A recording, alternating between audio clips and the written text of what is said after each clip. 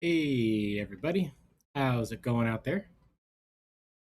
Welcome back to another Full Queue Developer stream where I build apps on stream for your entertainment pleasure. We've been working with the Xcode Beta 3. Uh, the release version is expected to come out in September as usual. Right now we're on the betas of the new features announced at WWDC back in June. The new features we've tried out so far is we're using the new duration and instance types. Continuous clock instant dot duration is it's kind of like big decimal but for time. Um, it's not a floating point of any kind. It's strict integers, and so that's a good reason to try out a building a timer app. Try out this new stuff. We've also been trying out. I think we made a custom layout for one of these views. Um, yeah, the colon in our timer. Um, this is because timer colons are not regular colons on your keyboard. Um, yeah, we used a custom layout for this. And in addition, yesterday we built a root nav.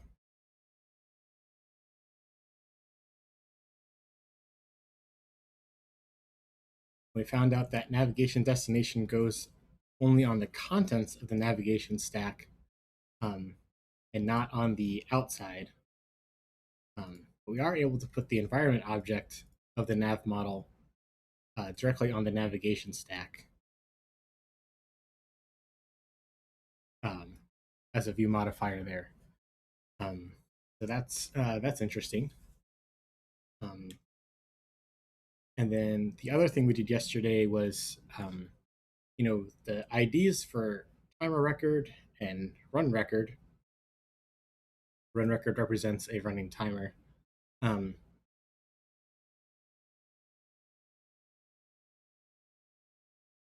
you are both using UUIDs, so we were doing something like this, but then we couldn't differentiate between runs and timers. Um, so we made a custom type for ID here, run record ID. It just wraps a UUID, and it lets us have the specific type run record.id. Now, as I was thinking about this last night after the stream was over, I was thinking, well, how do we go to a new timer? Right now we have this plus button up here. It goes to a very rough screen, but it presents something. You add a name. Um, ooh, the sound just went weird. The sound's still working. Looks like it is. Do sound. Hello, hello. Okay, looks like we're back. What was I talking about? Oh yeah, so we were using specific types to talk about these IDs so that this navigation destination could go to the timer detail screen for timer record IDs and go to a run detail screen. For now, it's just a text when passed in a run record ID. What about going to a a create new screen?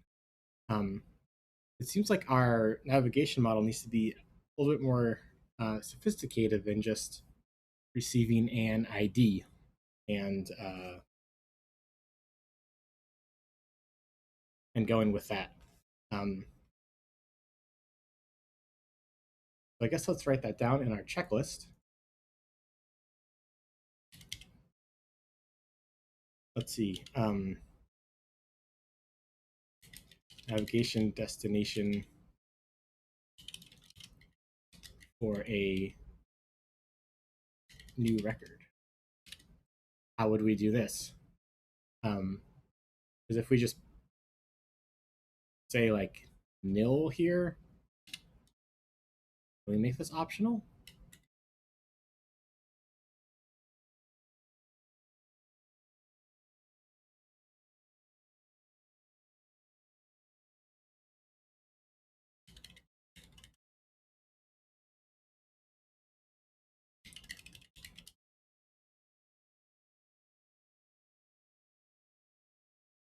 So that succeeded. I'm not exactly sure what I was looking for with that.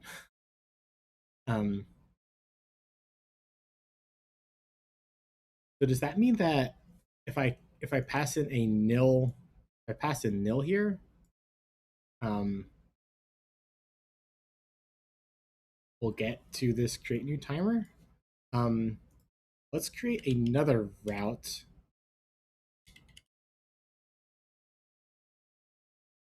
Let's say like a nillable int,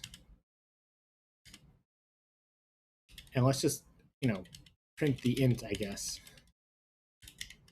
just to see. Oh, let's fix the parens, just to make sure that we're getting its correct disambiguation.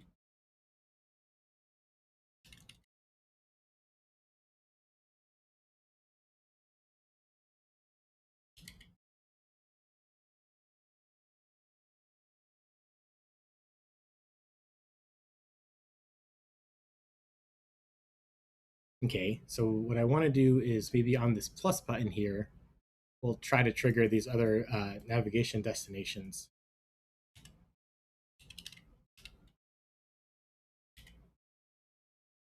And I guess what we're trying here is, does a nil ID work? So let's find this out. Let's go to where our plus button is. And I believe that's one of the screens. I believe it's here. Yeah, there's this button which toggles the sheet on. So let's, instead of toggling the sheet on, get a reference to the navigation model out of the environment.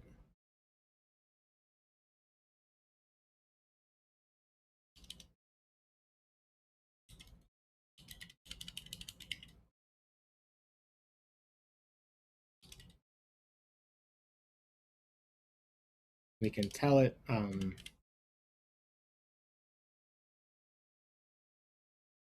guess we could sort of directly influence the path. If we say nil here, generic parameter v cannot be inferred. Okay.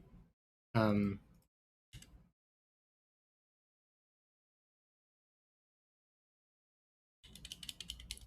say the route is an optional int. Let's say this is nil.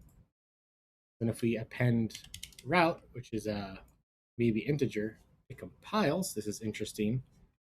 I'm not sure how hashable is going to work with optional stuff, so I'm very curious to see what's going to happen. So let's run the app and see what happens.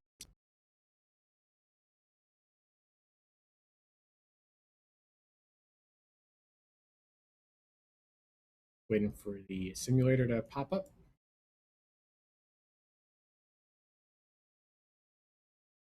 This bug again.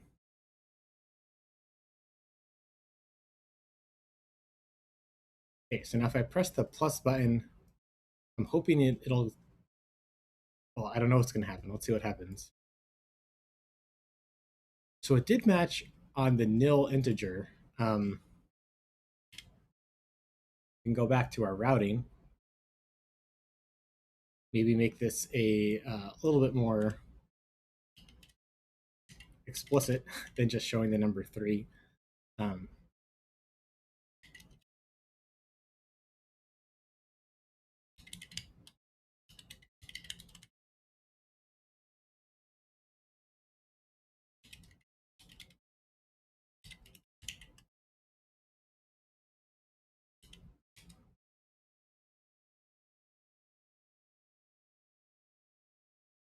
definitely got the int route.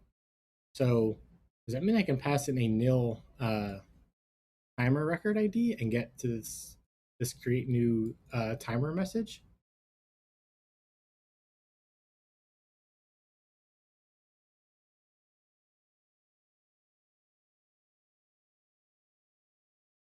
Where was that? Was not this screen, not this screen, not this screen, not any of. Maybe it was one of those. I think it was this one. Yeah, here we go. Now if we say this is a maybe a timer record ID instead of a maybe integer, and we run it,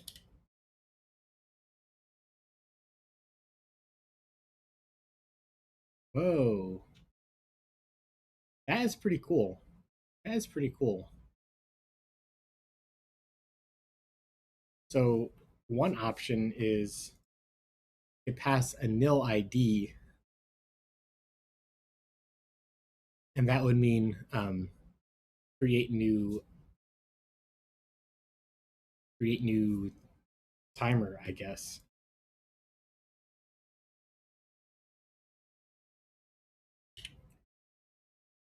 And it disambiguates.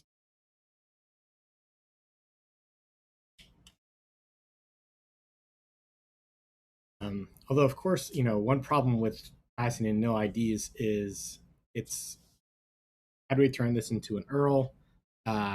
It's not very descriptive. And a nil ID, how does that mean create? It would be nicer if we had something that said create an URL.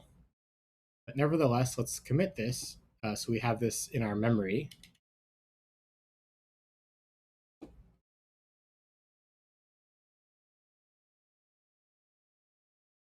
Passing nil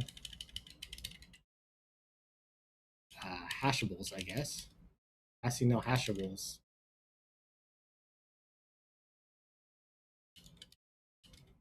Works for routing, which is really cool. I think that's pretty cool. I'm just not convinced it's the it's the right move for us, because we could also try an enumeration approach.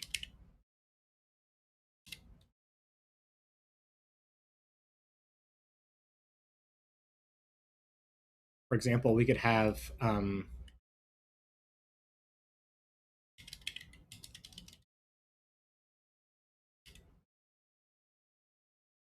a root nav path. We can say this is hashable, which we know that navigation path items need to be. And it could have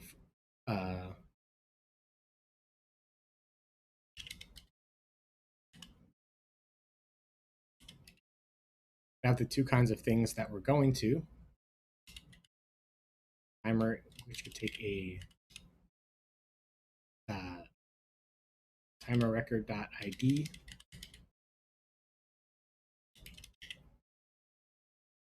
This would be a run record.id. And what are the other strings we have? We have timer add.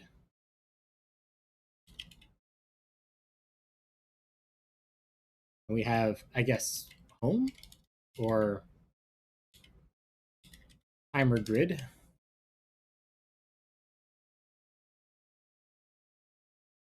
We could even get a little fancy. We could say static let default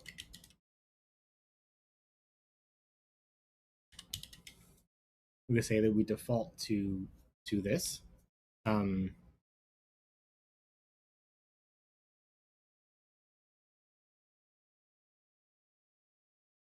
then the navigation model will be an array of these things. Is another approach. Maybe this is an item.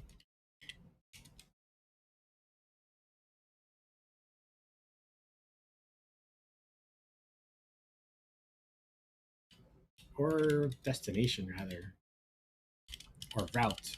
Root nav route.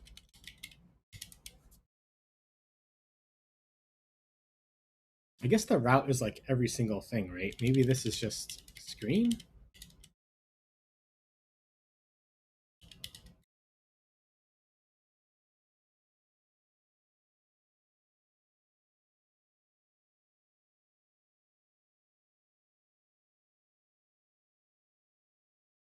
And then if we do this approach, um,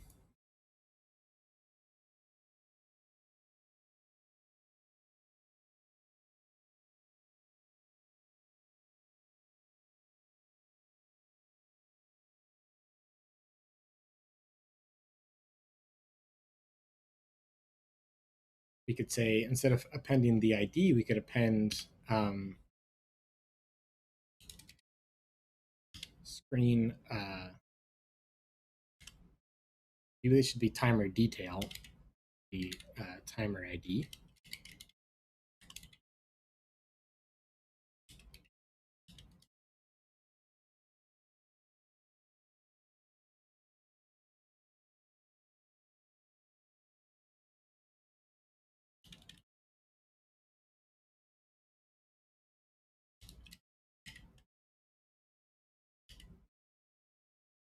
Path on append screen dot timer add. Even initialize this with a the default.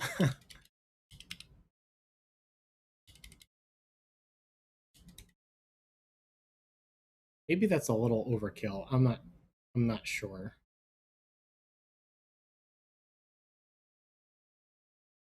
I don't know if that's going to make two grid screens. Yeah, it's going to make two. Um,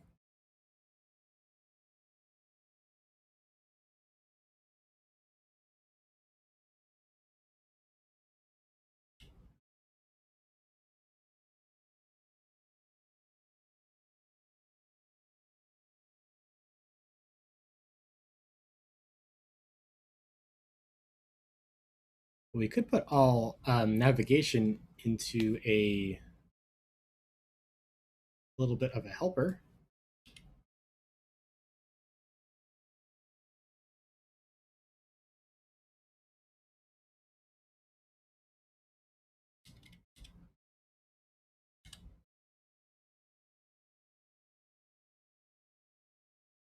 Oh, I see. This is screen.self.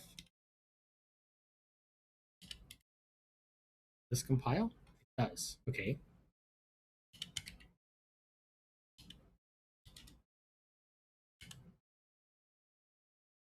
So then we can switch on screen.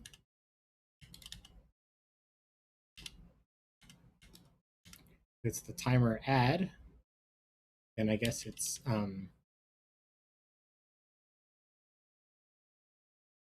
the timer add screen.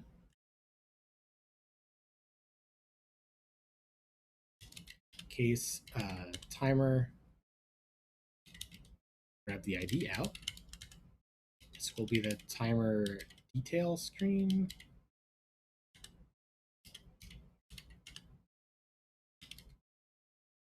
Case.run, get the ID out. For now, we haven't built out the screen. We're kind of just using this little bit of a placeholder, just showing the text of the ID for now.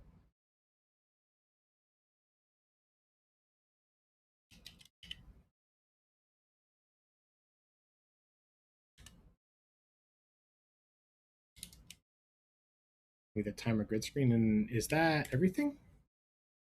It is. Okay, so if we delete all that jazz, we delete this part here.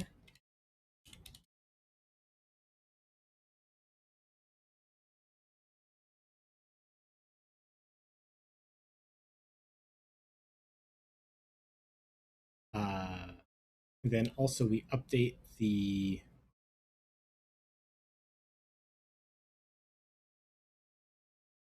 this bit here. We can say, instead of mutating the path directly, we can say yeah, timer add.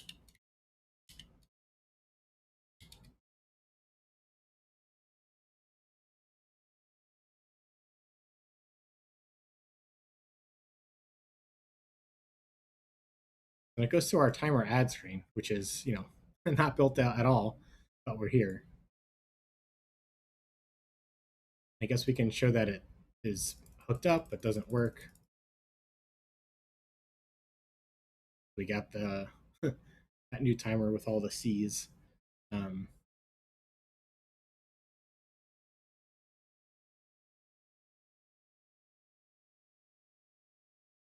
okay, so do we like this better than before? I guess what's nice is that we know that we're going to account for every single route. If we have an enum, we're not going to forget one. Okay, let's just be let's just be explicit about what we're doing. Like timer add is easier to read than a nil timer ID, because it says what we want to do. We want to create a timer. Um,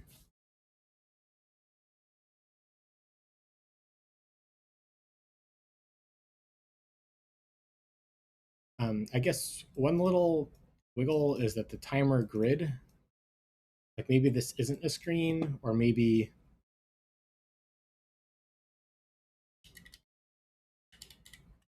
it's like on an empty view.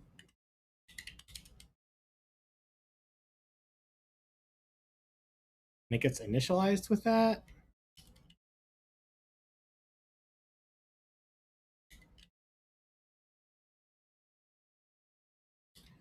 And then if we run it, it looks the same. Like that could be a way to do it. All the navigation happens right here in the root nav. We go forward.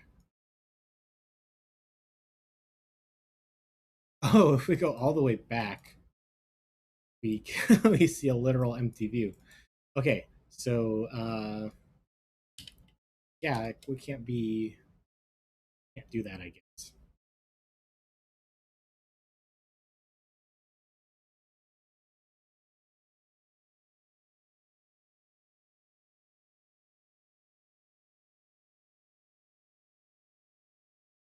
Let's see. So this would be. I kind of want to be a little bit cute though. I don't want to just say timer grid here. I guess I don't really have a good reason not to, huh? I guess I want this to mean something. Having a default, having it to be navigatable.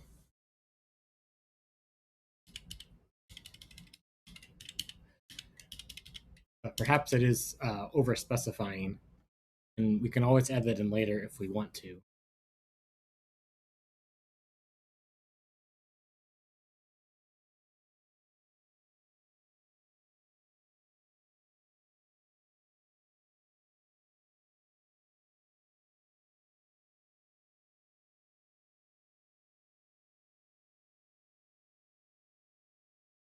It would be nice to move this bit out of here though, or move this out.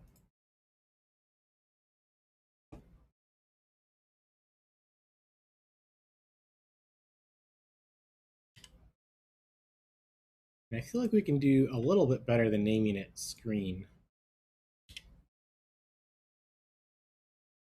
Honestly, nothing really comes to mind at the moment.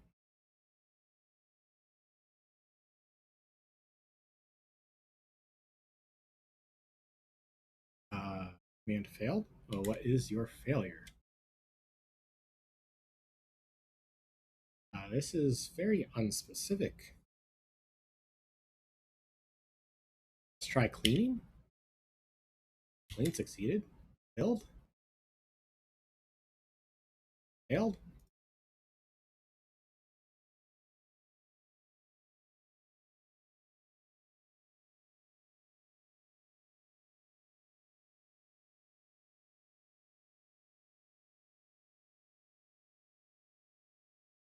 We submit a bug report.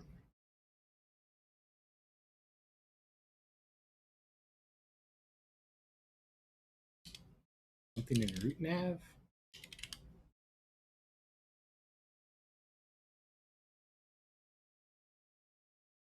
I mean, we just did move this out of here. I can imagine it taking a little bit to readjust itself. But this is getting a little ridiculous. Or this is a little surprising, I should say. Now let's try deleting our data. Try closing the project. And then reopening it.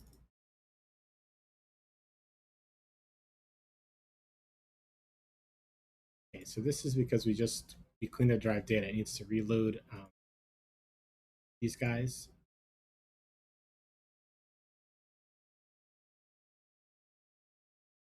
Not doing so. On Xcode. Oh, you can do it. Okay, so now they're resolved here. Indexing, processing files. I think I can command B to build right now. Building. Build failed.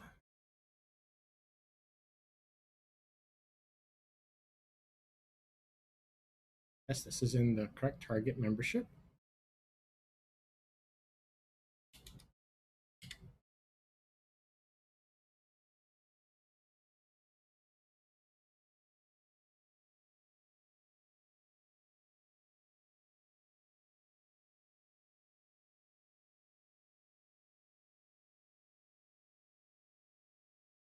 I mean, I guess we could try moving it back in. This is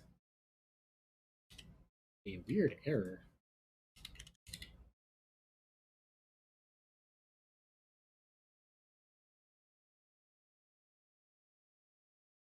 Especially since it's not specific.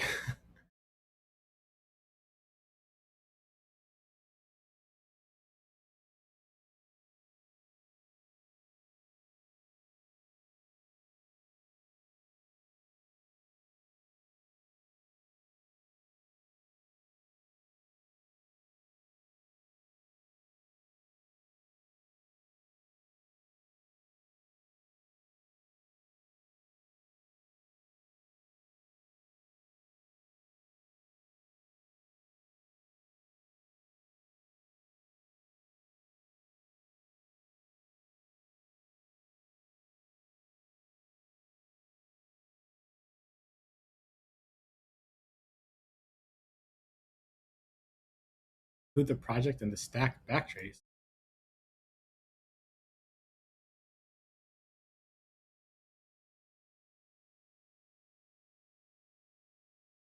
I mean, I guess it is beta software, huh? It's just weird how moving a type in or out of a file is what broke it.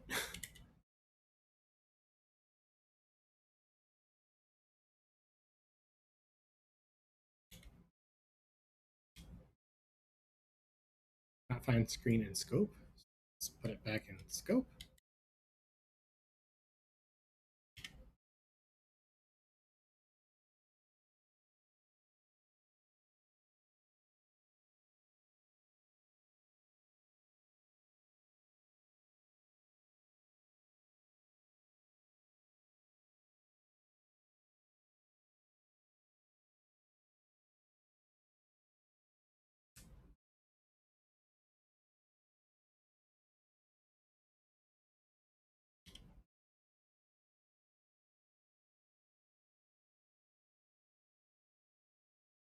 Let's comment stuff out, I guess, until we can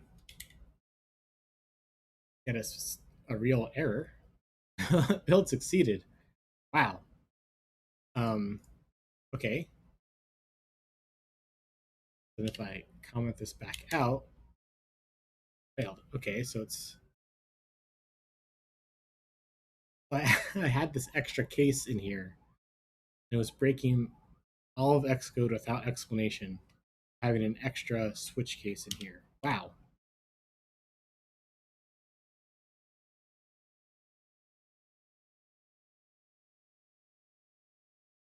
Um, oh man.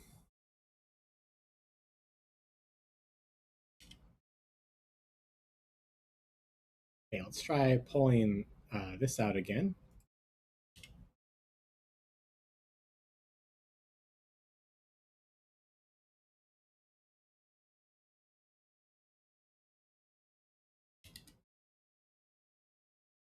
So we have it, if we leave it like this, the root nav is responsible for creating the navigation model, creating the navigation stack, and then routing based on the navigation stack. And it provides a nav model to the entire app, and it sets up the main screen. Um,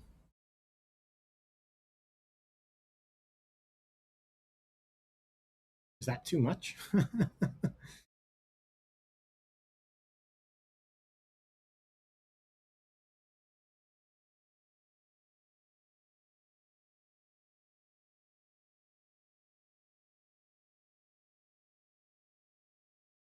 mean, I guess I'm kind of thinking that having routes be like on a separate in a separate file might be nice.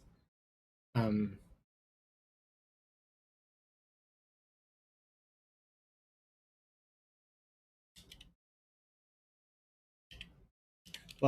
we just have that weird error, so I want to commit while we're in a stable state before exploring further.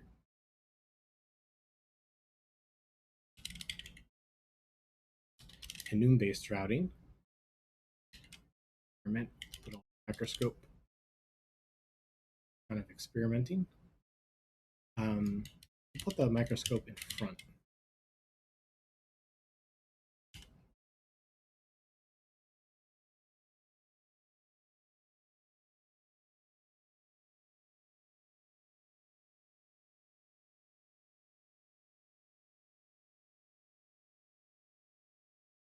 So what I was about to say was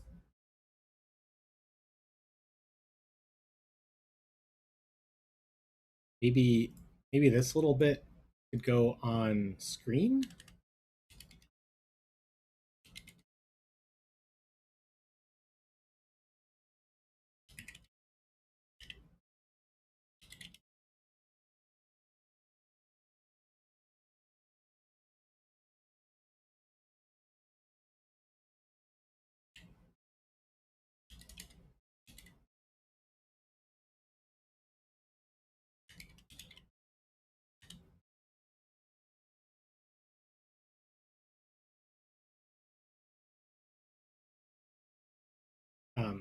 We'll just use this name for now, see if we like it.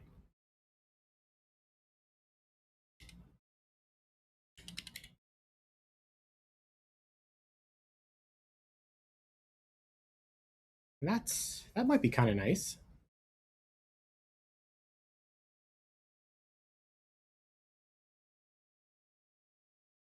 Assuming that yeah, this makes this screen a little bit more readable. Like this delegates all the screen building down into this view builder. So it's right near all the IDs, knows how to build the view. Because I'm guessing like this switch could get rather long. I guess both both of these could get rather long.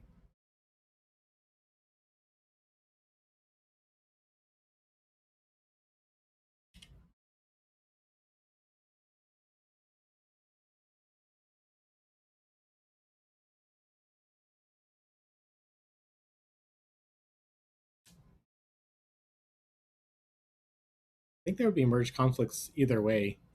Um, we did like a navigation destination, like two people on our team add new navigation destination to the bottom, merge conflict. It's going to be the same in here.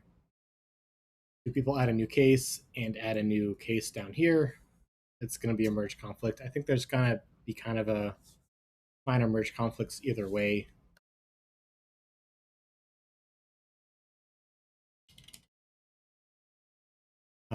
This can be variable, right?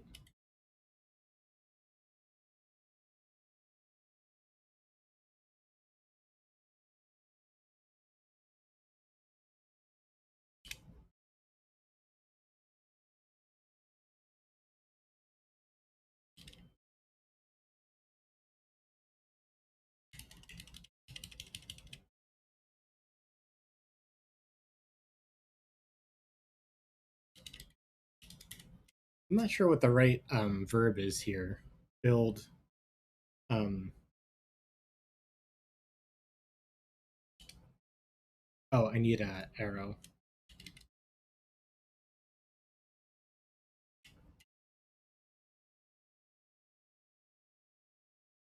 It's kind of a screen ID, but it's also kind of not really. It's our own navigation route thing.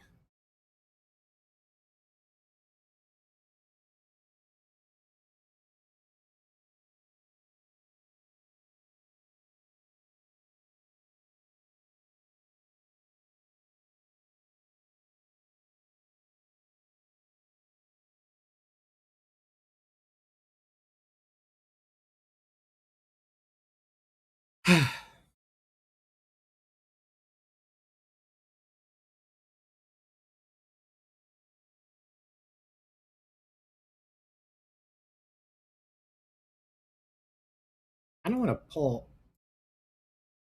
a little bit more out. I'm not sure.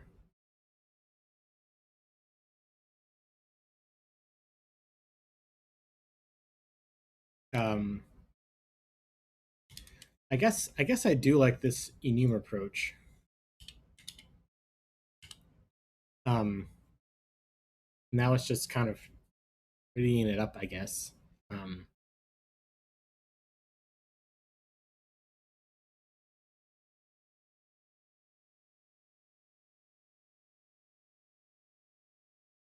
just because even though we collapse this quite a bit, it's still a bit verbose, I guess. We could try doing like $0. I don't think that really helps legibility though. I think like what I would want to say is like routing, something like that.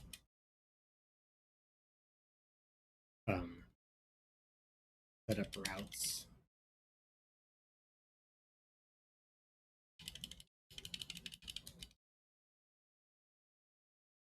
Nav routing, something like that.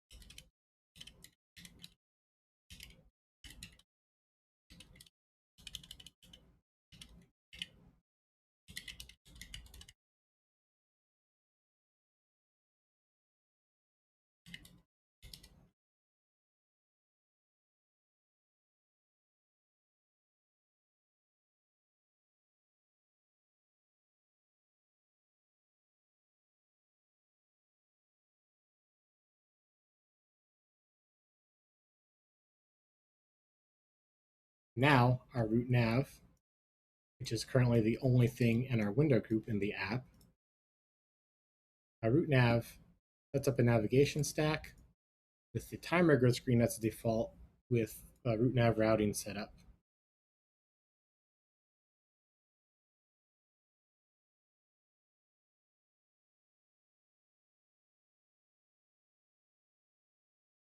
And if we wanted to be fancy, we could pass in the nav model in here.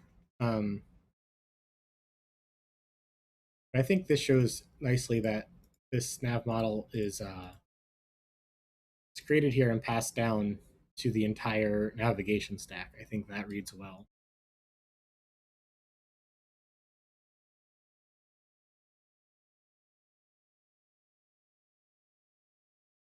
Um,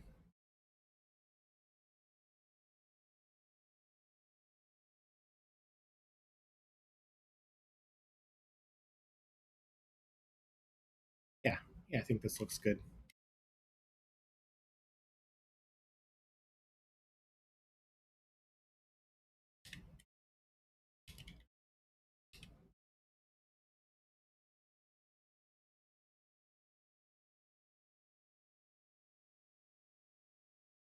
guess I don't like that there's an extension kind of hidden at the bottom here. Um,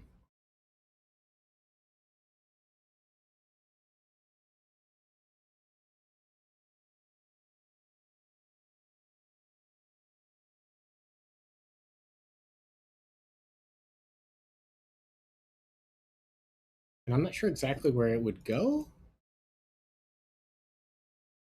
Maybe just right here in the root directory.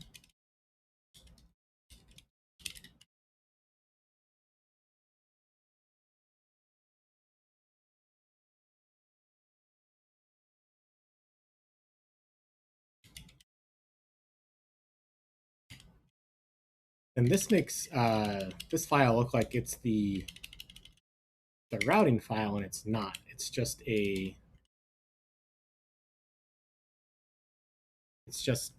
little bit of a helper.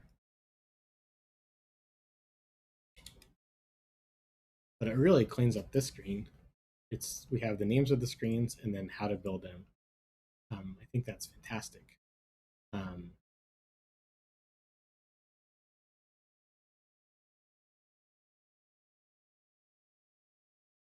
or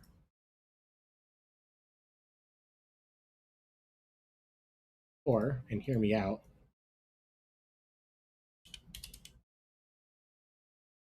you move it back into here.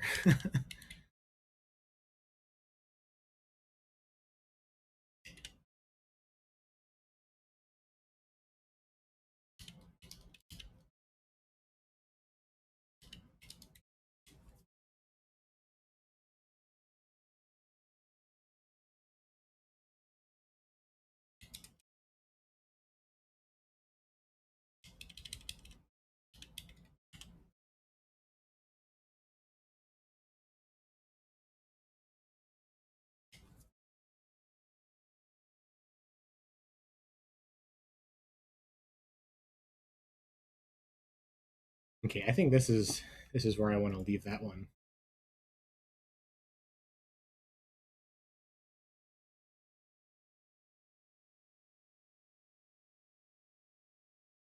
What's nice about this is that this file doesn't need SwiftUI anymore, which will be nice for making sure that we can create a universal URL from these routes. Hey, welcome back. How's your Figma project going?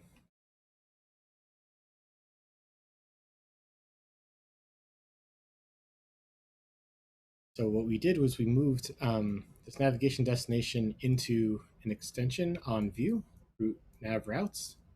We move that here, and I guess we got there kind of roundabout. This ended up being kind of a small change.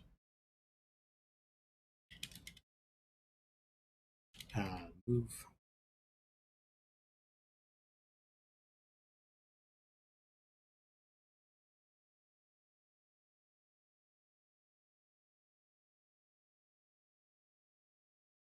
Why are my spaces so big?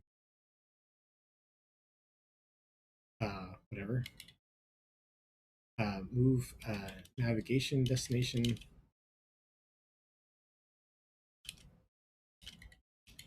View modifier.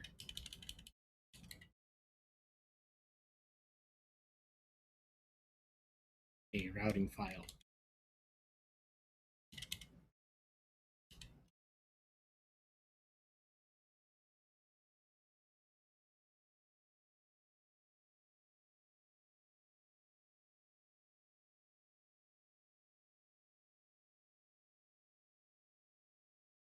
Cool. So now our routes are, here's our root nav. We have the timer grid screen with root nav routes. We have our nav model, which has the functions to modify the path. We have the names of our screens, which happen to be one for each thing in, almost one for each thing in here. We don't have a route to get to timer grid directly. That was creating, we tried to do something fancy with having a pre-initialized navigation route. It kind of confused the navigation stack and gave us two grid views. Silicon Sorcery says, got the open source plugin working in the development environment. Make some changes, found some more problems. More changes, more problems. I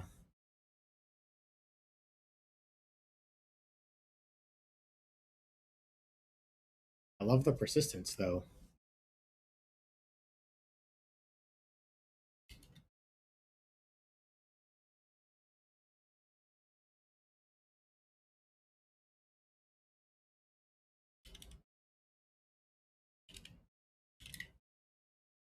Let's see. So what's next? So we have a bunch of views that are in kind of a rough state. We could work on those. We have a bunch of functionality that we need to do. We could work on that. But also there's kind of the main part, the main point of the app is sort of a counting up after a timer expires. Um, we don't have a way to mark that yet. Um, and so we want to make sure we get that functionality kind of tested out so that as we're building out all these other features, we know that the core of our idea um, can keep we can keep testing the core idea of the app. Um, make sure we have something good.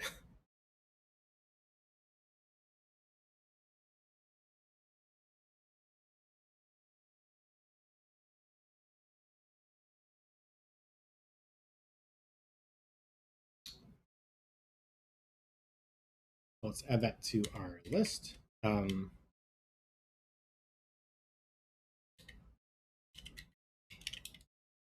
Leading a timer.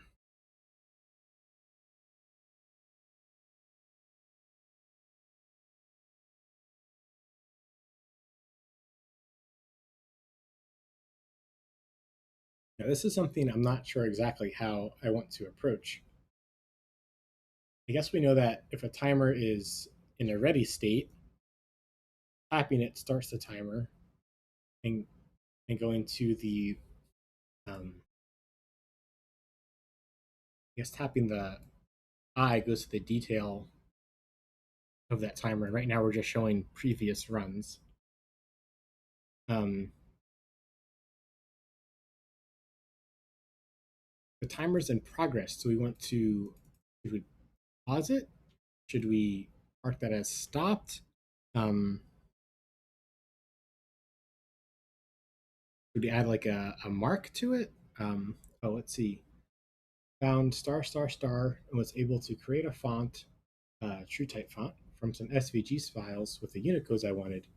Includes a working number 3. Back to SwiftUI for now. Oh, nice.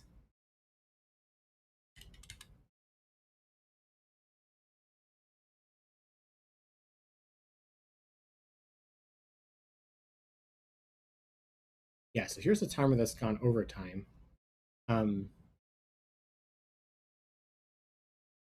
feel like the timers that have gone over should sort of be brought to the front. But also, muscle memory is a thing too. If the potato timer was like right here, the first one in the second row, that's where I think people would that's where their thumbs are going to want to go if stuff moves around, especially if your food's burning on the stove or what have you. Um, you don't want to be surprising. um,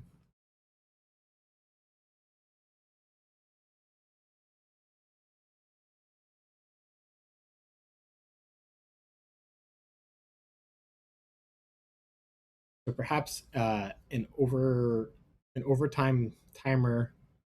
Um, we'll tap on it to stop it, and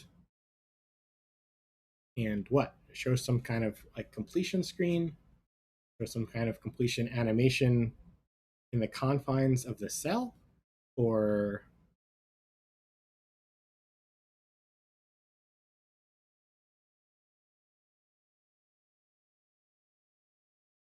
what else? Um, I guess when timer is completed, um,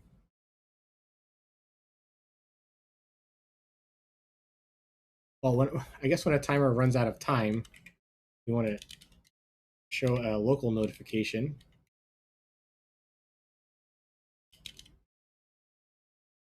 with sound and text and what have you. Um, tapping on overtime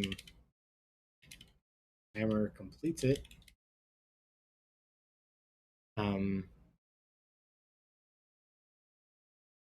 And then do you still want to see your ongoing timers, or do you want to go to like past runs? I guess could be like a different view to see, recently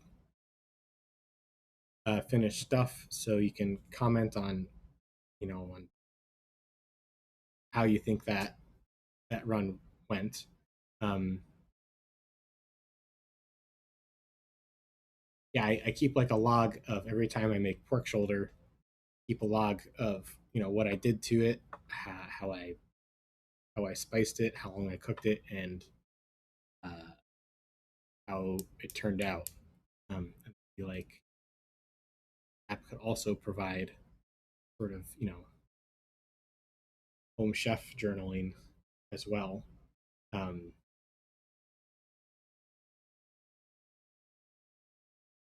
that's I guess a little bit further in the future. Um,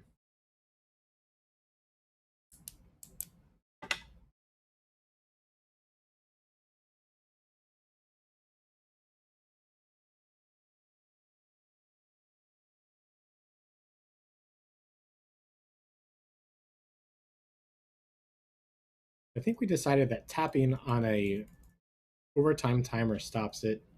Um,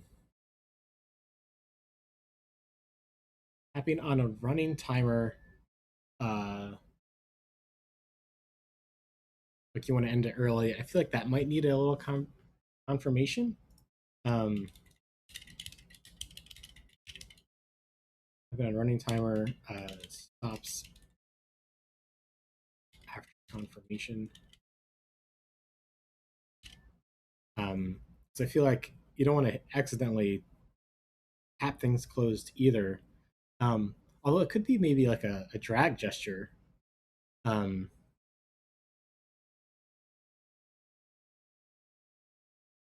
like maybe a little sideways drag or something. Um,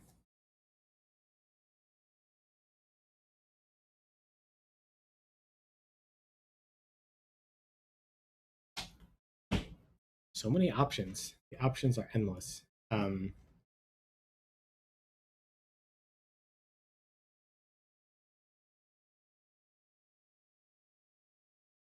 but I guess we know for sure that tapping on overtime timer completes it. So let's explore this idea.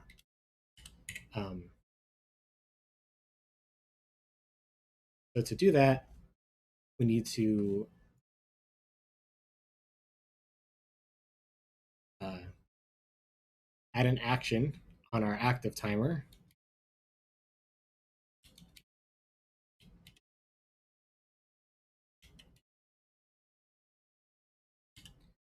Um, and mark that run complete in the database.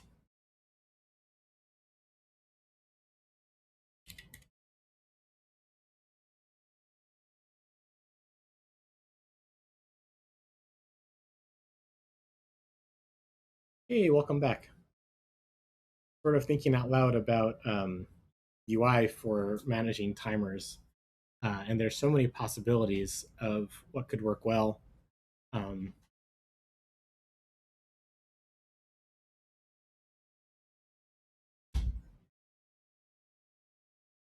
like there could be like an active section and an inactive section, and it kind of I was thinking about that too. Oh, cool! I'd love to hear what you've been thinking.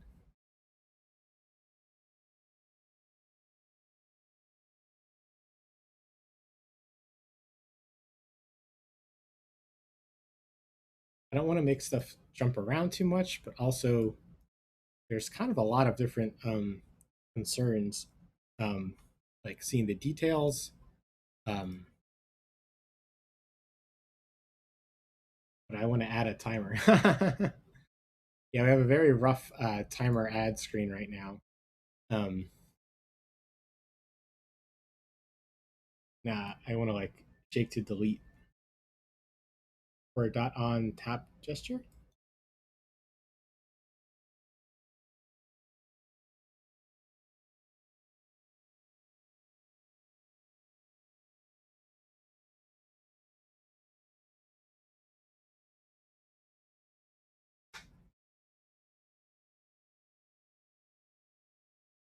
Definitely want to be able to organize the order of these as well.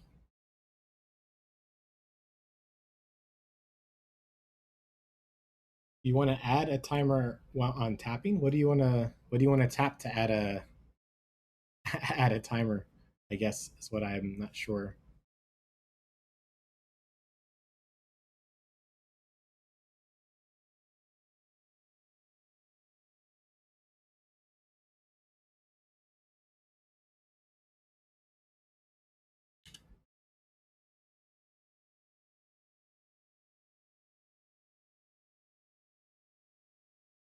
Like when you are click the text adding gold, but I want to add a timer on that like every 5 seconds you can tap.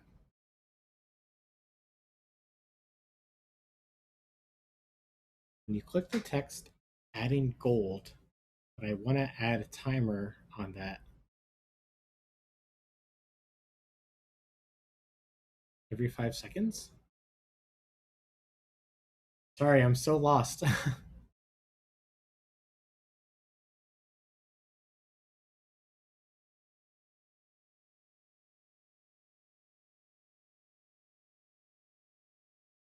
No, no worries. I'm just not sure what click the text adding gold means. Okay.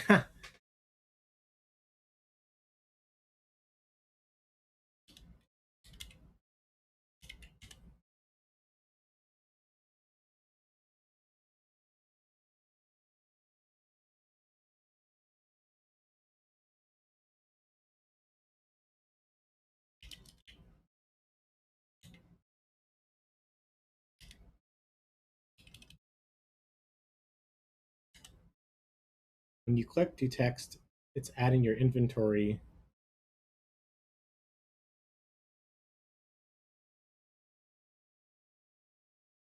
Oh, is this for the game that you're working on? I thought you were talking about the timers in this app. Is why okay. That's why I was confused. I forgot you're working on a game, and I didn't know what you meant by gold. Um,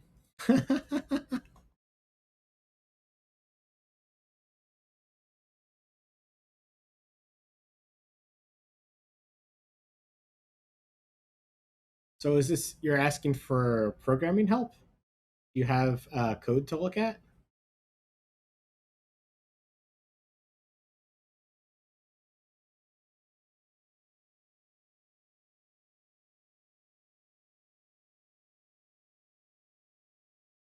No, I will resource for that. Okay.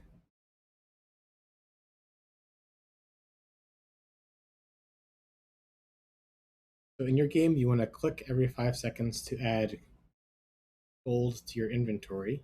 Okay.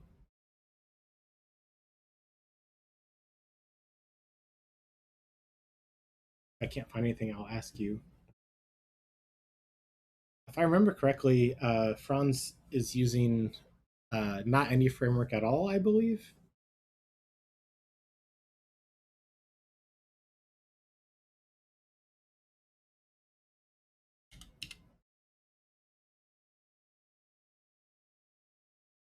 Oh, me. Um, no, this is Swift UI. This is we're playing with the Xcode 14 beta. Um, this was released recently, um, and the live version should be coming out in September-ish. Is usually when it comes out.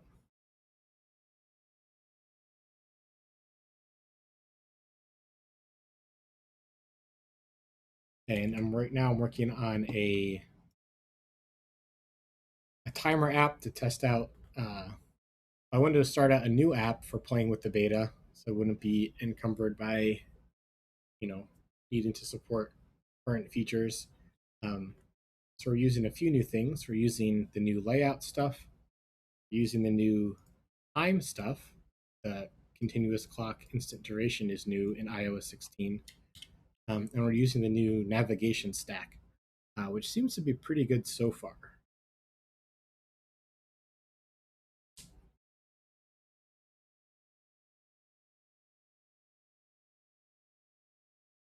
So right now, if a timer is over time and we tap it, we want to mark it as completed.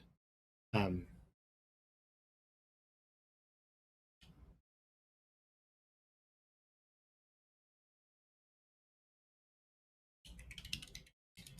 Y'all heard about the Iron Mouse merger.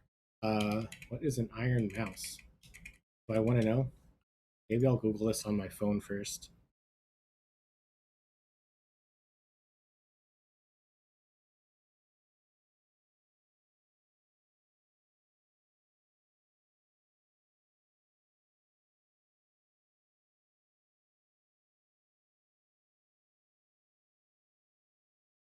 That anime stuff. Can't quite tell. Looks like it's another streamer.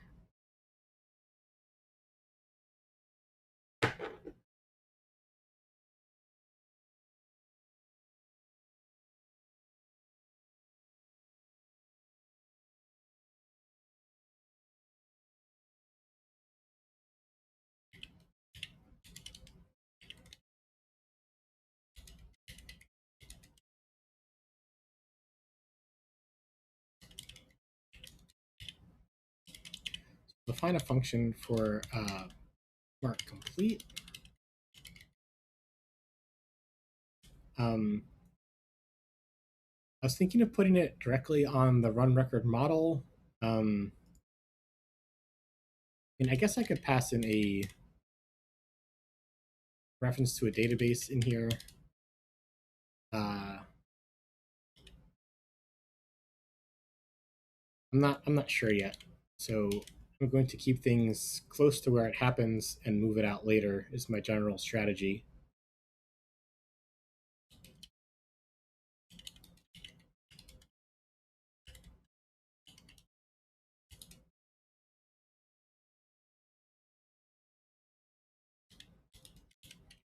So for here, we'll get a reference to the database out of the environment.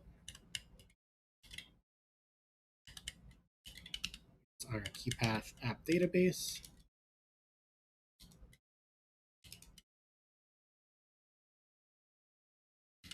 We'll open up a write transaction.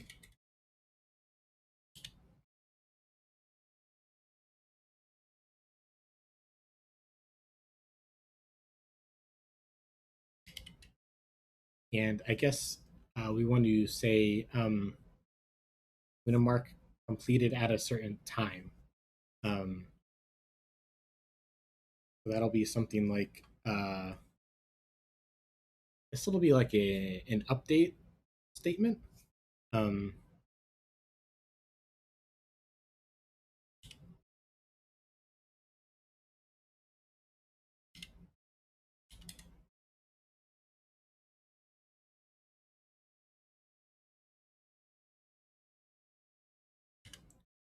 and I guess we need to define a column on a run record for the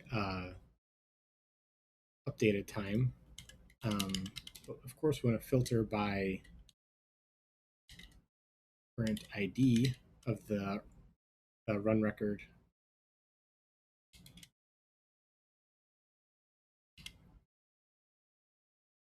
And that'll be the ID column. So we can say coding keys, coding keys dot ID.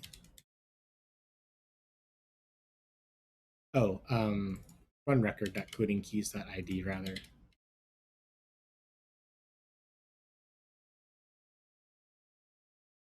Then we haven't created a column yet for the completed date, so I think that's the next step.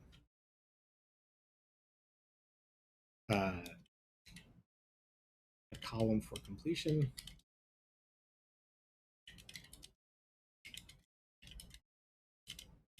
And this will be a nillable column. If it's nil, it's still active. If it's otherwise If it's present, it's considered complete. I think that's the way to go.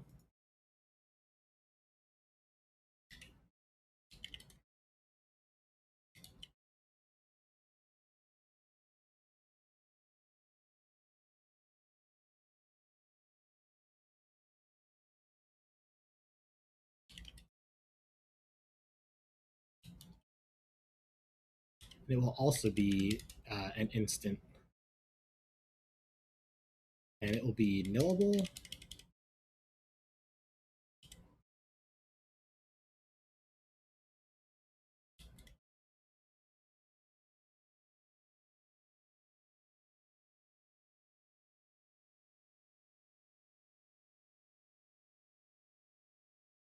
And is the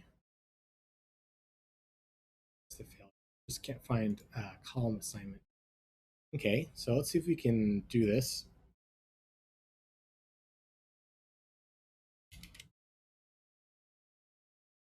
I'm going to say coding keys dot completed at dot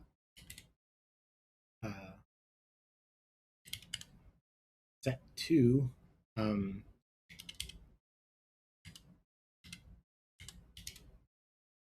to now.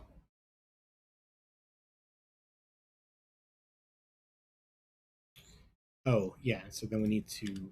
That's a weird error that gets fixed just by importing grdb. Yeah, that got fixed, but now we have other ones.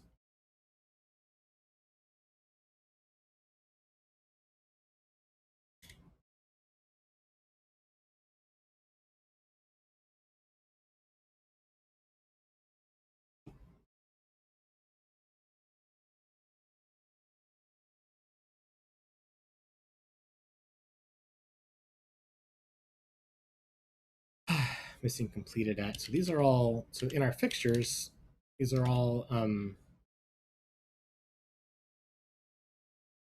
oh, I guess not necessarily.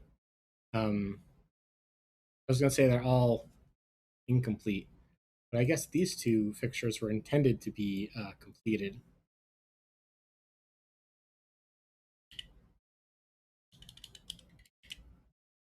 Let's see, so the dumplings, the intended duration of the dumpling, I think, was 10 minutes.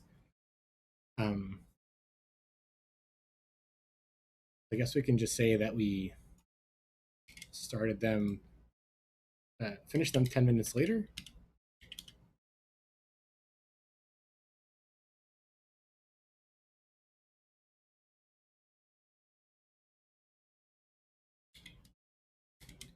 And maybe these need to be on separate lines for readability.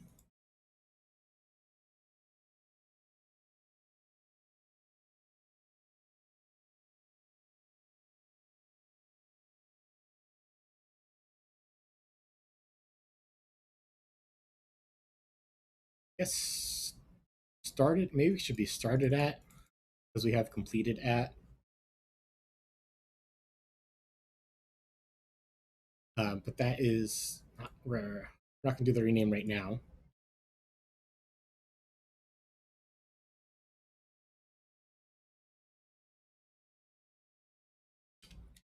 For the pizza, we'll say we did it maybe a little bit too long.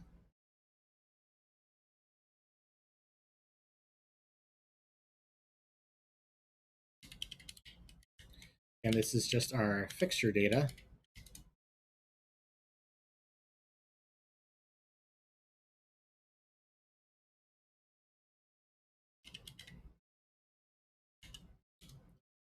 I was looking for something like, what is the difference between var and private var? Can't find what I am looking for. Sure. Let's see, where do I have a var in here?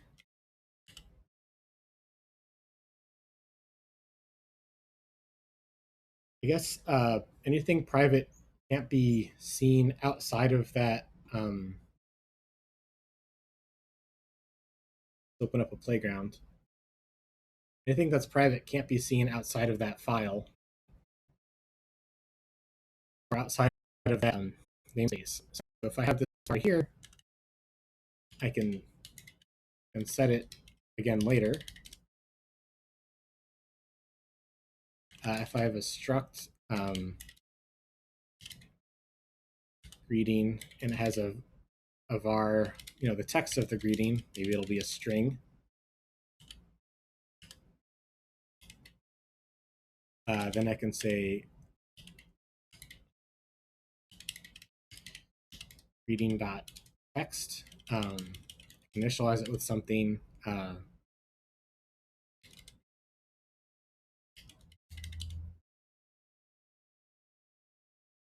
I guess if it's private though, then it can't be seen.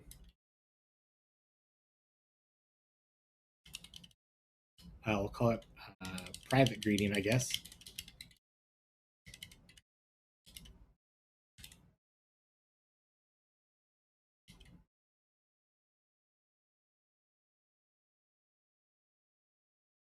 Text private greeting.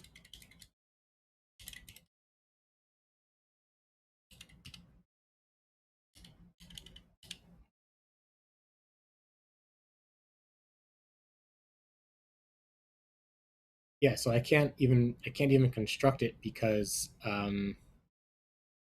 it's inaccessible to anything outside of this structure.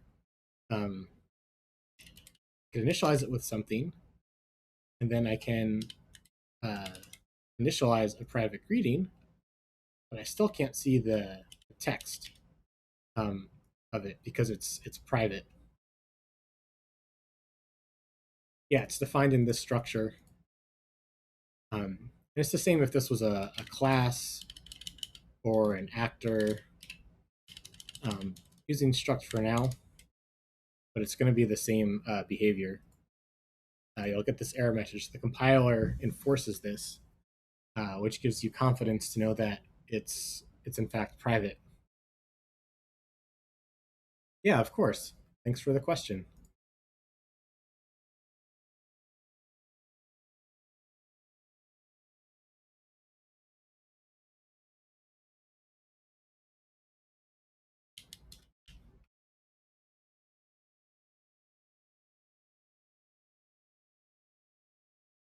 Let's see. So back in our timer land, we updated our fixtures to have the completed time, but we didn't add a column to the database. So let's go to our database migrations and our database folder.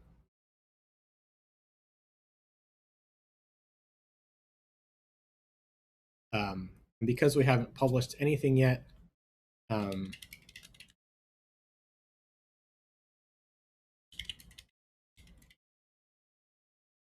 I'm not worried about wiping out the entire database. And actually, I said I wasn't going to do the rename, but it's right here. I would like to do this this rename.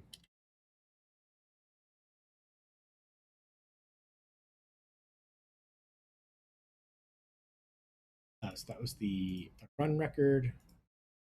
Started at. Column was started at.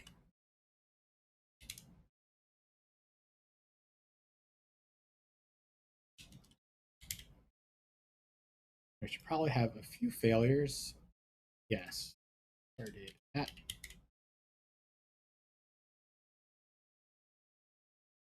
I think no one's calling the start function. Is that true? Can I delete this?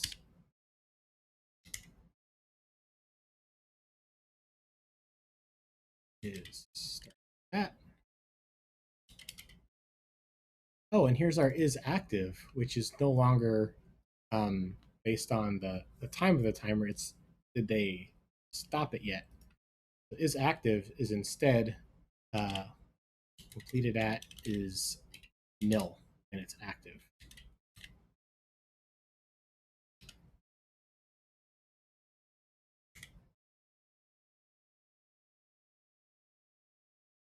Of course, we have to update pictures to change the name of the field.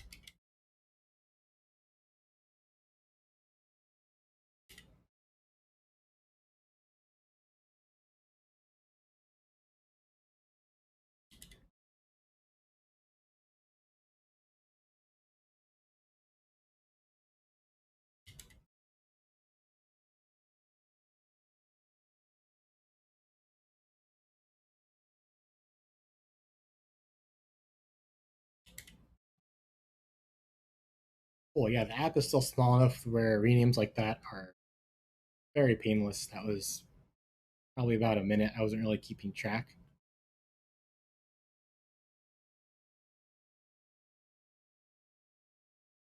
Okay, build succeeded, and I bet our tests might be failing though. So let's run the tests.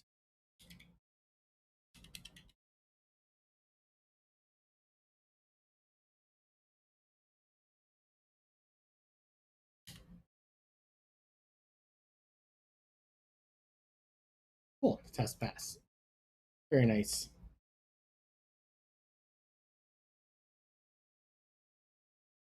So again, what we were working on was marking a timer as completed.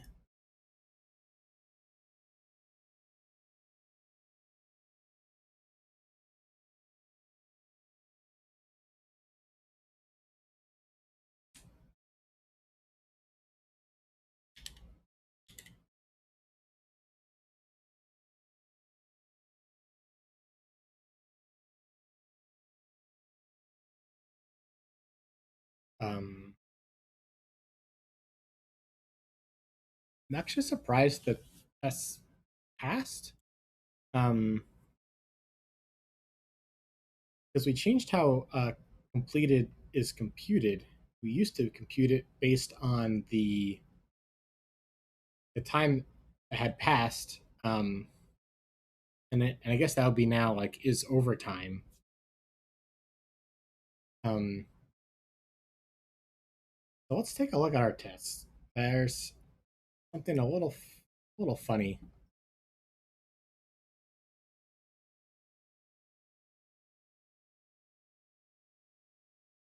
Oh, and I guess this is a this is testing code that we're not actually running right now.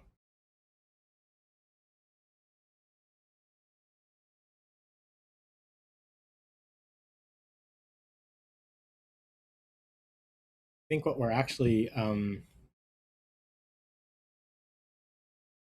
running is, let's look at our cell timer grid cell. Yeah, we have a active run query.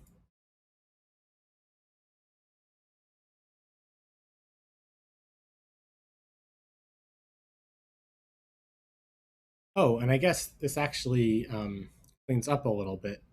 Um, oh, I guess that's kind of why it worked, because we actually made all the right changes. We didn't actually run it at a place when we would have gotten a failure, because we changed how in is active works. Um, so I think we should write a test for this, which we are actually running. Delete the code for what we're not running. Um,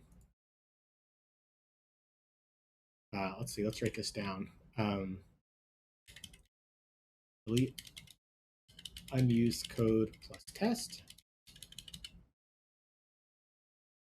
Uh, write new test and update how.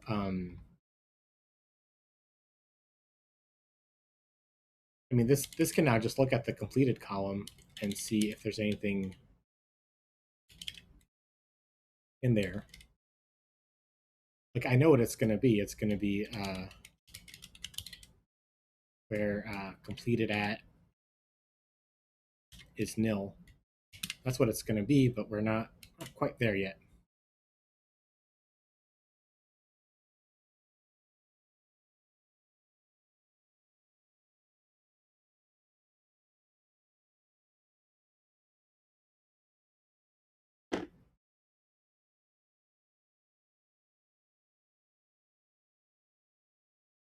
Yeah, so let's start with writing a new test. Wow, this queue is really filling up today. I guess I have a lot of excitement for this. Let's see. So let's write a new test, and let's name it after the query, because this is the what we're going to be testing.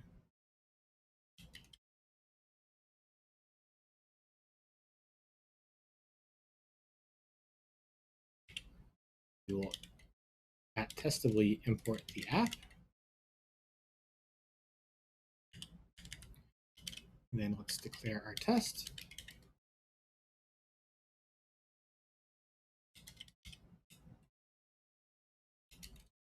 Is an XC test case.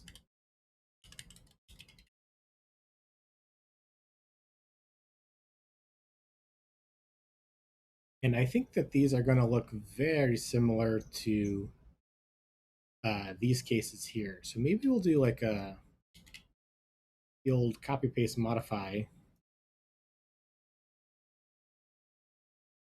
Now that we copied it over, we can actually delete the old one. But we're not running this query. We're running run record dot active run query with the timer ID.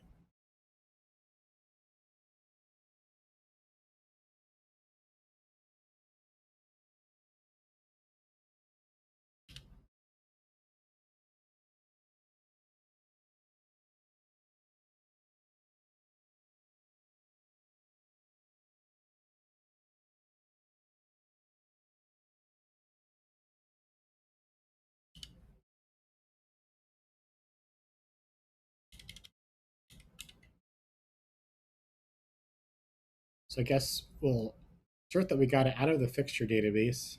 Oh, and I guess I can comment out all the remaining tests. So assert that we got the right one out of the database, and completed at was nil. I mean, I guess we know the one that we're expecting. We're expecting to get the one of the fixtures. I guess we can compare those IDs also.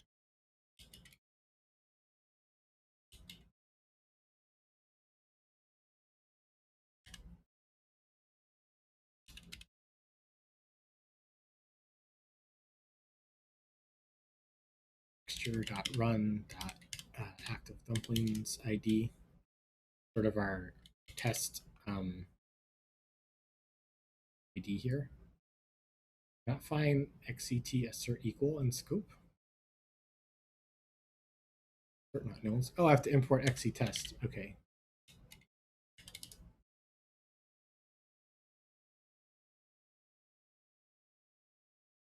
Build succeeded, test succeeded. Wonderful.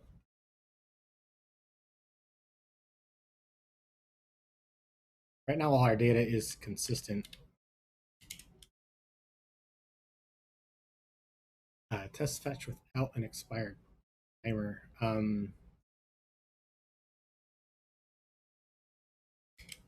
Is this query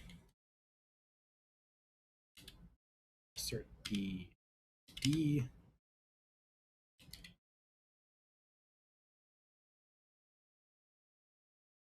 Wait, is this asserting that it shouldn't fetch without expired timer? Oh, right. So this is one that's in the past and has completed. This one we're expecting it to be null, actually.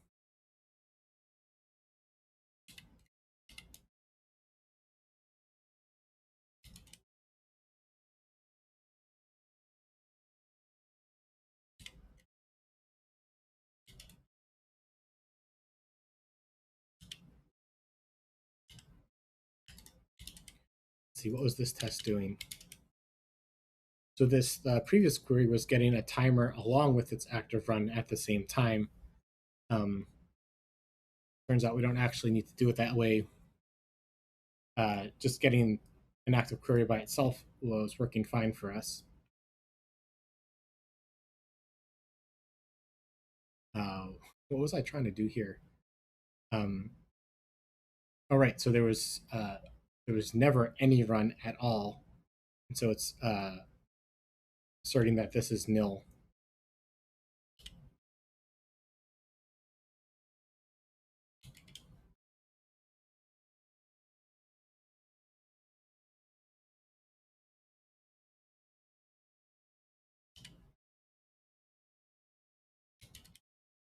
And then this was loading a run from the database for some reason.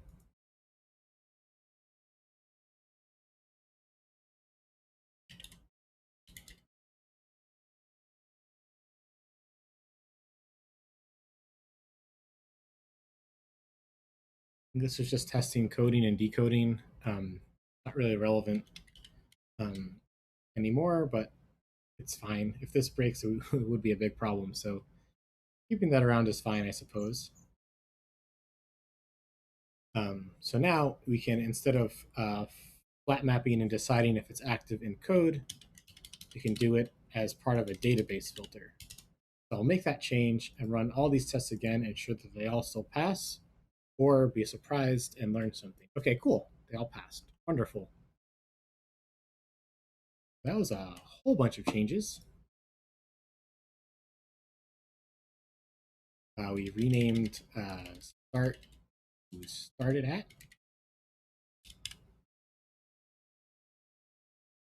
Um, Added completed at.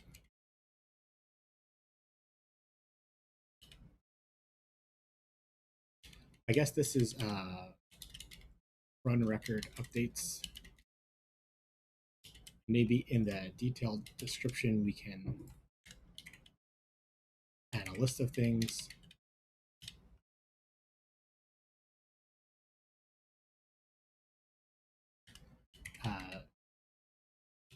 Mapping active cell marks complete. I guess we didn't actually write a test for this or test it in the UI. But we should probably do that next. Um,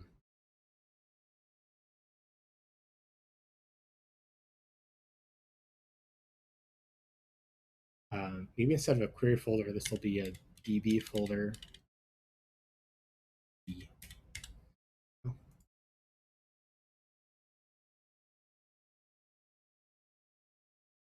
What should we call this? Mark complete tests.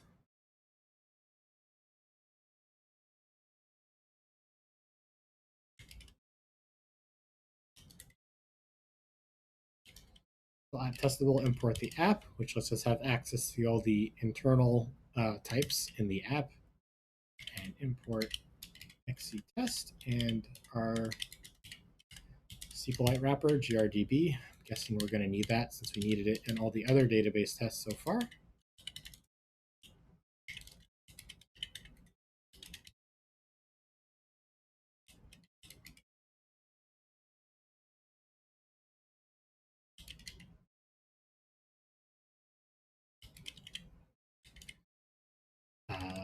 Mark complete marks it complete. I'm not sure how to name this this first test method.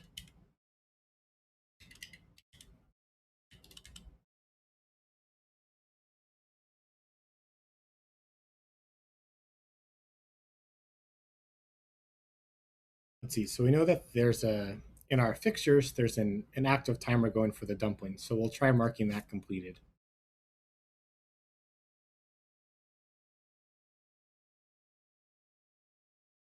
So we'll get the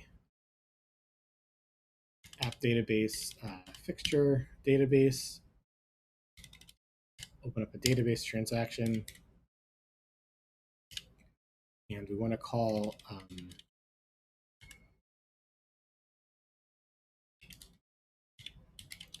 mark complete with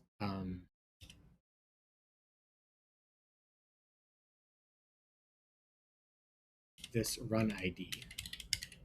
Now we haven't defined this function.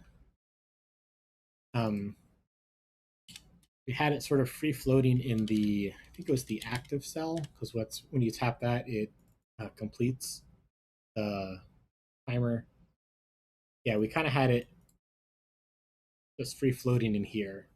So maybe it's time to promote this a little bit out somewhere, a little bit more reusable.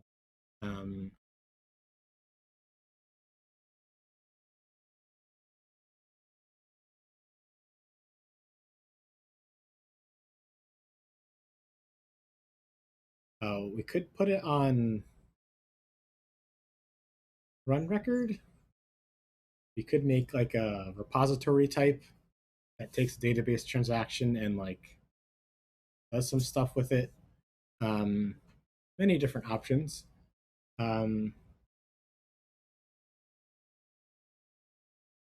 Let's try the repository approach.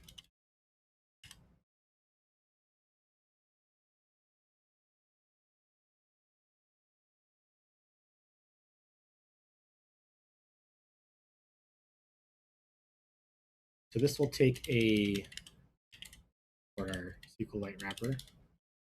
So we'll take a database connection,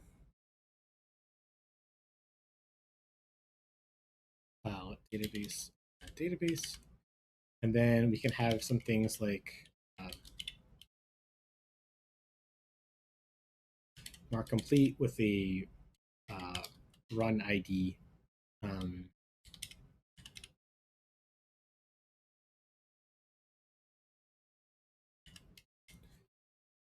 Something like that. And then in the active cell, we'll copy that, the inners of that out, copy it into here. I guess we need to throws.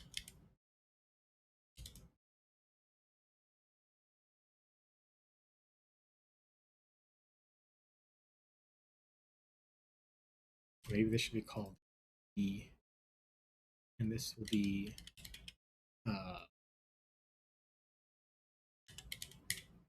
run ID.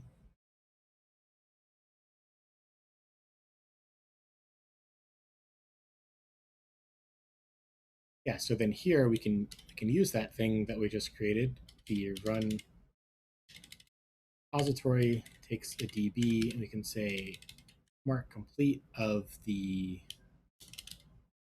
that one fixture that we have preloaded into the database. Yeah, active dumplings one. So this throws.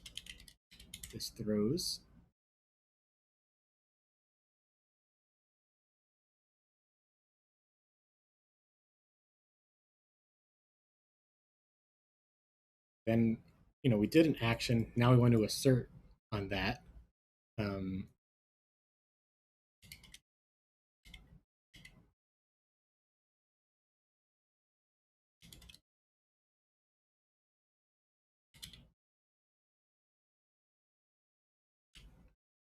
We want to keep the reference to the same in-memory database.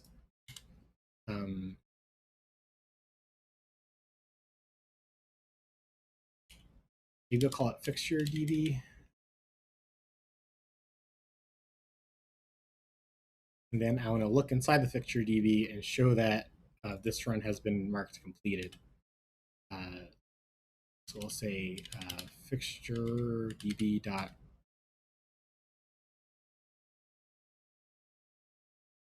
read.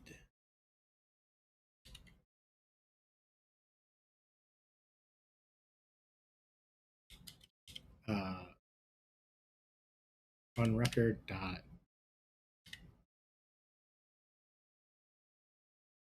get this ID out.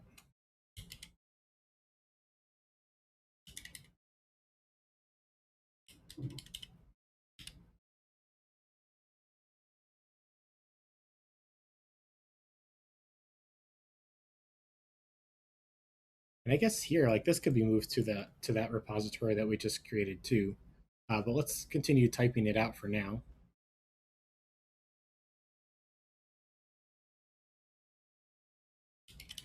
Record.codingkeys.id.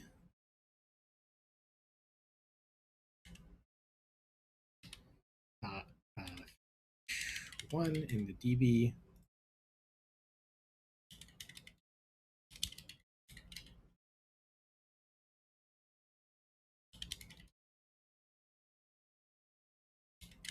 I'm going to assert equal that the completed at is not null, or maybe like not too long ago.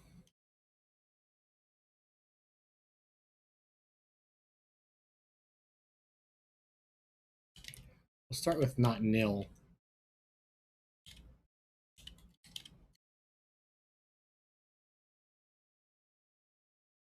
And let's see how we do.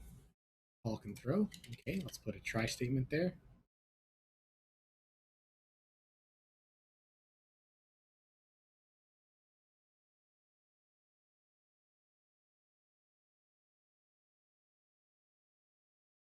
Completed. Nice.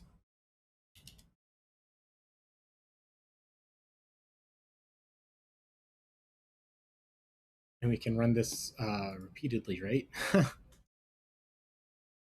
And I guess we can do like a pre-assert beforehand. Um,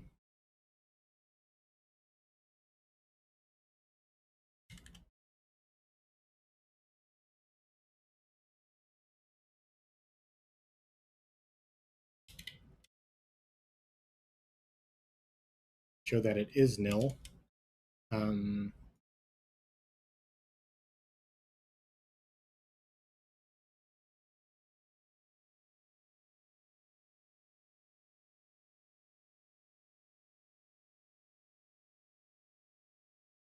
we'll call the second one the result.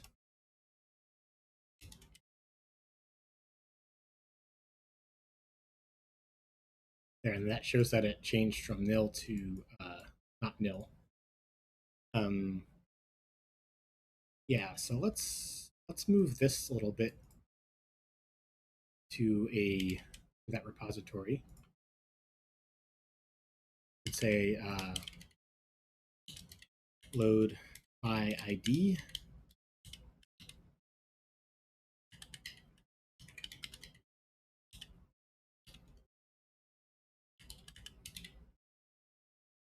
Just going to be, what we had before. Silicon Sorcery says, finally installed newly created font in macOS. After a reboot, it was available to use in Figma. WTF. Apple builds its font change only when you boot the machine?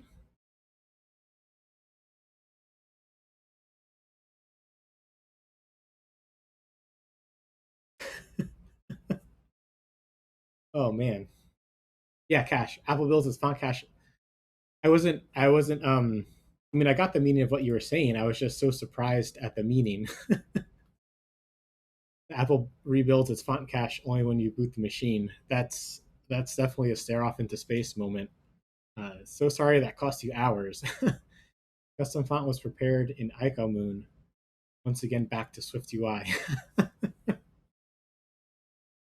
What are you building in SwiftUI these days?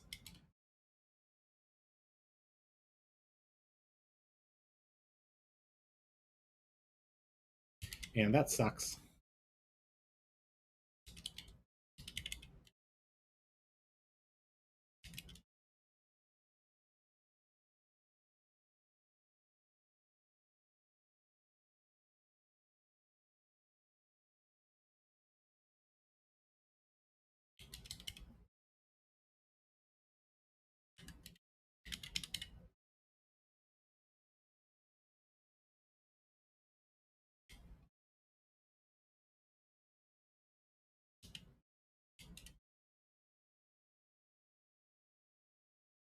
Oh, it needs a try.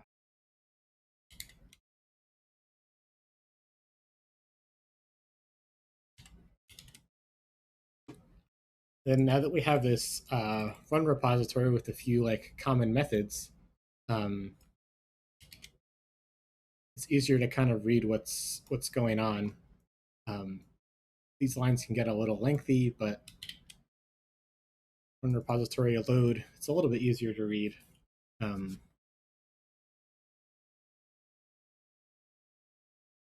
Although I guess there is some merit to possibly doing it on as a static method on the record type, just like active record in Rails does. I don't know. I'm not really a fan of static methods if I can avoid it.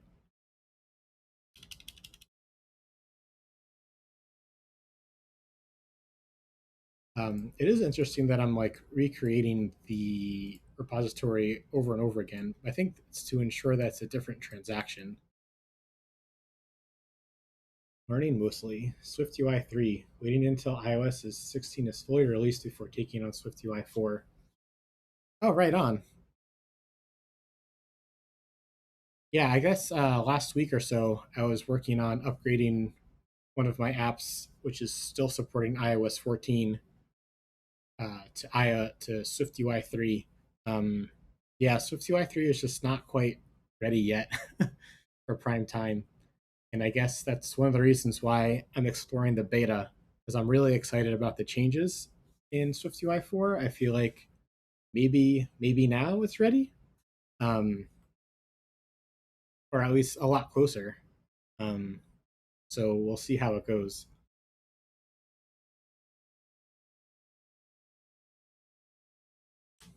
In iOS 14, having like a view or two on a screen be SwiftUI was working well. But having SwiftUI take over the whole screen, uh, yeah, it's not there yet. Too many little road bumps.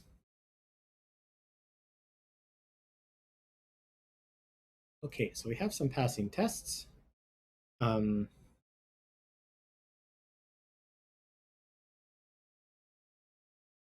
for marking complete, we can perhaps use that repository here.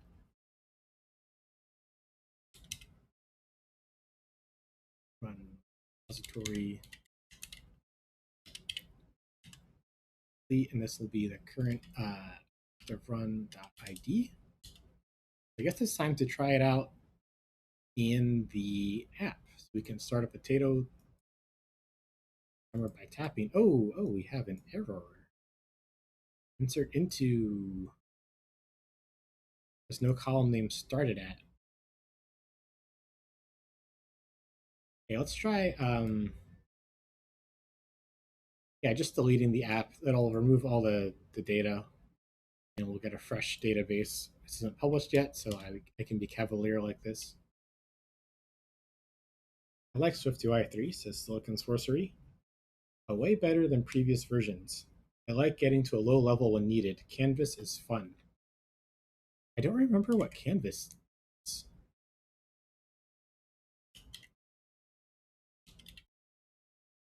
Canvas. A view type that supports immediate mode drawing.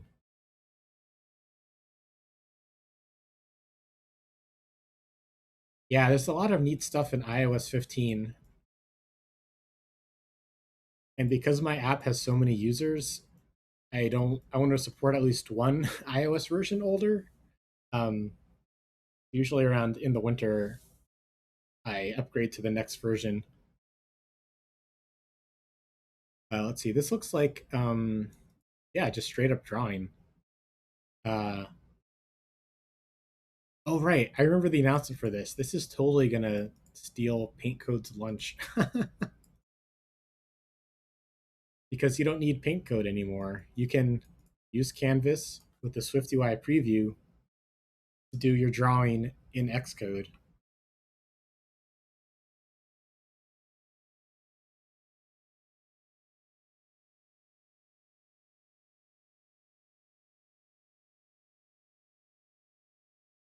I'll have to find a way to use this in this app. I forgot about Canvas. Thanks for the reminder.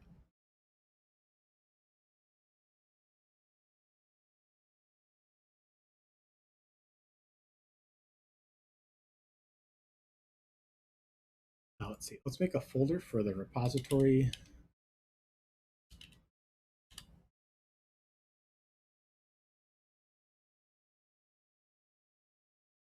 Let's see. What's next?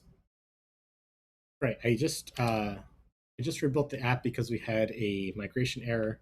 Right. So now we have our beautiful create timer screen. Let's make a potato timer.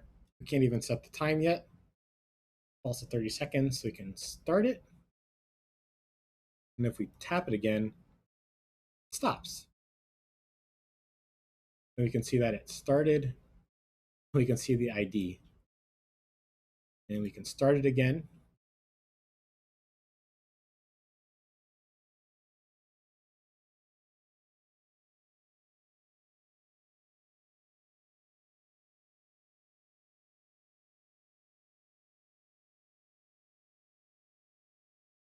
Yeah, I'm just thinking about like tapping directly.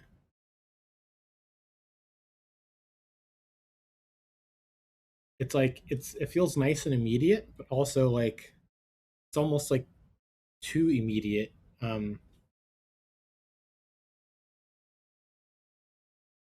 Like I stopped it, and like then it just like disappears. Maybe we need like a second section for recent completed runs down here.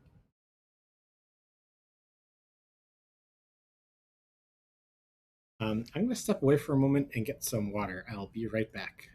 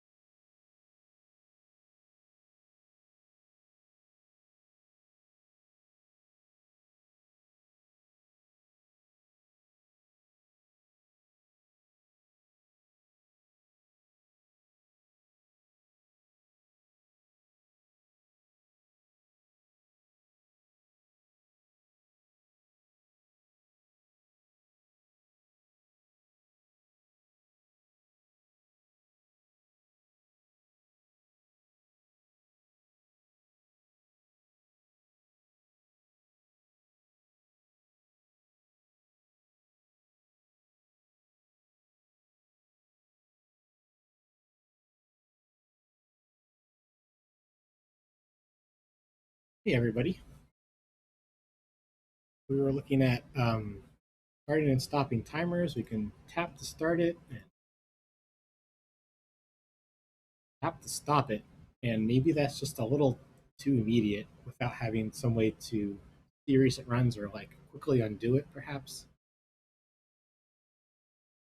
Oh, Silicon Sorcery says, I have hot reloading working in SwiftUI. The code changes in your running app, changes are injected, and state is maintained. It's awesome. Feels like Flutter in some ways. I don't use the preview canvas. Oh, inside your simulator or on your device. I mean, either way is still pretty cool. I'm just curious about that.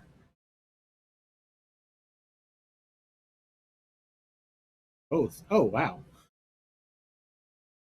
I'd love to see a blog post or something.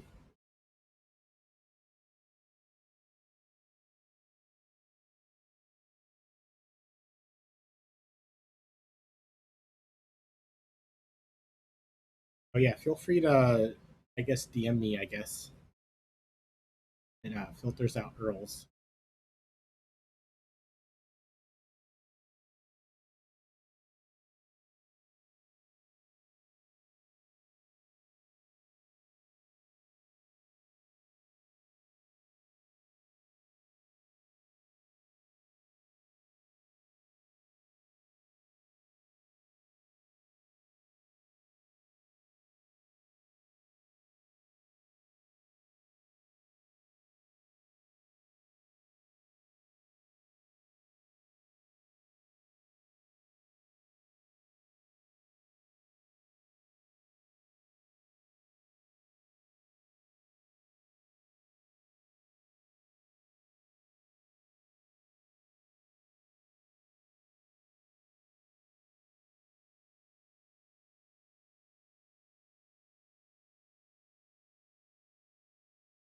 Yes, either way, I'm probably not going to do hot reloading now. That'll be for another time to look into. So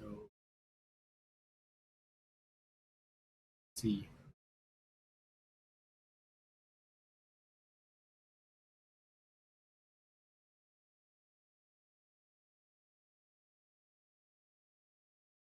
I mark complete, mark incomplete. That's just not the right feel. Coming up with new feel on stream has been a little hard for me, so perhaps we'll into other bits that I know how I want it to look like, and put that in the back burner to think about what to do. Um, just do we have so far? I guess we are marking completed. We are marking completed. Mark complete. Tapping running timer.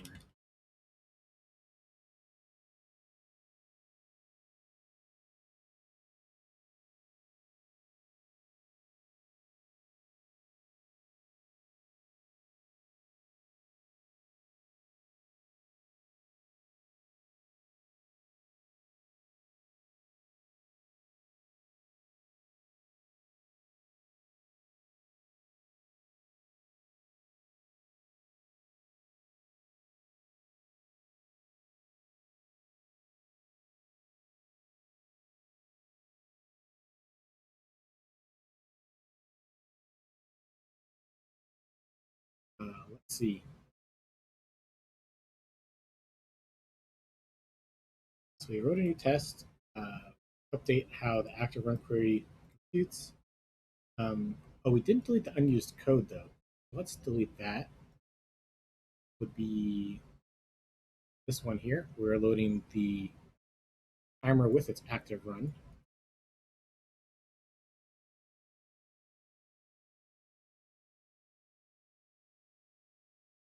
Just machine one at a time.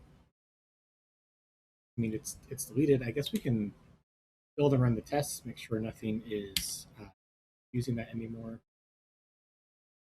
Cool. And we top an overtime timer completes it. Action timer cell.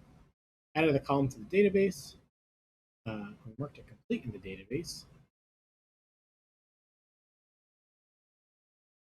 Yeah, so I'm not sure on the exact user experience for this.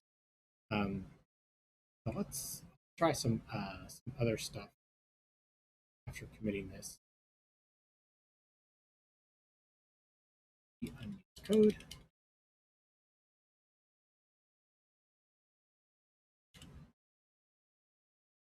Maybe we look at showing local notifications.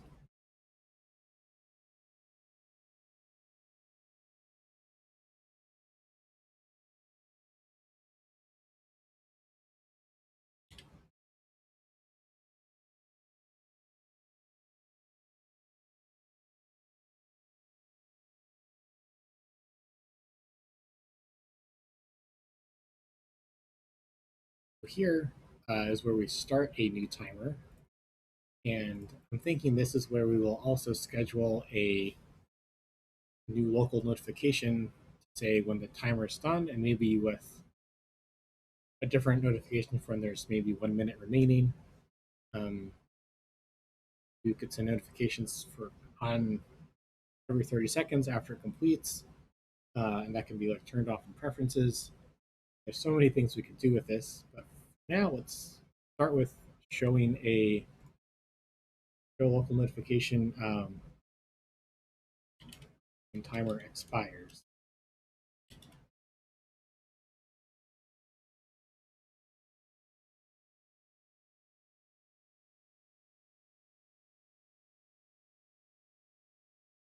So let's see, a local notification. Let's take a look at this. It's deprecated. Use this instead. Okay. New notification request. Create a request object when you want to schedule the delivery of a local notification. What I want to do. Notification request contains content and the trigger of the conditions that trigger the delivery of the notification. Schedule the delivery of notification. Pass your request object to the shared user notification center object. Okay. Oh, and it has an identifier. Okay, so this might be something to add to the run record, the identifier of the notification, so we can cancel it when it's no longer relevant.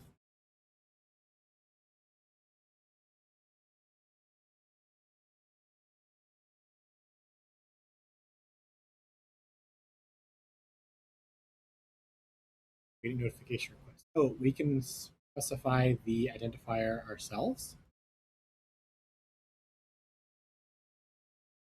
This parameter must not be null. You can use this identifier to cancel the request if it's still pending. Well, I guess I would just use the ID of the run then. Okay, well, let's follow the documentation. Create a request object.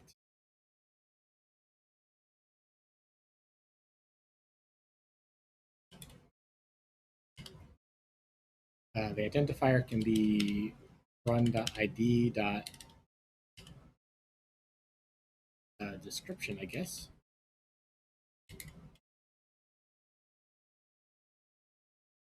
Content is what?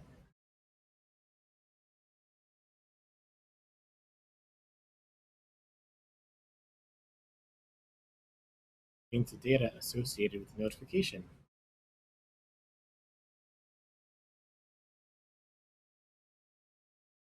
Content that your app receives. Use the content object to get the details of the notification, including the type, any custom data.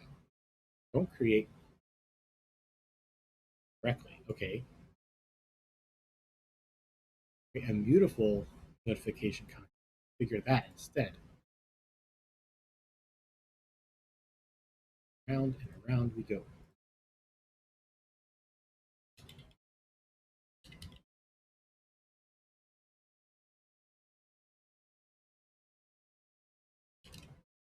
So what do we put on here? Badge, number that your app's icon displays.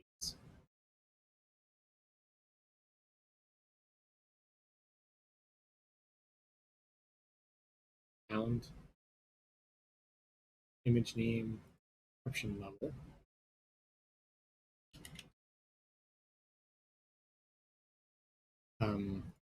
That's time sensitive, but I guess this could be a parameter that we allow users to configure.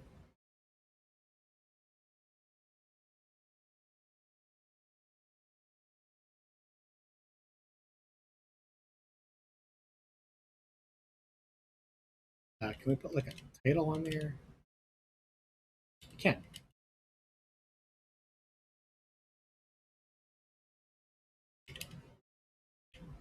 Timer complete. And we can say the name of the timer perhaps.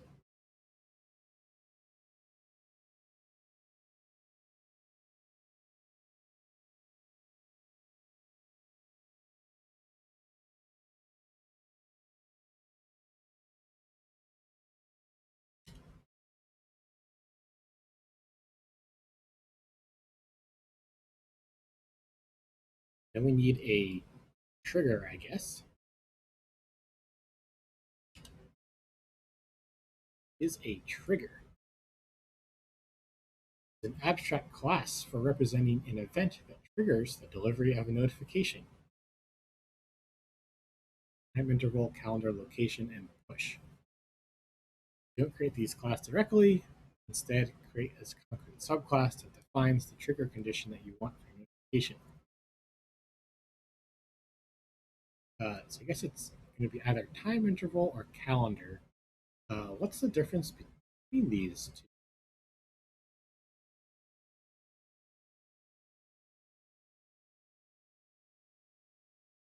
We use this type of trigger to implement timers. Hey, I'm writing a timer.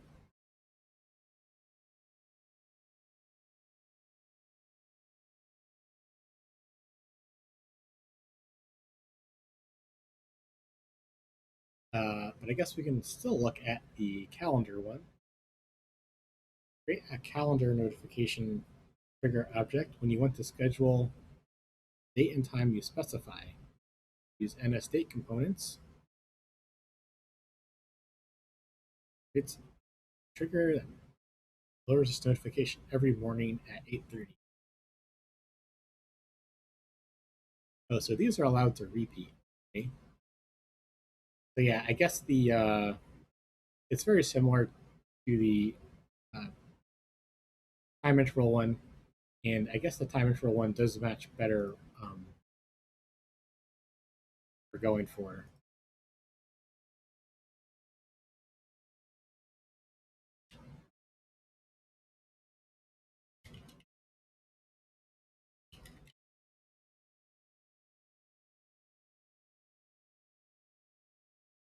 Oh, this one's also allowed to repeat.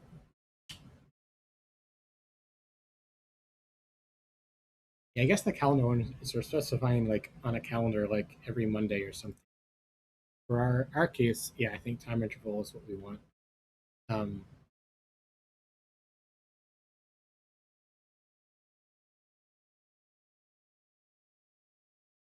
and the trigger, how do we get a time interval from, which is a double, from our new instant type? Let's see, timer dot duration dot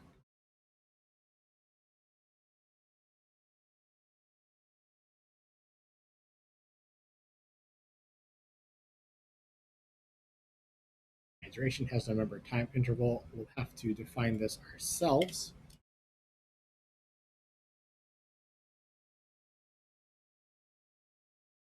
Model.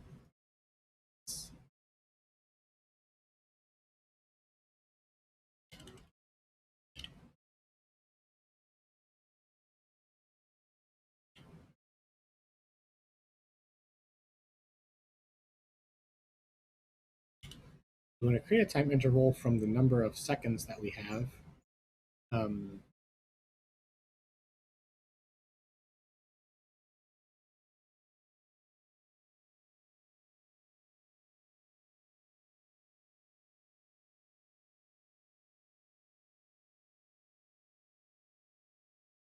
really wish this had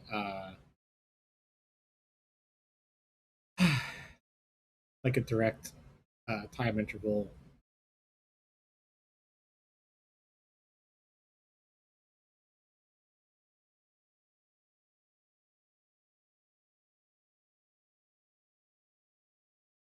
Converter for us. I guess as it stands, we get the seconds.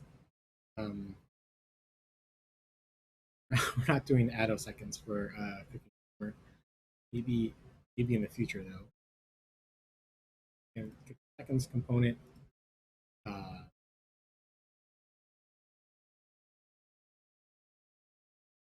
self dot components dot seconds. Is it time interval seconds or milliseconds? Always specified in seconds. Okay, I think we're done then.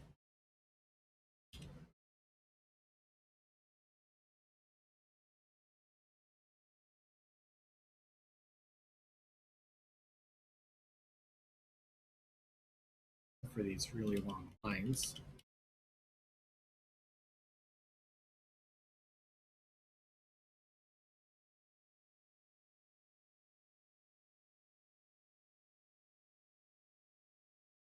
So we have our request all set up. Um, Now, how do we schedule this? Look at the documentation again. I think there was some kind of notification center that we passed this to. Hey, how's it going? Welcome back. Our first time in chat. Welcome.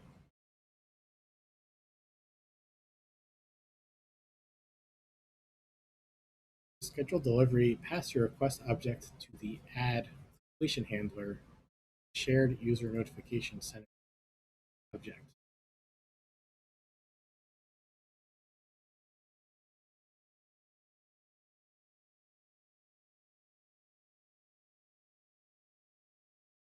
Um,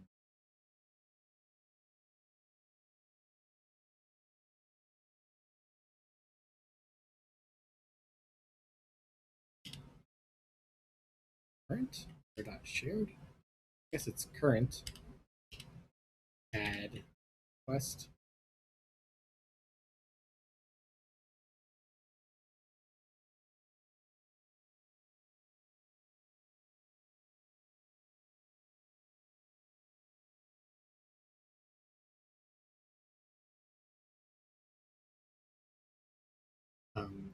Okay, so then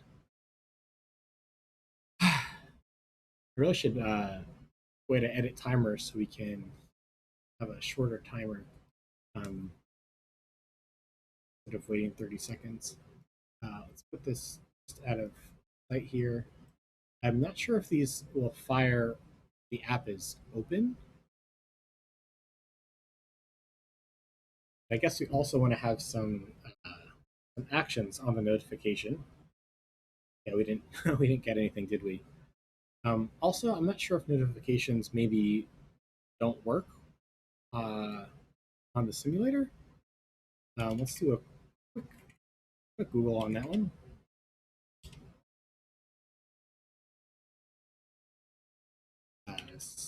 Simulator.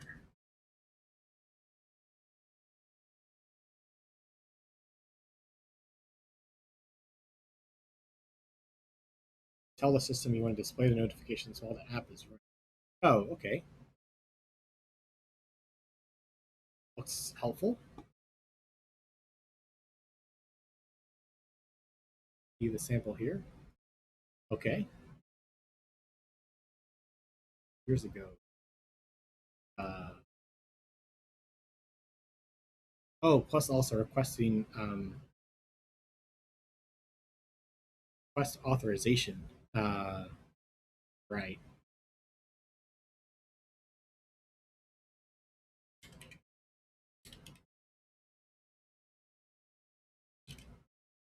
Request authorization, and also maybe there's an info plist key, but the documentation will tell us about that. Um, yeah. So let's. I guess we need to first ask for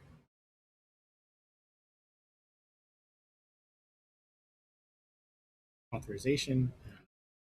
What's on the delegate?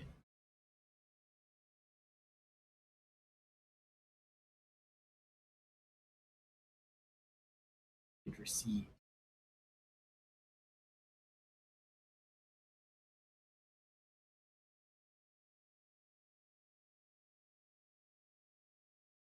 We'll present. Open the settings for.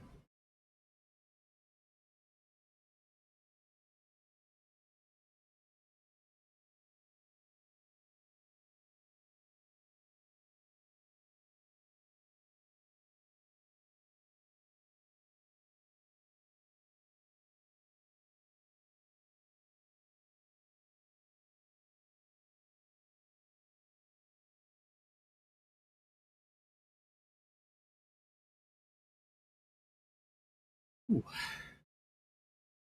Okay, so we need some kind of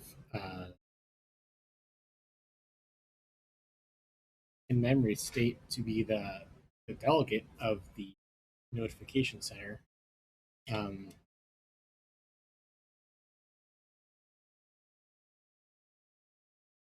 Perhaps we'll make a new folder for that.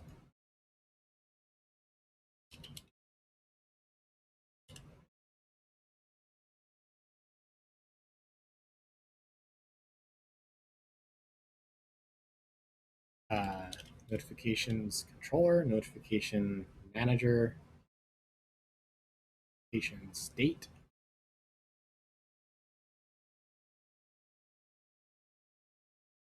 notification delegate.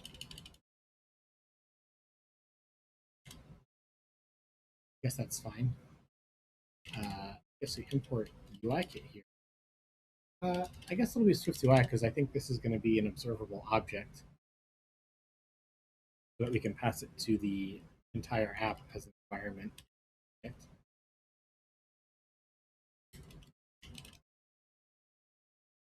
Notification delegate. Just the working title for now. We'll see if we can come up with that name as we go. Mention UN notification delegate.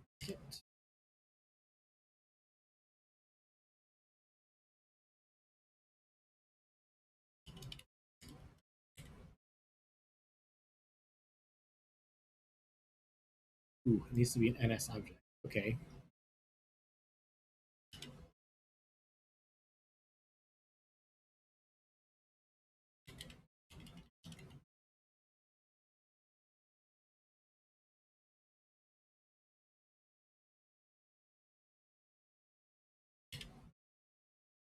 starters, in the root nav, we can add this as an environment object.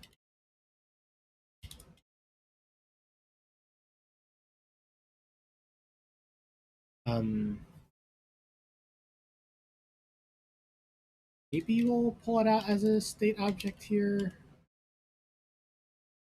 I'm not sure.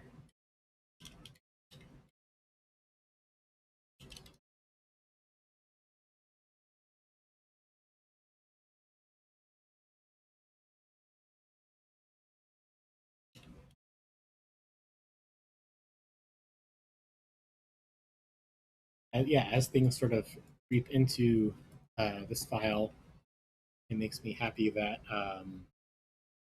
cleaned out. We really cleaned up the routing. That's all in a separate file. That I feel like that refactor paid off, even though we spent a lot of time.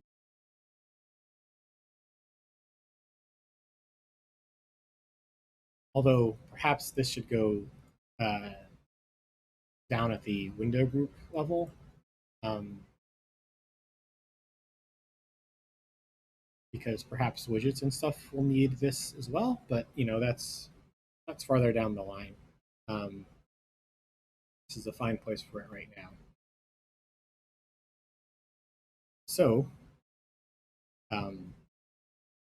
you're back in here.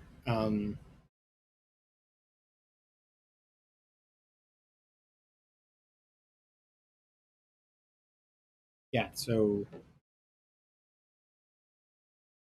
yeah, this cell is starting to do a lot. We're creating the run record in the database, and we're creating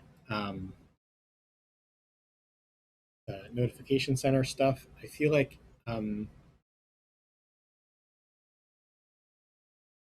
there's maybe another model object that's missing in between here. That'll coordinate um, doing all of this stuff. Like we could move this part here to like that repository we just created to manage the database stuff. We can move this part here to the notification delegate we just created. And maybe that is what's next. And then have perhaps we won't need a coordinator object to coordinate both of those two things. Perhaps it can still all happen in here for now. Um, I'm not sure what's going to happen. Let's see. Um, we can have a function here, start.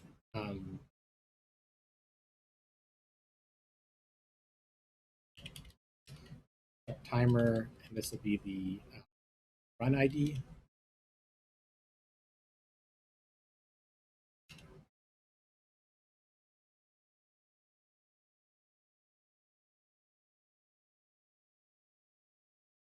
Schedule notification for perhaps.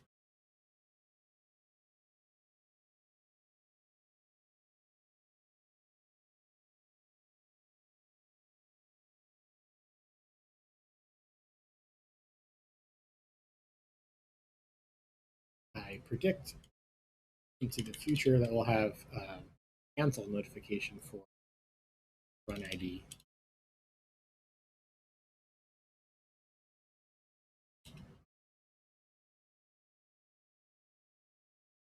So all this.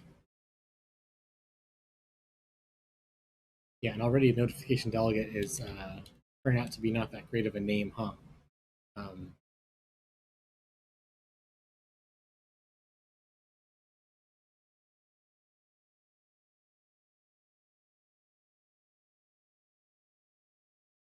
see, so we need the timer duration and the timer name. Maybe we should just pass both of those models in for now.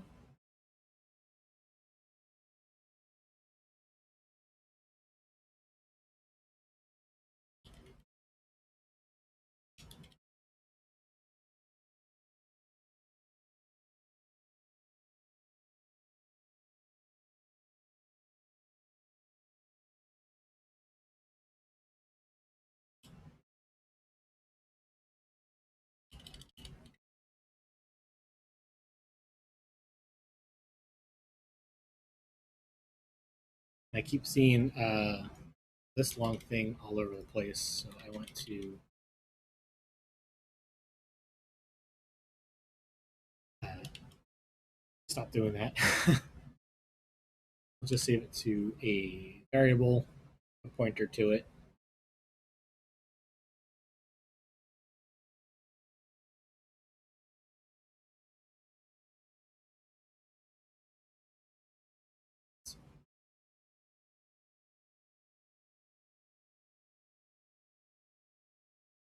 Consider using a synchronous alternative function. Ooh, okay.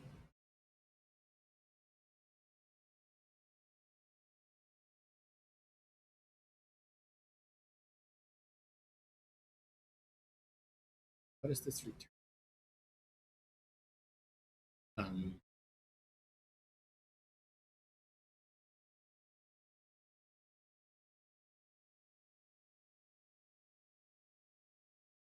just a boolean.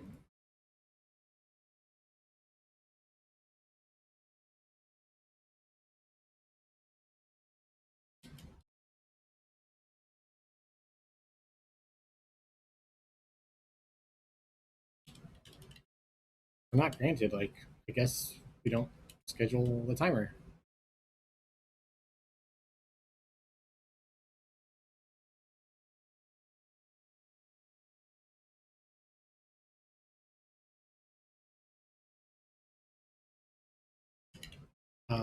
Let's see. So I guess this center.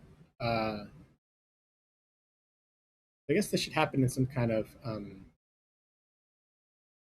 init method.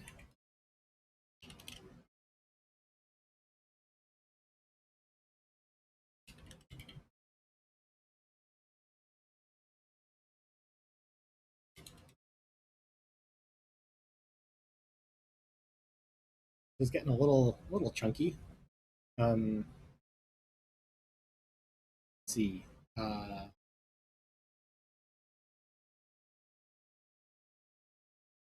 we can grab a notification delegate out of the environment. Oh, I guess it's environment object. We can just say notification delegate.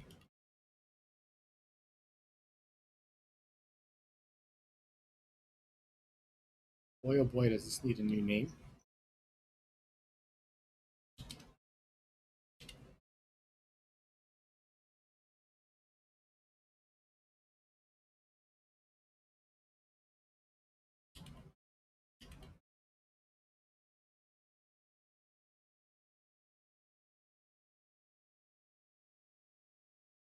I guess we can stop it, and then we can start it. Timer would like to send you notifications. Allow it.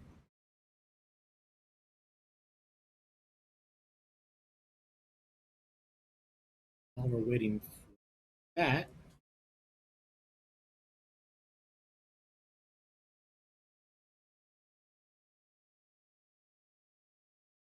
let's see. Wow, 30 seconds goes by fast. Here we are. Are we going to get anything? Didn't really see anything there. Um, oh, right. I have to do something on the delegate method to allow that. Let's see. Notification center delegate. Um, how to handle app notification that arrived was right in the background. Okay.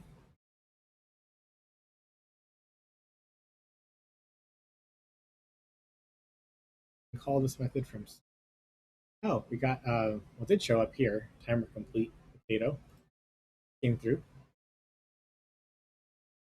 We didn't head up any actions on it yet, but that's great that it works on simulator. That's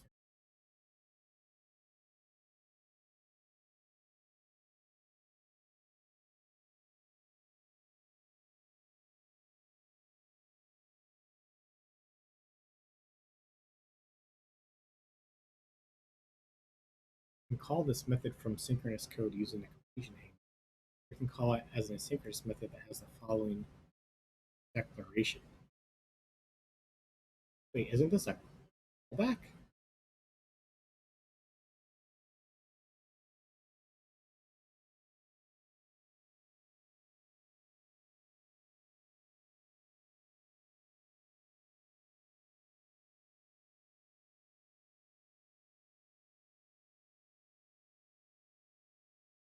We're going to call that completion handler with options.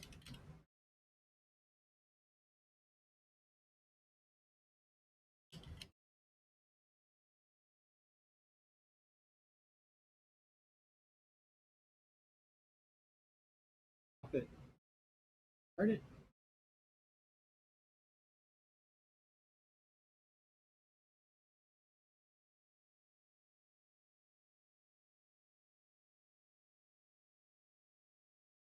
Wow, what a what a method signature! I do not miss Objective C or even older UI kit stuff like this in Swift.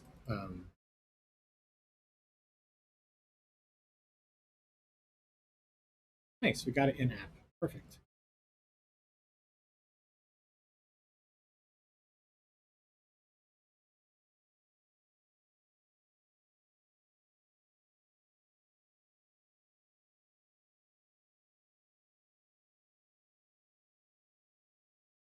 Let's also add dot list and dot badge, I guess.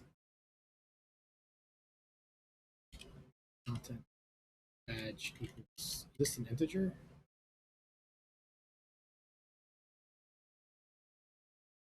Start it and then minimize the app. Do I get a badge on it?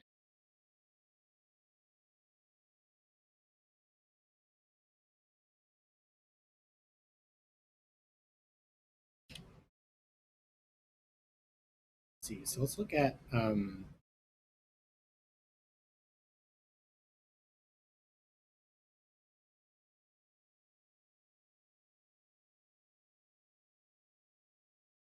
we didn't get a badge.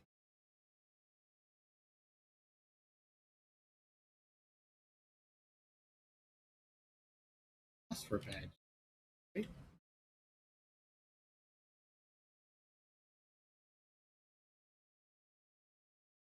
So this is a different type. The authorizations type is different from the presentation options type.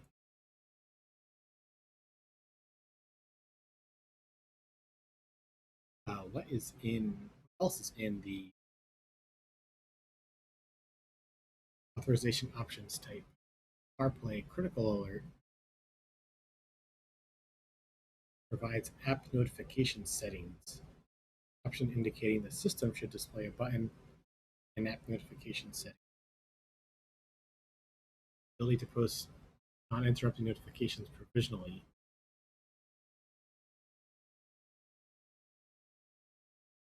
Time sensitive is deprecated. Okay.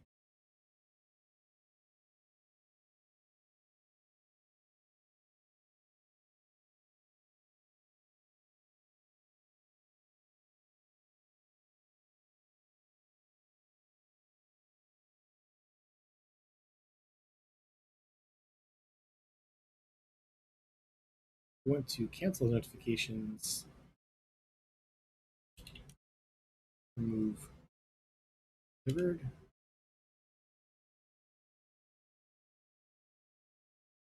What was it?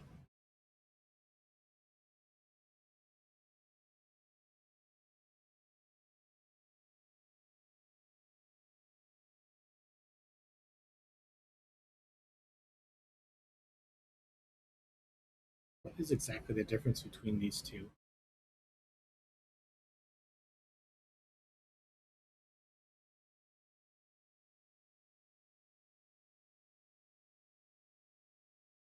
Oh, use this method to selectively remove notifications that you no longer want displayed in Notification Center. Yeah, I guess I don't want to do that for my users, I don't think. I mean, that might be like a setting or something, um, or at least something we discover while testing the app if we want those to disappear.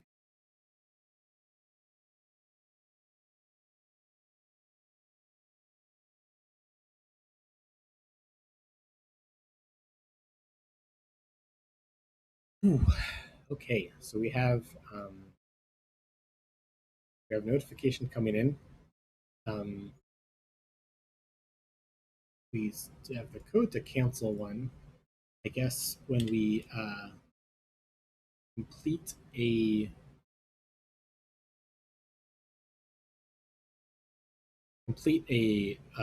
timer run, we should also cancel the notification if they haven't stopped it already. Let's look at the documentation for pending.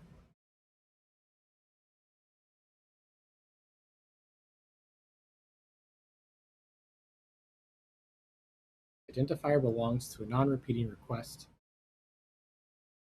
Oh, this is just if it's in the applet already.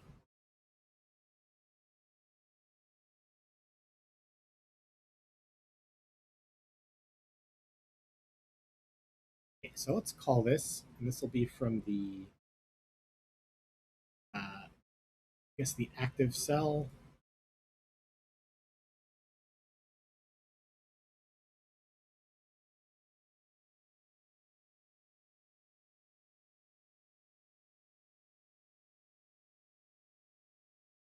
So this will be, I guess we need a reference to notification delegate from the environment.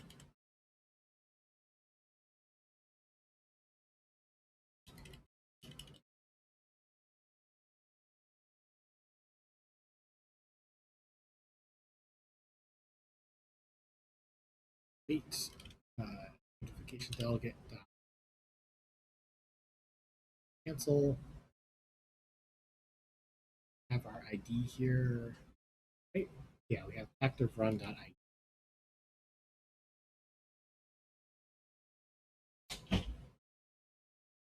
Now if I run this,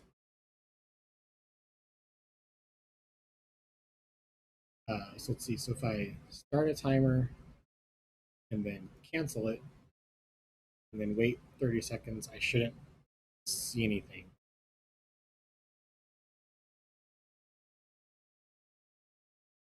If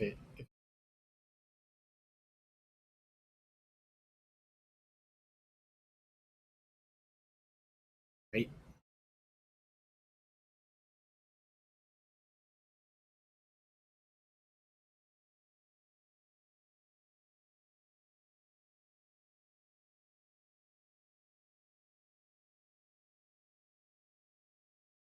Um, yeah, I guess I'm noticing that the views now are interacting with kind of two service objects, the database and our own kind of notification manager. And might be, or I predict soon that we're going to have a sort of an app state object that does the coordination of these things. Um, so that the views will only have to get out that one object instead of getting out a pair of objects every time and doing coordination between them.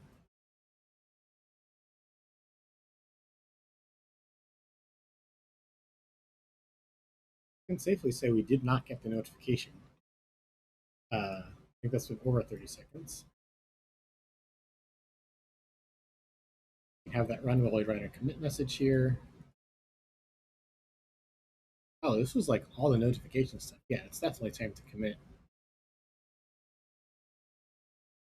Uh, Notification delegate.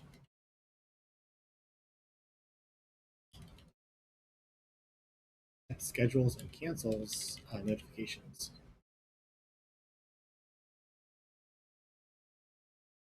Here we go. We got that timer complete notification.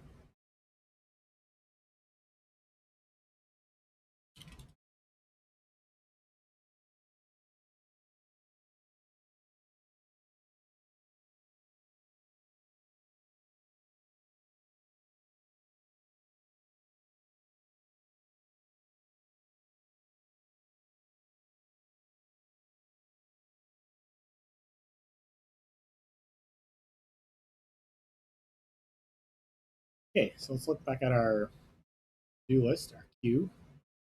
So we did the request authorization, show local notification when timer expires.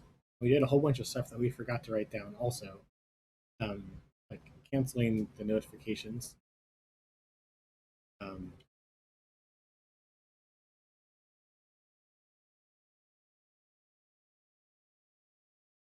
and there's definitely more we could do there.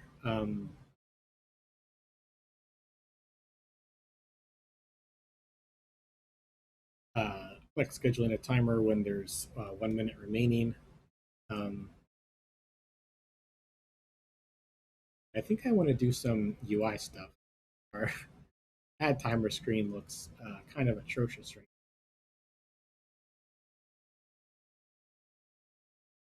now. Make a timer for green beans.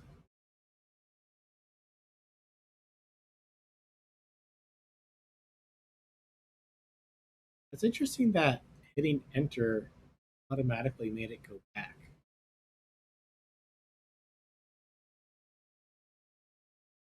I didn't. Oh, did I? Oh, that's really cool. What I think happening. Yeah, I guess with this new dismiss thing, this is not for me. This is from iOS. Oh, it's in 15, so it's out there for use. Calling dismiss, it automatically knew to go back afterwards. Um,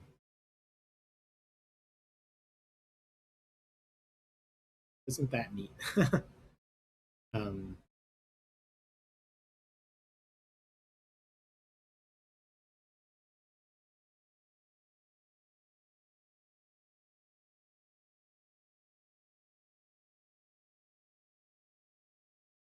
uh, did this. We didn't do the confirmation stuff. I'm still um, processing internally how that UI should look like. But we can say what we are doing now. Um, we are doing now is actually create an ad screen.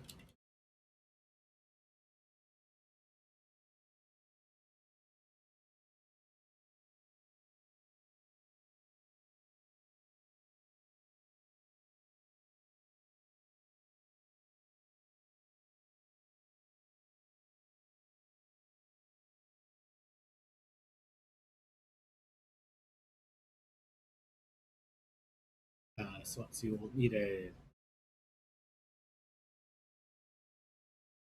duration as well.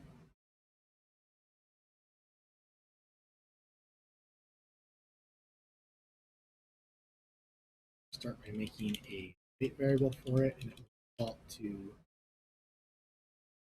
3 seconds, I guess.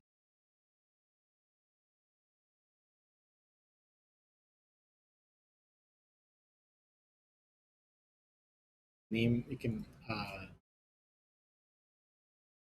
have it default to something, right? I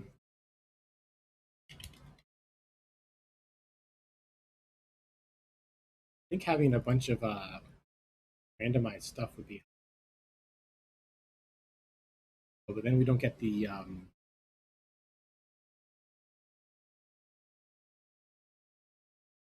fact that it's a name if we do a default. We're writing our own text fields again.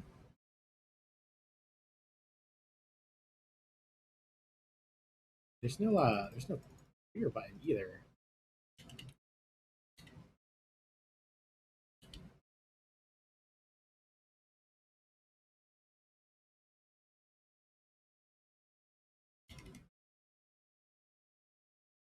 On UI text field, you can specify if the little X shows up to clear it. Let's see, maybe enable autocorrection, focused order,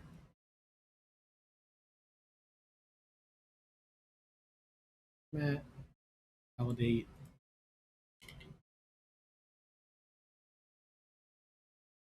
Okay, let's get yield preview going. I have to keep tapping around in the simulator.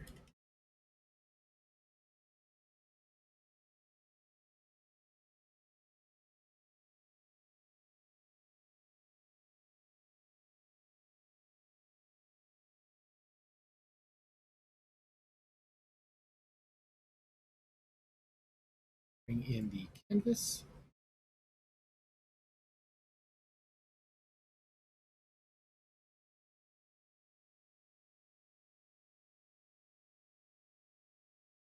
Hey, stick this in a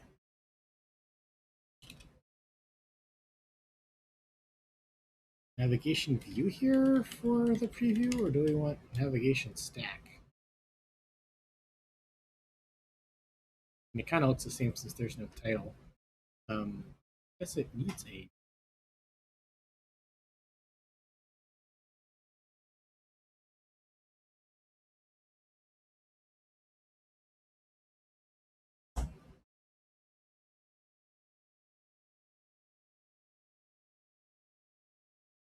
No, no refresh.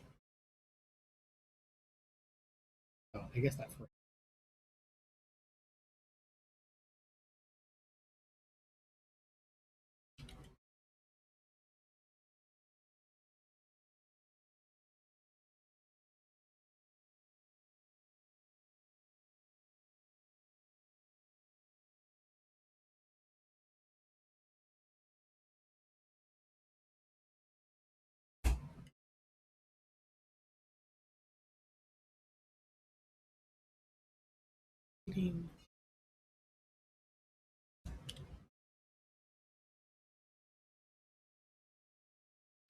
I guess we kind of want like maybe a little bit of a border around this.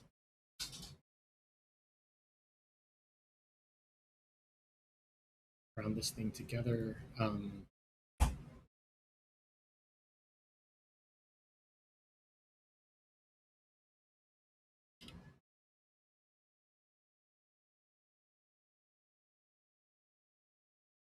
No, not like that.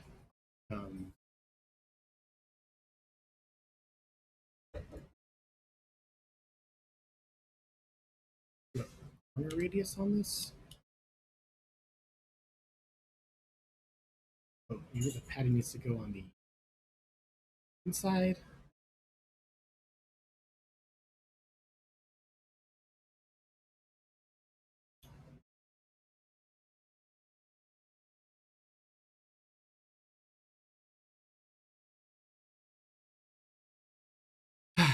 Not win sometimes.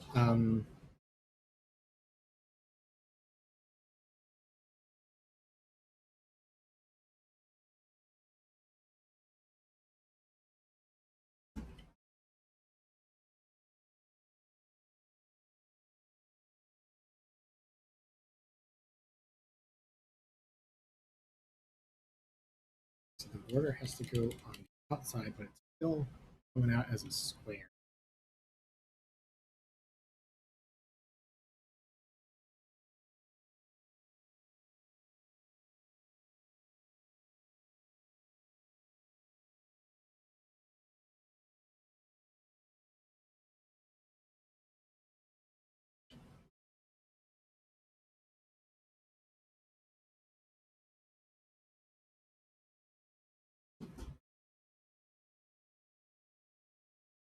Okay, I guess what I want it to look like is, I guess we need like a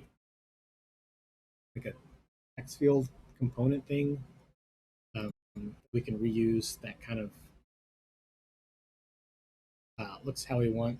We're gonna have, what do we have on a timer again? We have,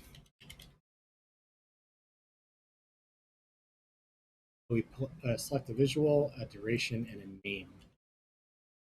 I guess there's really only one text field. Still, I want it to. Good. um,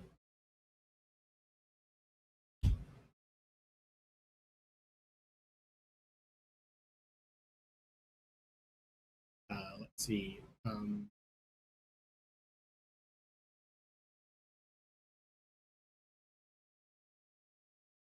I guess I'm kind of imagining I'm going to sketch something out down here, like a form field thing.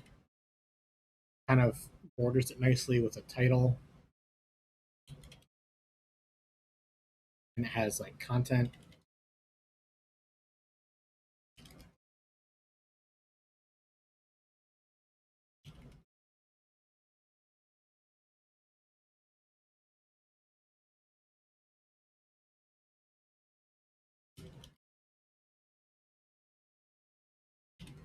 Of course, that's a generic parameter so that it can pass any kind of content in.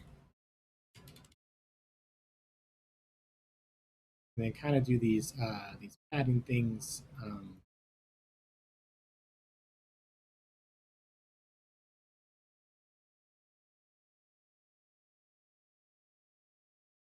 Kind of starting with the VStack here, with the content as the second item. Um,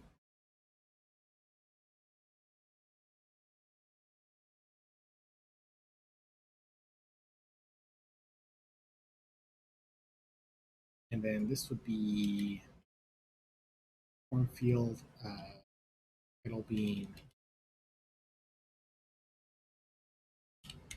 name, and this being the content.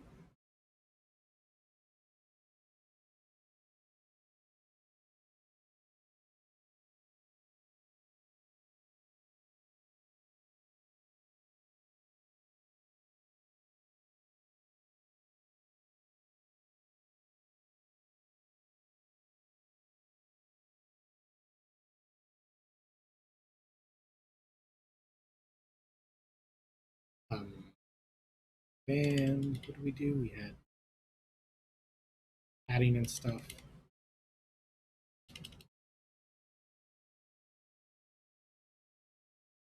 Close. I kind of want I want these sharp edges. Maybe it's a detach or a background on this thing.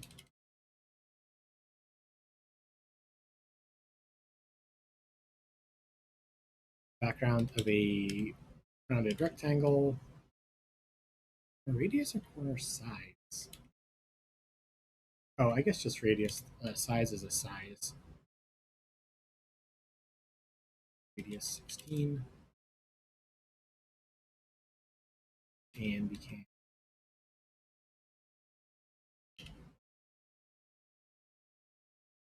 uh,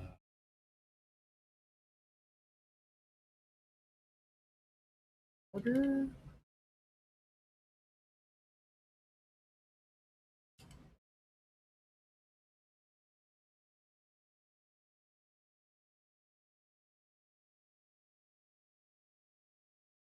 Take off this one. These need to trade places.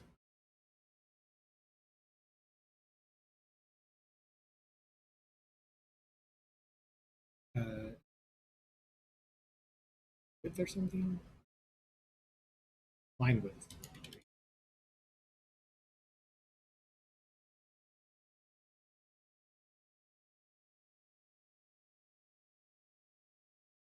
So, on this thing.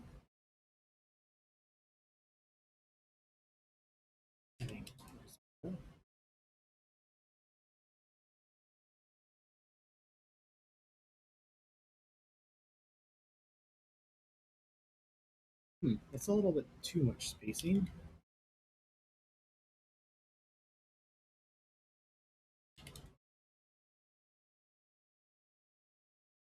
Hmm.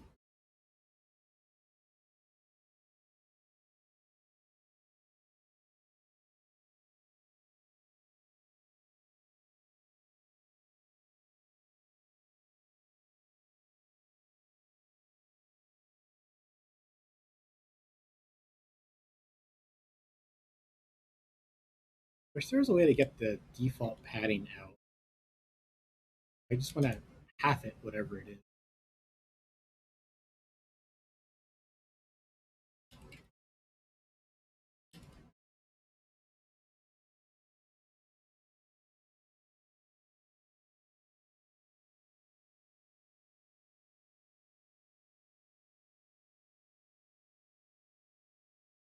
Hmm.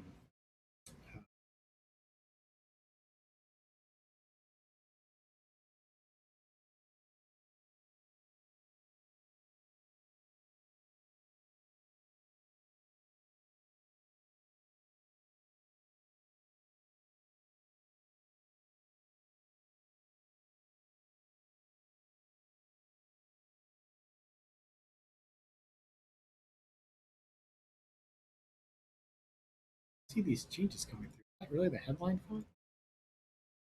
The Okay, I guess that is the headline font.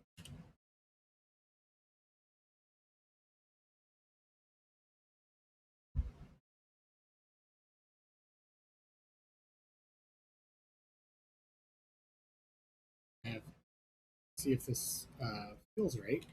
Um, Another form field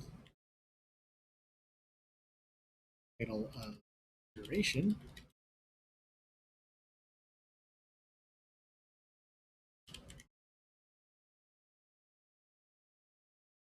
And this can be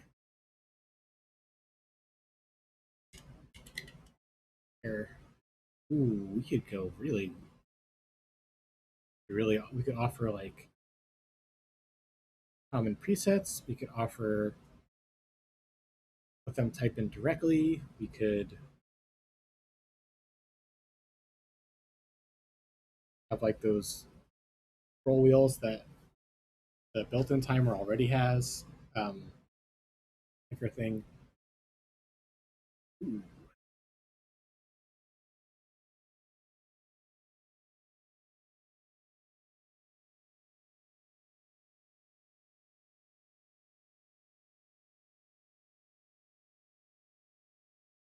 any ideas?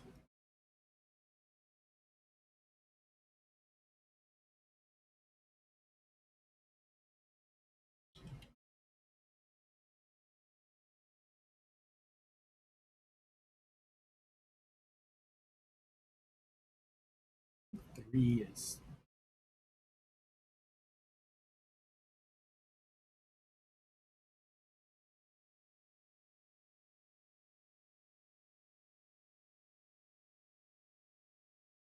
so if we had a duration and then here we had a grid,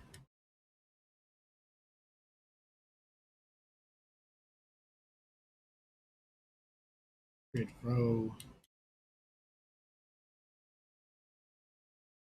buttons.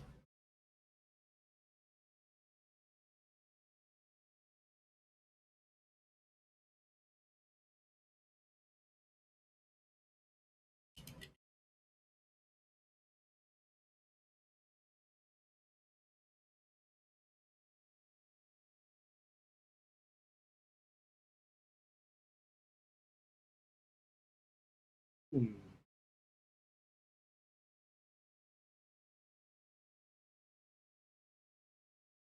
I guess the border kind of looks all right for the text field, especially if we can like start the cursor in there. Um,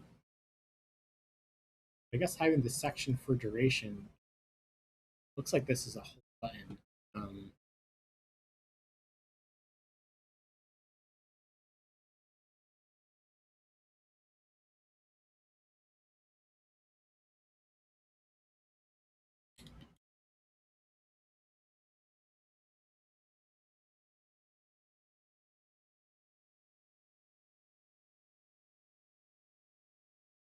I guess are we kind of like building out a virtual keyboard here? Let's see, style.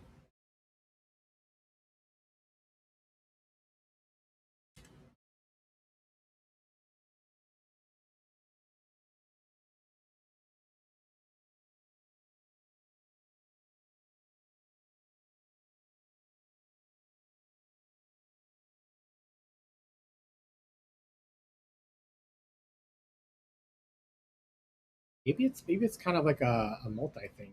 Has a text field as well. Um,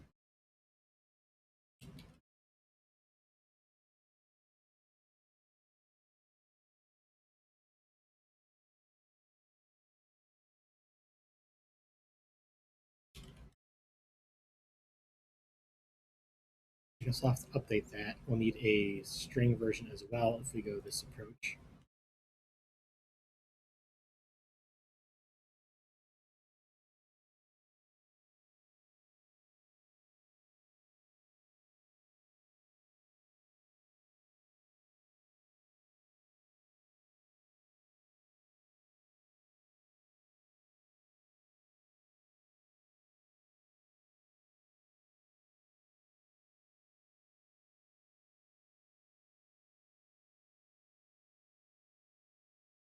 the old view to come on through. Try refreshing it. There we go. Oh,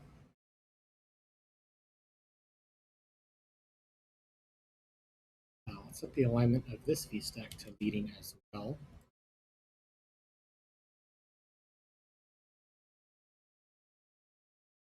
It doesn't really look like a text field anymore, huh?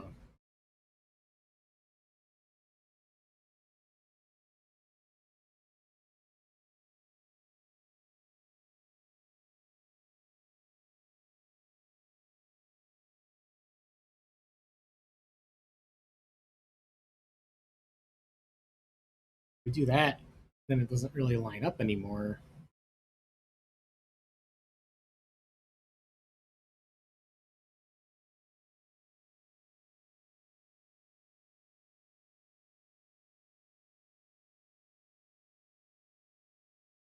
I think either way, the name should come first.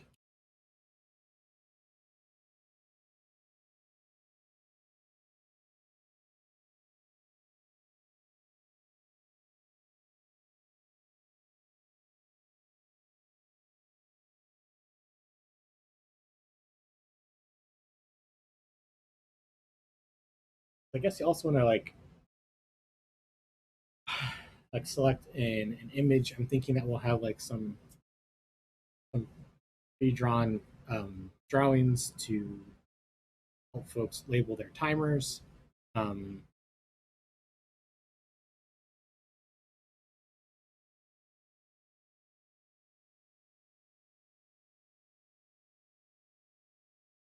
Kind of hitting a wall here on a good design here. This is better than what we have now. um, I think we need a big old save button at the bottom though.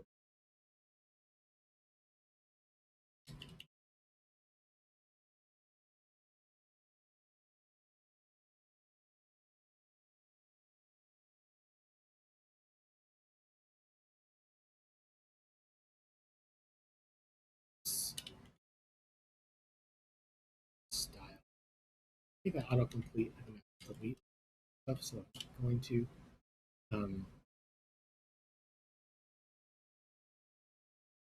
Save. Style border prominent. Ooh, this needs padding, and this needs. I think the max width actually goes on text, if I'm not mistaken. So with infinity. Yeah, there we go.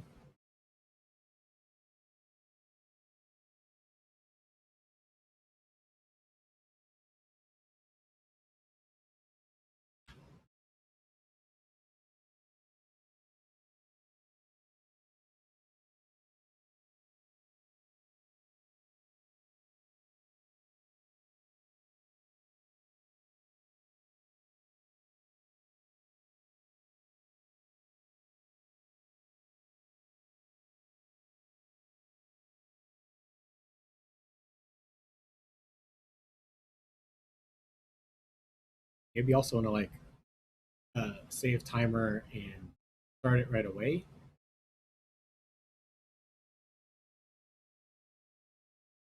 Um, Option. Um,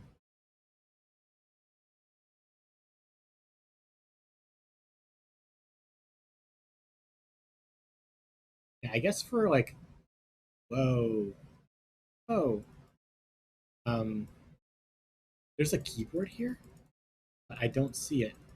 It's freaking hilarious. Um, good job, preview. Um,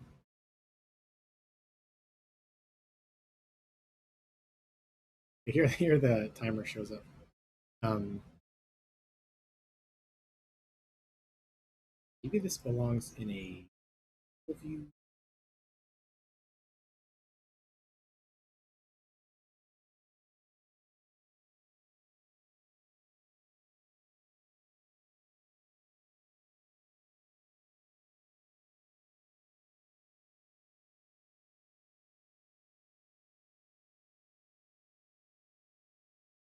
Oh, then that all that space kind of disappears from this. That's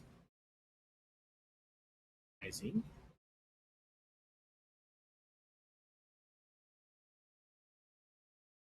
This needs to be side of the normal VStack.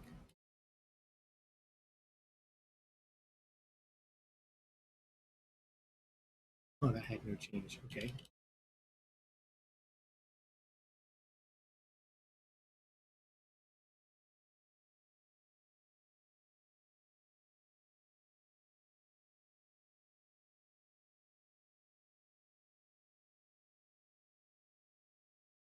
Yeah, I guess back on when I was working on Haptic Studio, um, we had like a bunch of sliders for things. We had a little custom keyboard come up um, so that your text edit field was kind of right here. Um, and I wonder if it's kind of appropriate for this as well. Um, let's see, what does the Apple add a timer? Um, does the simulator have the timer app?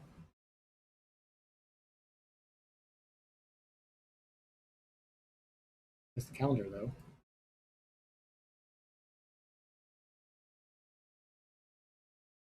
So I hit plus.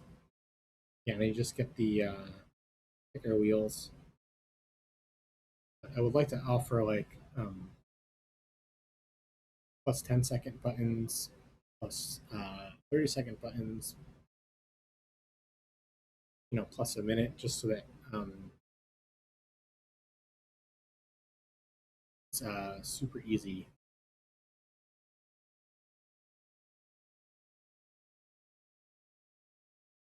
Maybe it's called a label, not a name.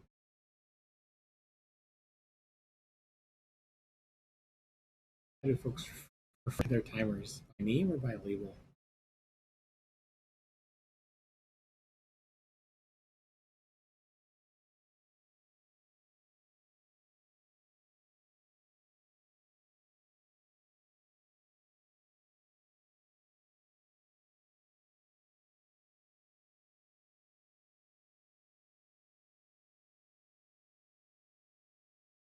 Okay, we definitely have a lot going on in here.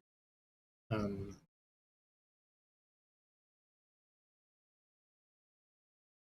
I'd like to commit this as this is kind of a sketch for what next, I guess.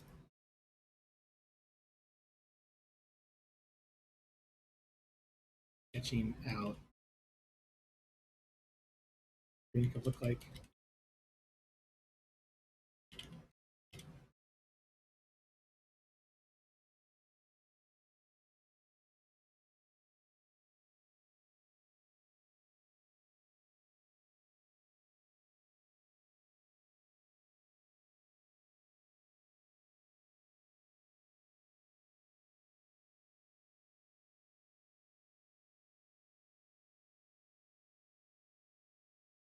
I don't love what we have here, but I guess it gives us the bones to start adding in features that we know we want. Um,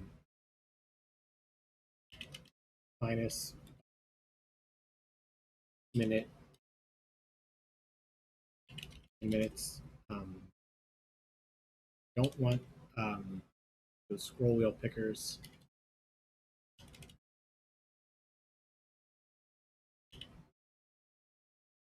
And those a little precise. Um, but I guess the good thing about those is you do get quite a bit of,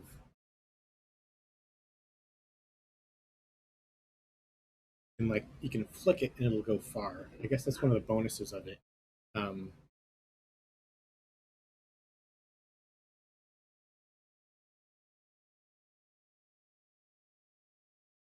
you only get one timer here.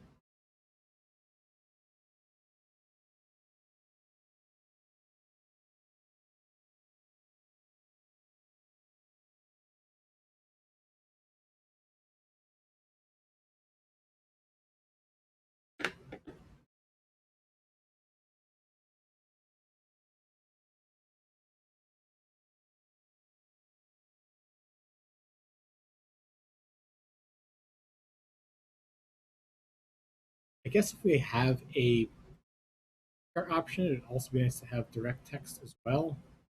Um,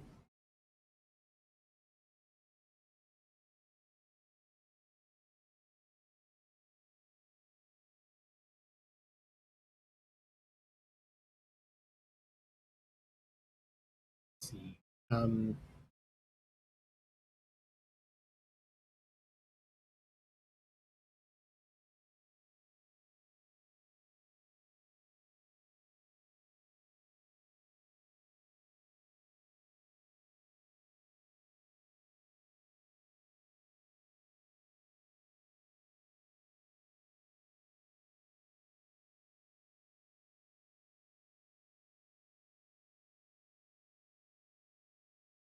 oh, it's supposed to be a comment.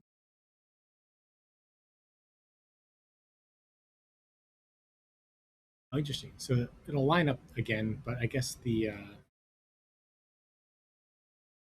still clashes with that border, unfortunately.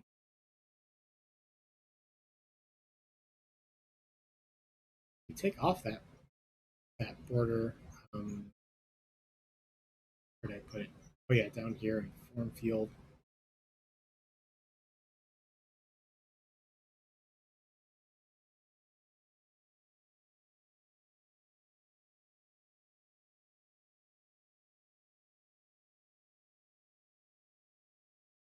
Is there a way to get the padding out of the environment?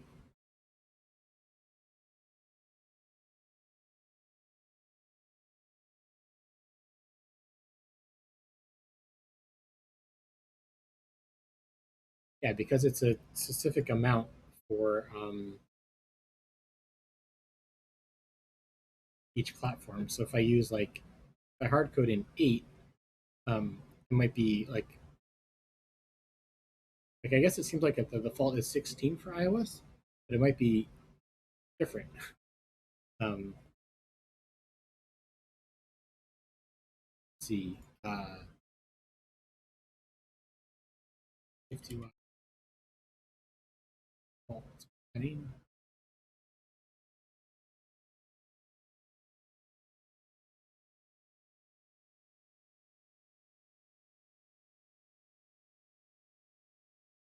Yeah, I'm pretty sure it's 16, but is it going to be always 16?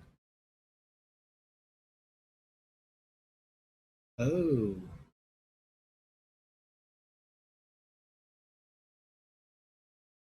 that's an interesting approach. Um, you just have your own padding modifier. Um,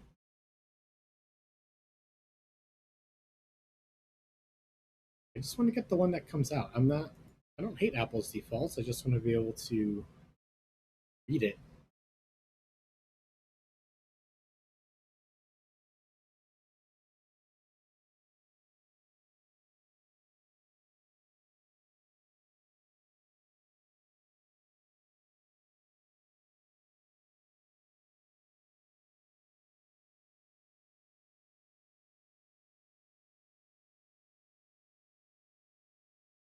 Okay, I guess I don't.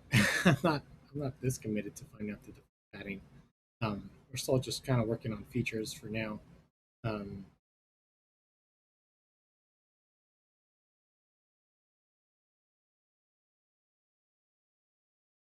let's see. Um, if we were to do a picker,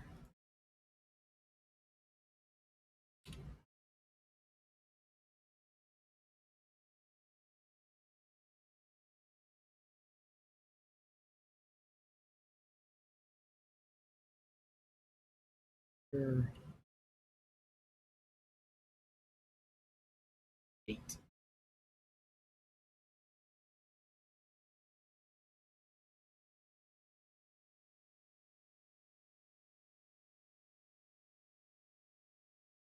Let's try adding a state for the 8.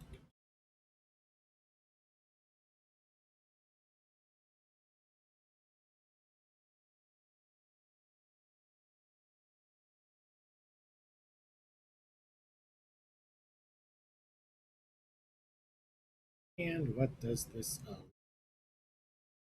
Come through preview.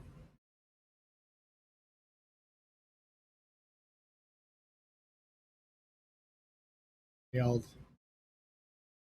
Oh,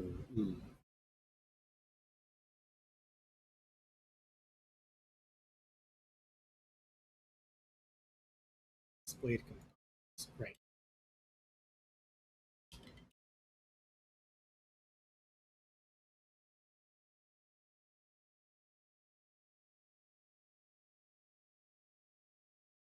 Why not seconds?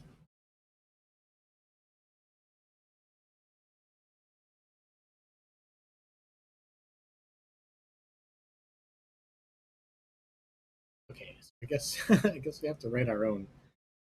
We can't use their date picker.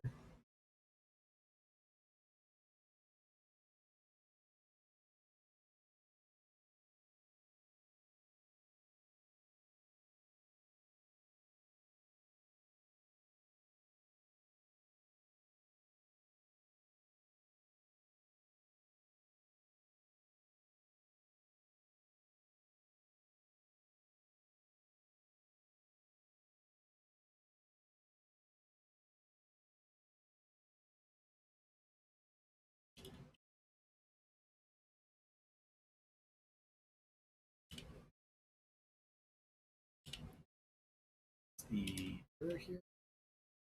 Oh my goodness. It's out this way. This part here.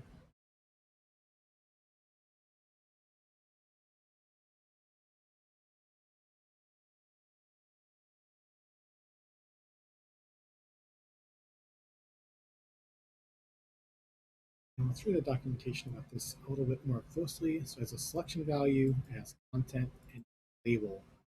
Oh yeah, the label on this thing is oh kind of oppressive. Um, really conducive to customized UI.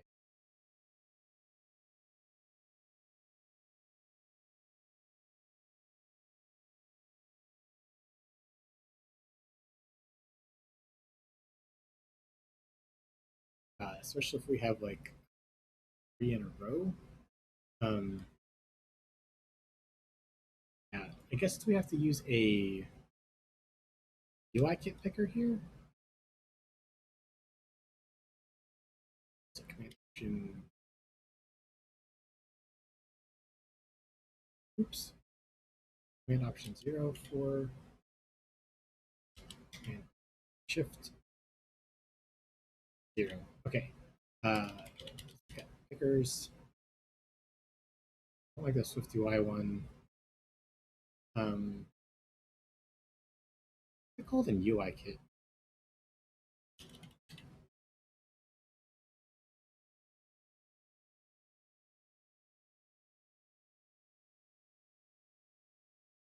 This is still the picker thing.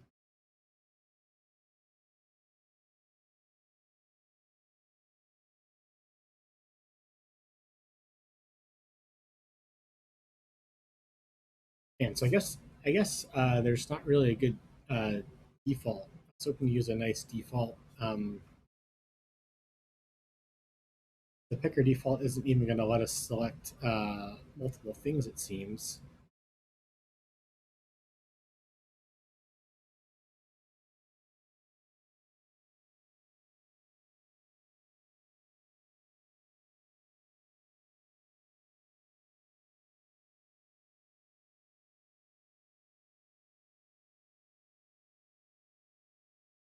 Um,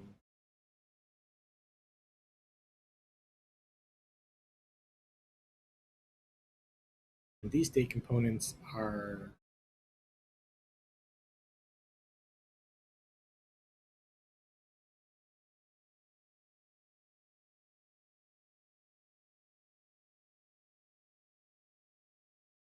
dates of range. We're not picking a date, we're just picking a duration.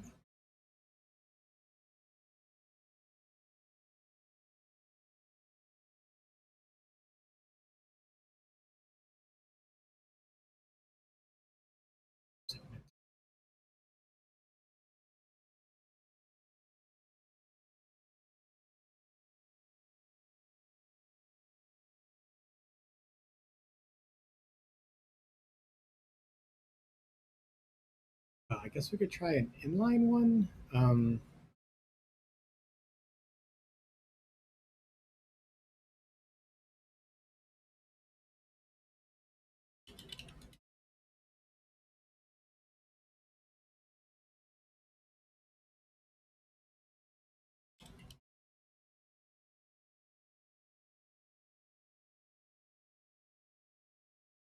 Too many dots.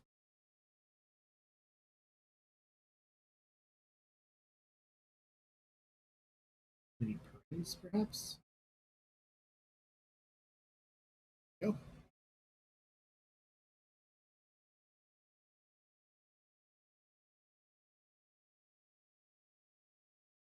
Yeah, this is no, no thanks.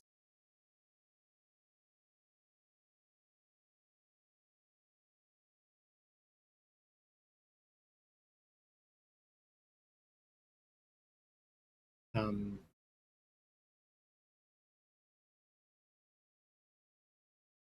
Picker style 9.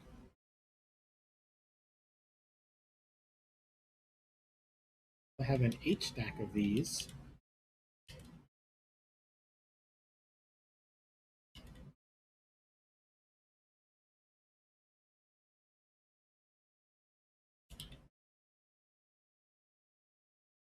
Oh, it just goes off the screen. Are you kidding me?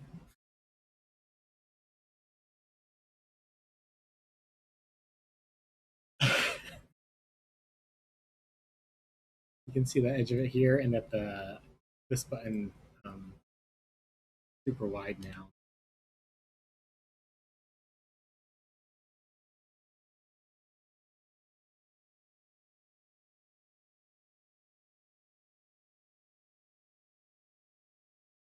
You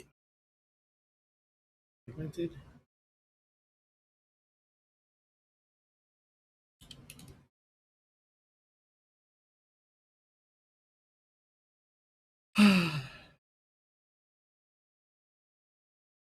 Yeah, yeah. Picker is not the one. We're doing custom stuff anyway. Yeah, confirm no scroll pickers. At least not Swift UI native ones.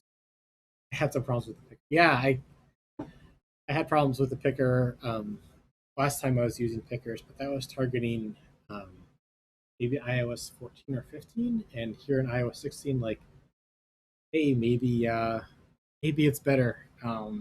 This does not seem to be.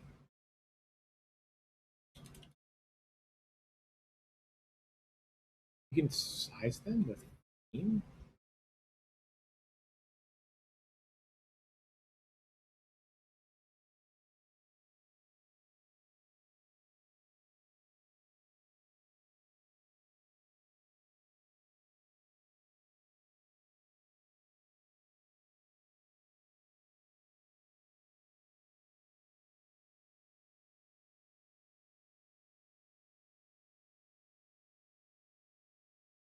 Still super overlapping. The geometry reader can help. Yeah, even if we get the exact right size, like this one's overlapping the other one.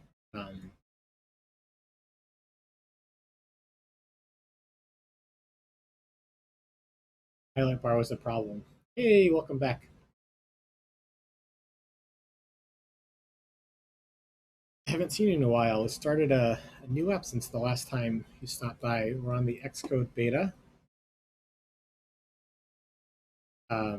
making a timer app, and we're sending notifications and stuff. But right now, we're trying to set up the best add timer screen in the world, and right now, failing horribly. Where we gave pickers yet another chance, has let us down once again. Um, Tried to put an H stack of two pickers together, and they are overlapping each other. I had to clip the pickers. Shape.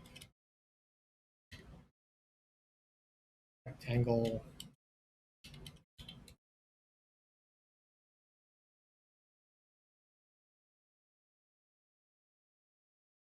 Oh, that's for clipping a shape. Clipped.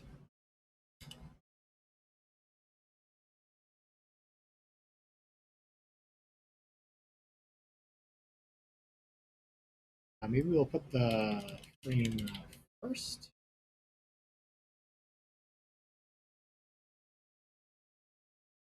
I still can't get to the. These are still quite wide.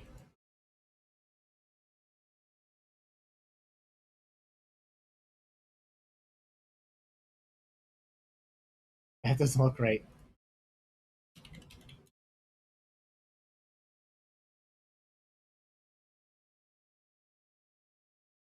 Ay, ay, ay.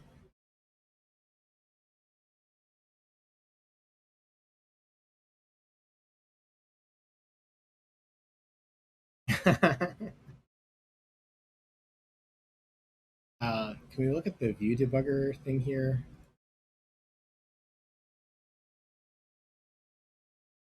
Do we have to run it in the simulator to get the debugger?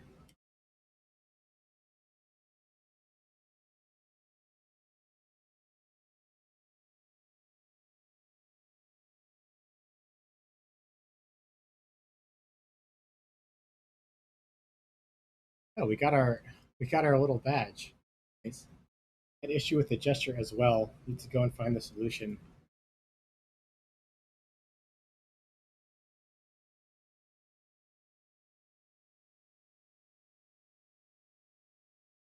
Let's see, and then we can look at view debugger.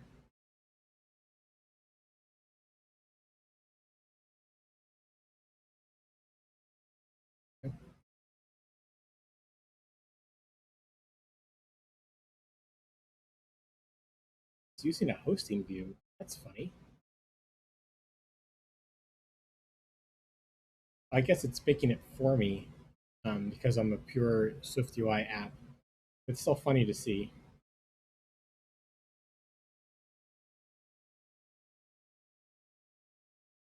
Yeah, because it's UI kit. Yeah, I feel like the UI kit picker is a little bit more uh, configurable. I don't remember the name of it. Yeah, I know that it's using UI kit in the back. Um, remember the name of the what a picker is called in UI kit?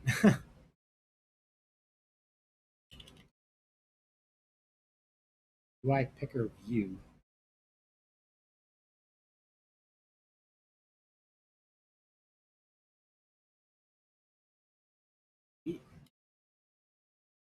View?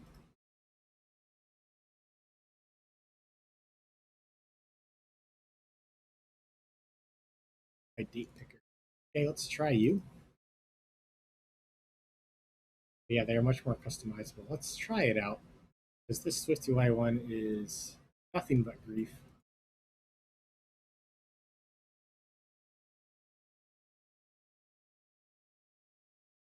Let's see. Let's call this time picker, duration picker. Yeah, duration picker. That's a fantastic name.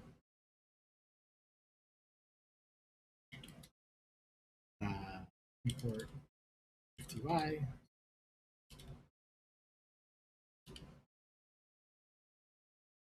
Duration picker is extendable. UI view.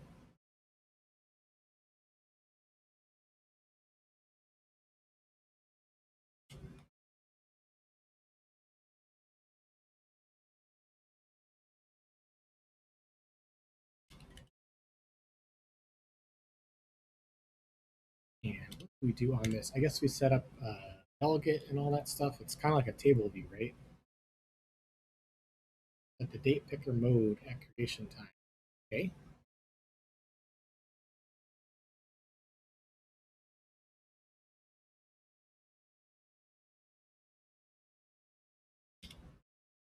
dot mode equals.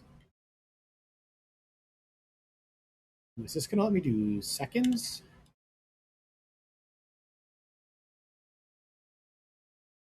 Yeah, it's just going to be just the direct time.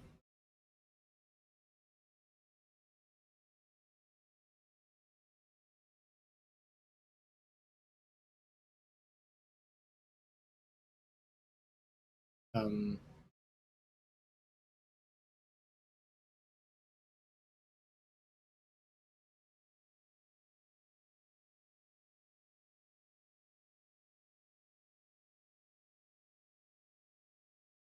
Date picker can only show values in minutes. Oof.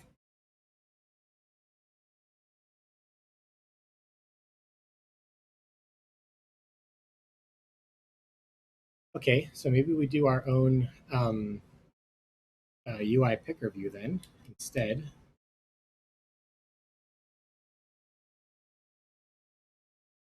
You got to make a context as links and set the context as a delegate date picker. There's one where you can add anything. Yeah, I think we're going to take a look at UI picker view from iOS 2.0.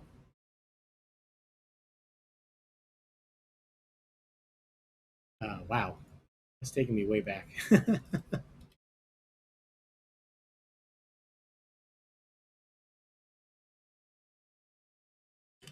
Number of components equals 3. Let's get only.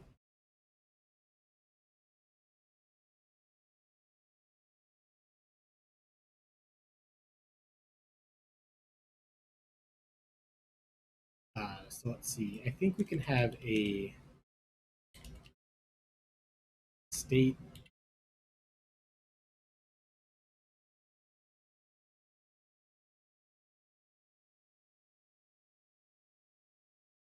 hours, 4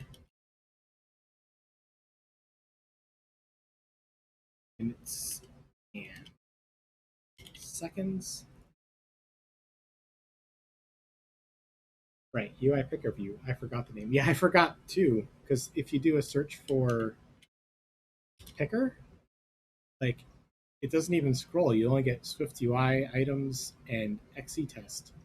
Um, I couldn't I couldn't find it myself.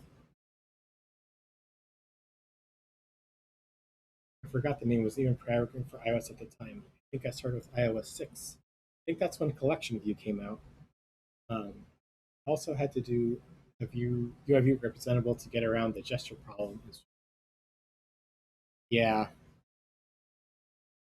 I'm not sure if you were watching at the time, but we were trying to do a UI representable for a UI scroll view, so we could get a refresh control, and the content was jumping around and around.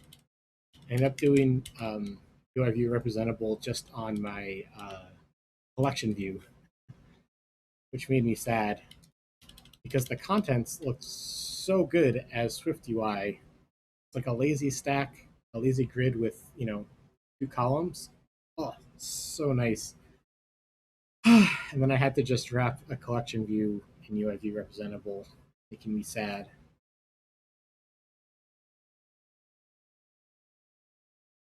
But actually, I didn't even ship that. I just kept some of the subviews as Swift UI.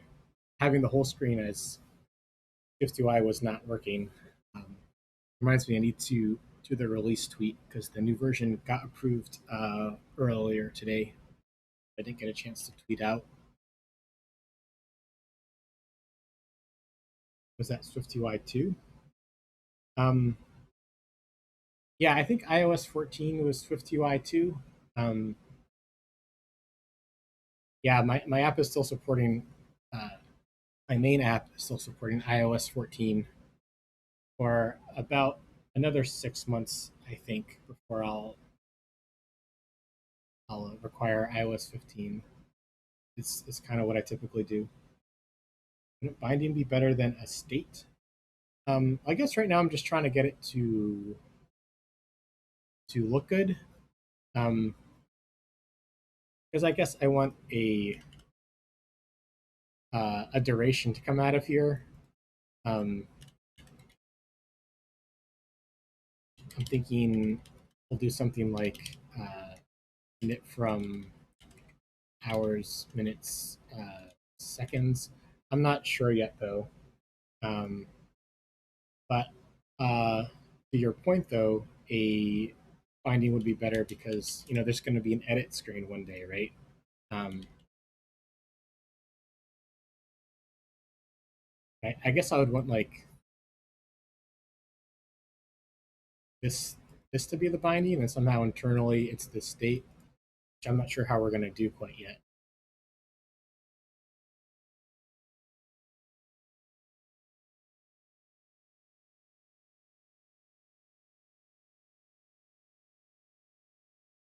I had lots of problems with scrolling to Silicon Sorcery. Just what I wanted to. Yeah, seems much better in Swift 3. Yeah. Yeah, my successful Swift UI views don't scroll in Swift UI 2. Come to think of it, now that you mention it.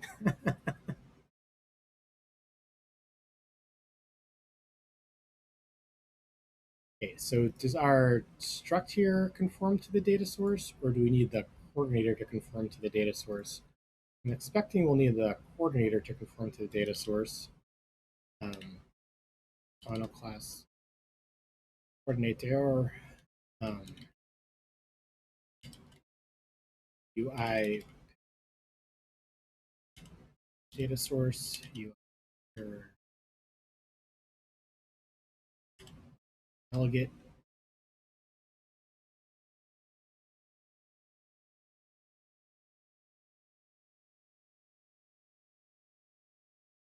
Oh, this is off the context, rather. Context. Oh, good point. You,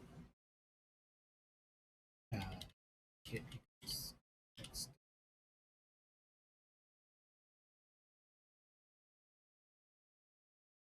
Not conform. Number of components is 3. Number of components, the number of rows in component. Um,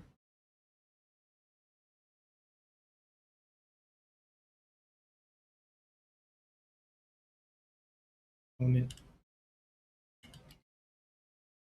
0. I guess how many hours will we support? 24? 10? Does it matter? I guess 24 helps it seem like it's hours. I say, okay, after coffee, then start streaming. Oh, cool.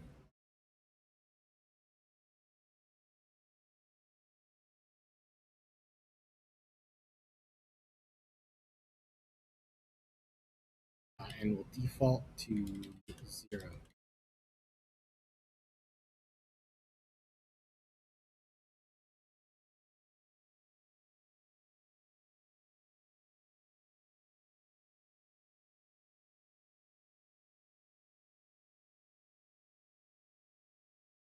Number of rows. And then somehow we need to specify like a cell or something, right?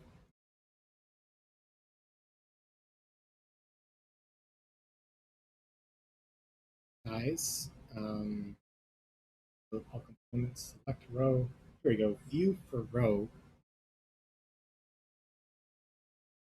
Oh, so is this a custom subclass then?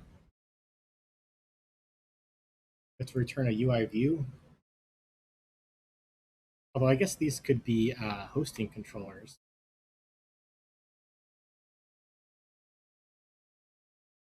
I think we need to override this.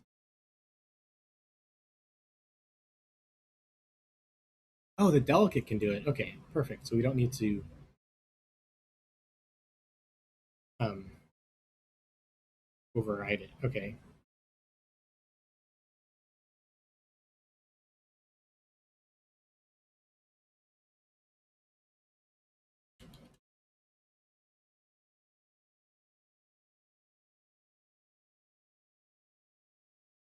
Failed. Not conform. Oh, we need make coordinator. Turn a coordinator.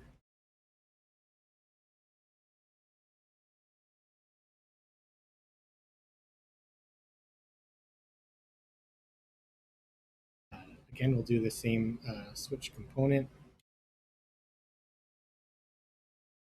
Default to returning, I guess, just a UI view.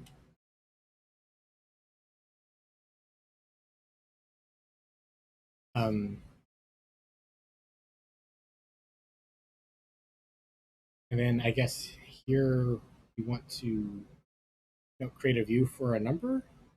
So maybe that could be a helper function, UI label. Oh, ooh, okay.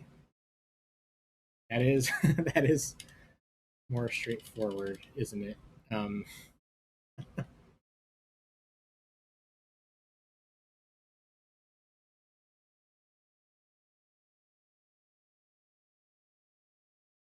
see, so you can say let view equals using as label or create a new view.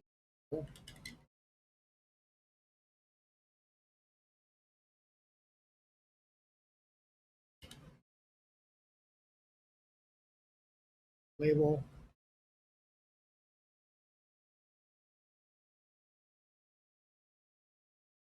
I guess default will do nothing. Here we'll set the contents of the label. At the end, we'll return it.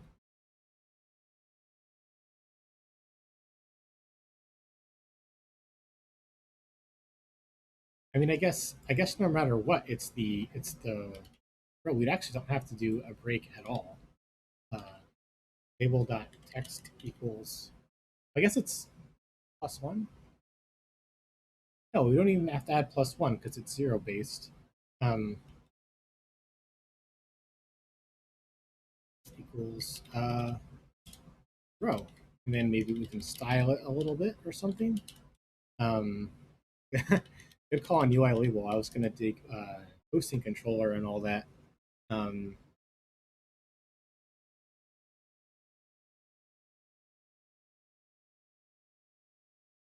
and somehow we need to coordinate the selection.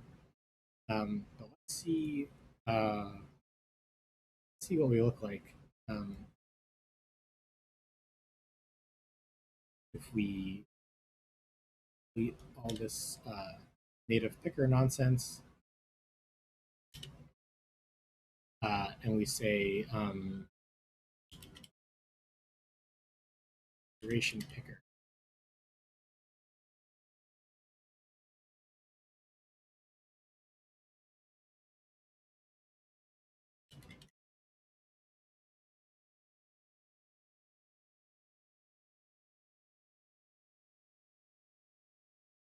Seated. Okay, so then let's refresh this.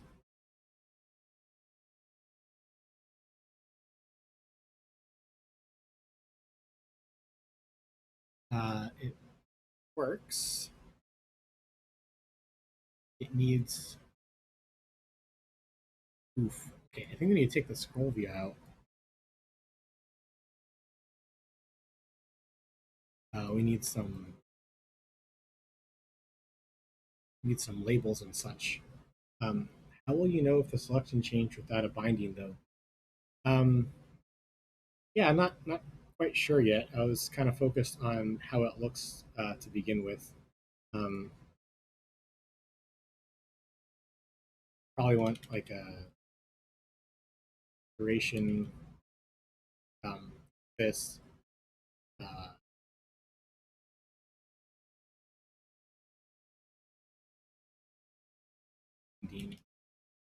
duration.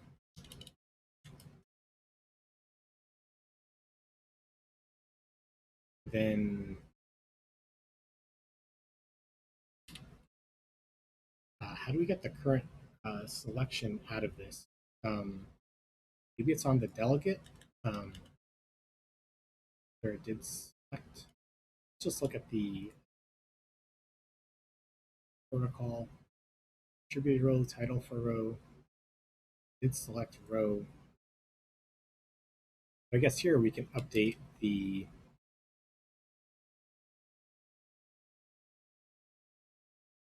binding.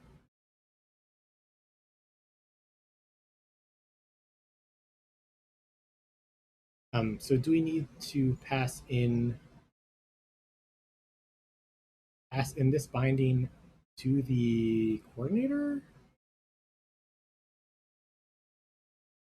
Can this object have an at binding?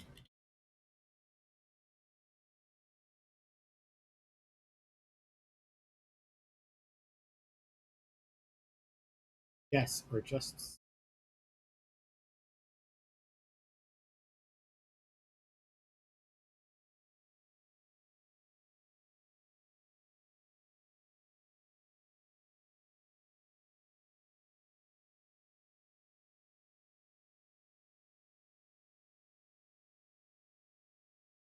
you can reference stuff in the coordinator. Oh, all right, I remember that trick.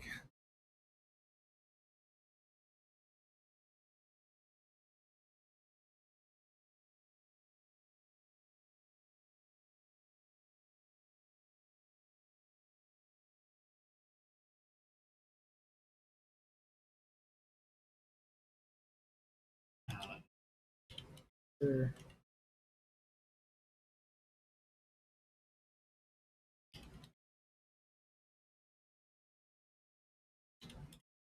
Picker equals picker.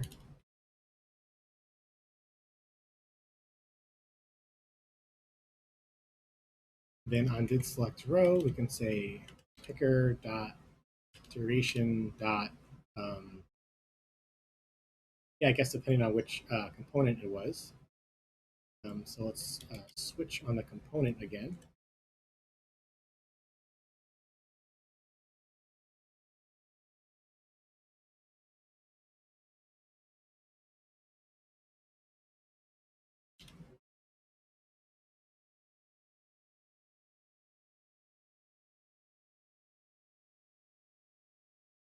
I guess we're yeah, ours is get only. Um, need to I guess decompose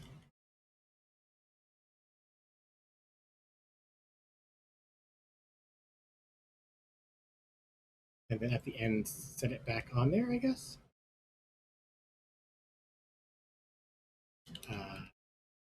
It says without the dollar. Yeah, yeah. This is gonna delete.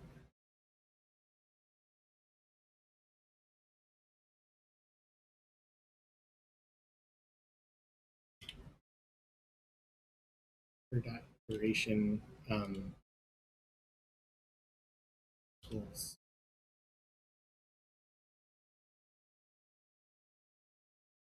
Do I not have a way to get a duration from a unit? I thought I did. Um, it's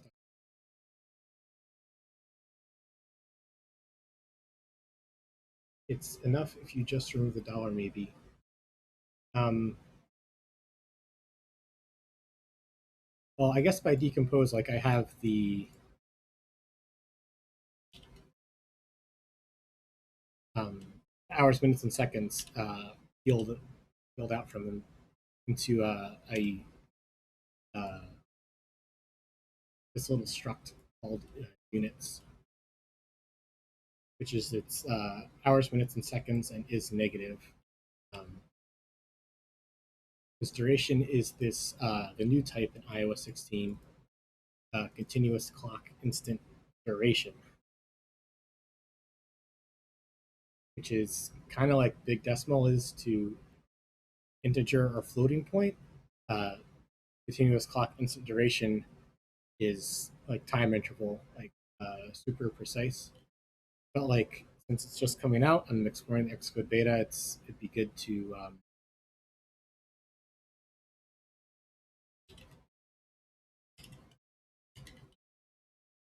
try it out.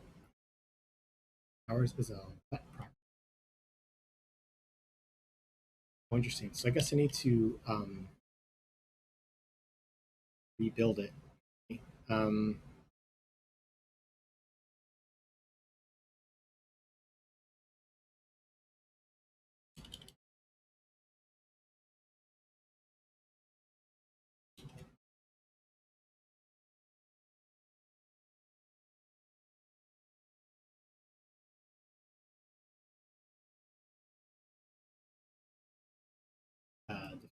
do nothing, I guess.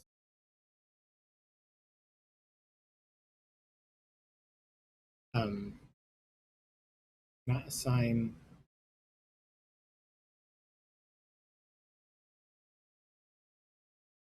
I meant to say dot minutes. Okay, so this is now no changes happening. Of course, they were mutated. So then if they component 0 is hours, here we take row. Component 1 is minutes, so here we take row seconds. And this will have to be wrapped more, I bet. Do that around. Enough if we just remove the dollar, maybe. Yeah, I'm not using the dollar at the moment. Failed. Argument label. Sure.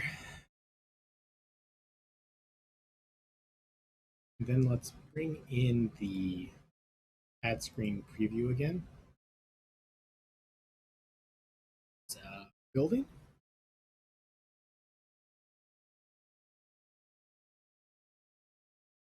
Like it taking its old time, needing 2 tries.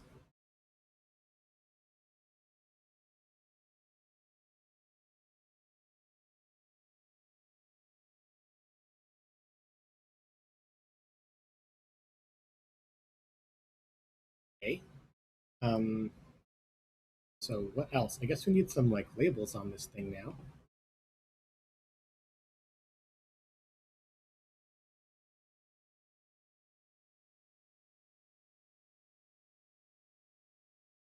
Let's see, I think it's title for.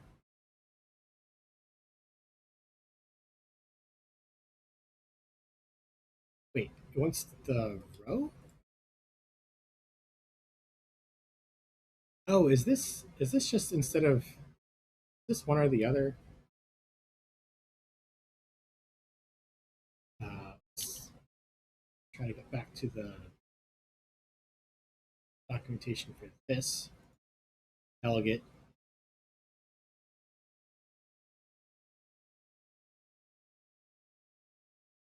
File title for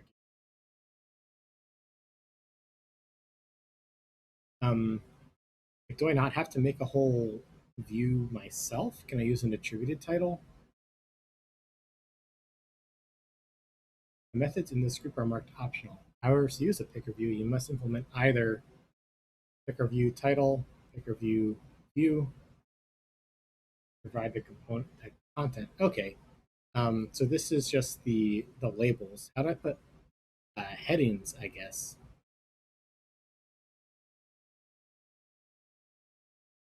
Let's see. Let's look at the Apple clock. Yeah, they have. I don't know if you can see this. They have like hours and stuff. So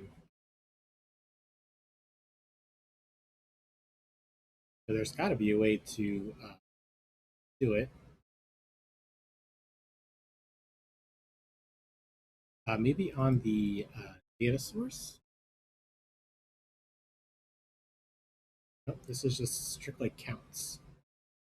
Okay, let's try returning something from the title and see if that shows up anywhere.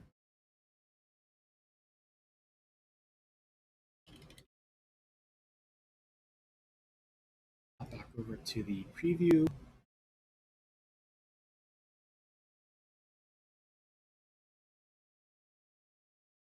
We comment out this one, the one where we're making a UI label.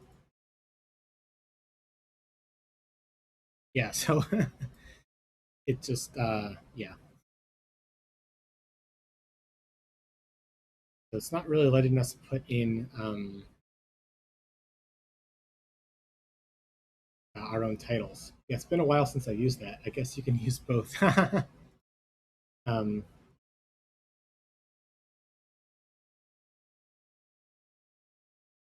Here it's really just a string of the row.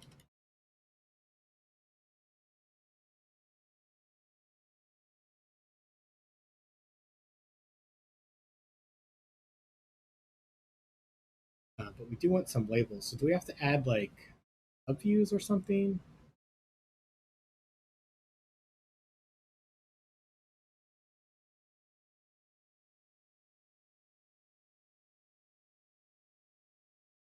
The order we make the view. Um,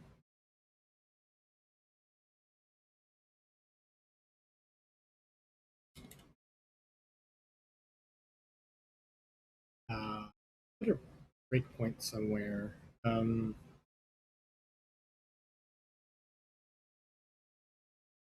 Doesn't look like it's built into it. Yeah, I'm thinking it's just like a subview that they just manually placed. um,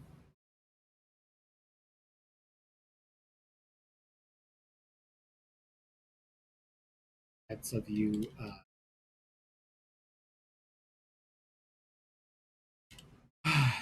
UI label. Am I gonna am I gonna use auto layout inside of a UI view representable? I mean, I guess it's is it always constant height? Or maybe you could go inside of update UI view. Oh my goodness. Before I get too carried away, I'm gonna try Googling Stack Overflowing UI picker view uh, titles, headings. I'm sure someone's done this before.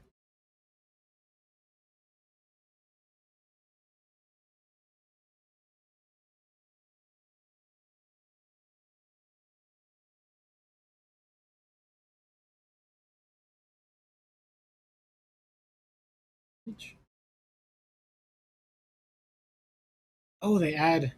Ooh, that's that is clever.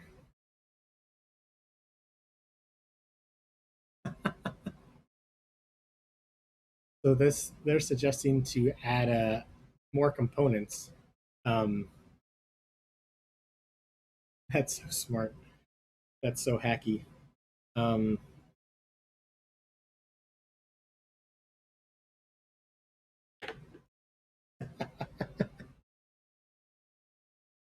oh man.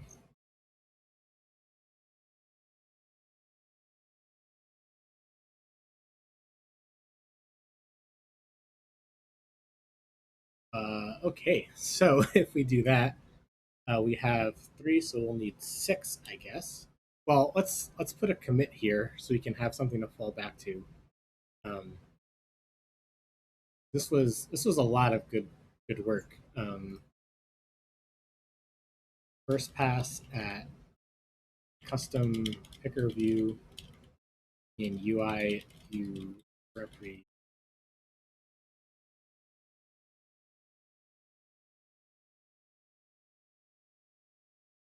Okay, so let's try setting this to six components. Um,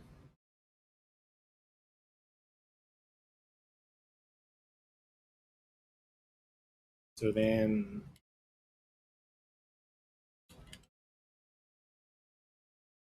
three, five. So I think the label should be second. Um,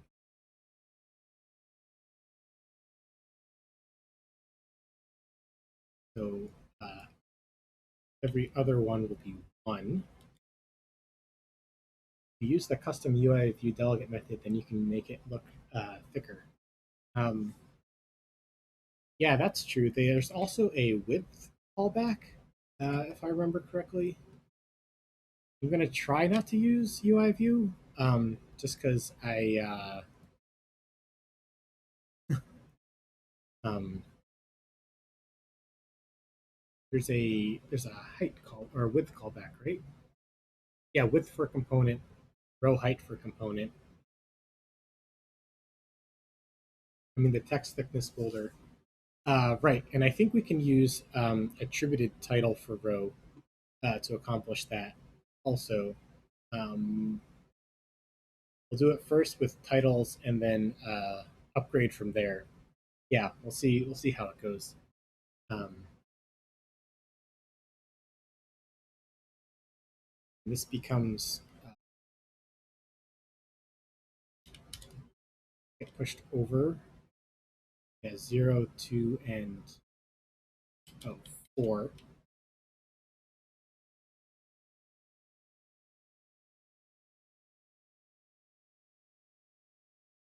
So here we can switch component again. Default will be nil.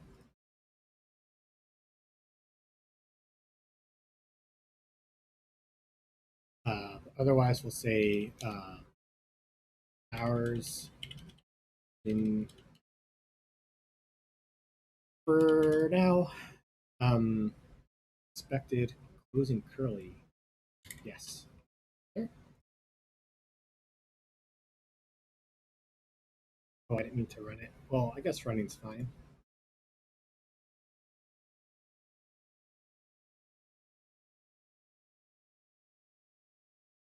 So yeah, I guess we need to do attributed string a little bit sooner, and definitely fuss with the widths layer. But I mean, other than that, they're coming through.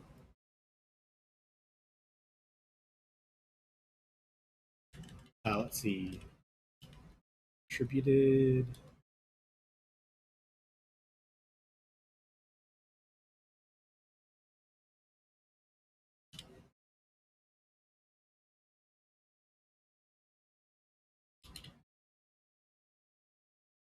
Oops, I meant to copy more of it in.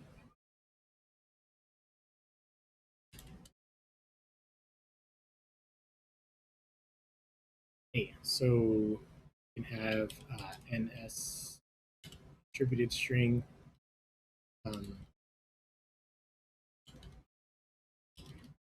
attributes.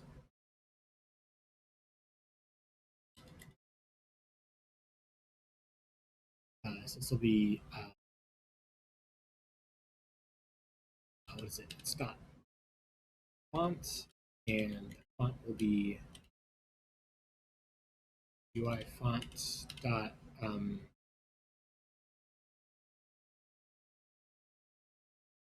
I just say label font.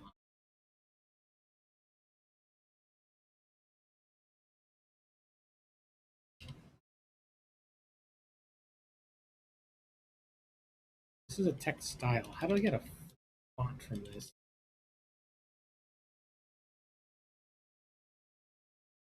UI font name size, character size. Oh man, UI kit. Um,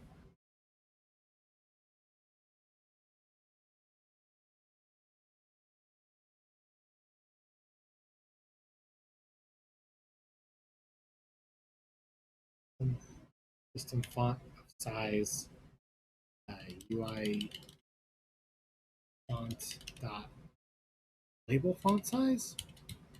Ooh.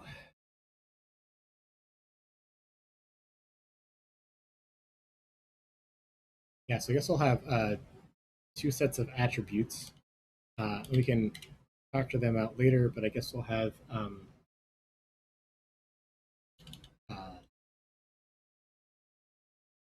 uh, label attributes. We'll also have, I guess, value attributes.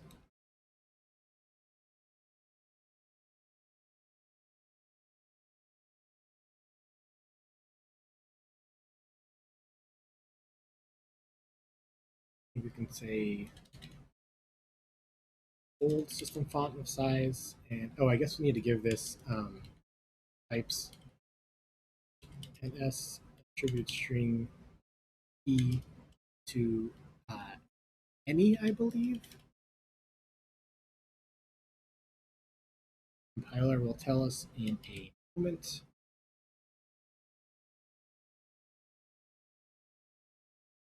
So this is a value attributes.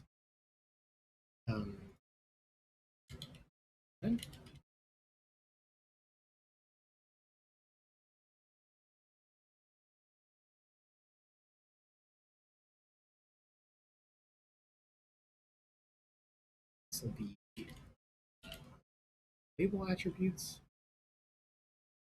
See argument string. Okay.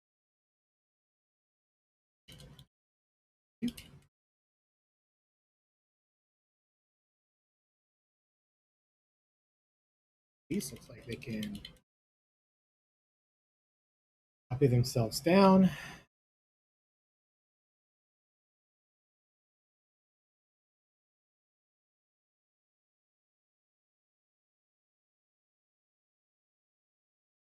And we can get our width.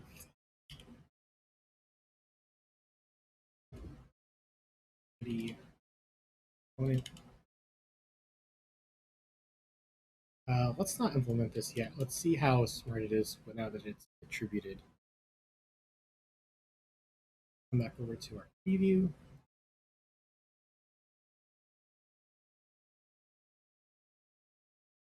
That's not bold. That's not bold at all.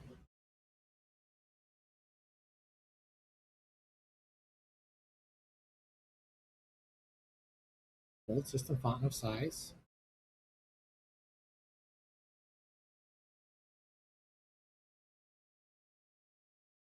Oh, I guess I have them backwards. But still, neither of those really looked particularly bold to me.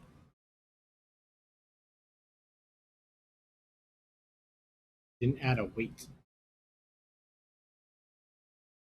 Right, but this should return a bold, bold font.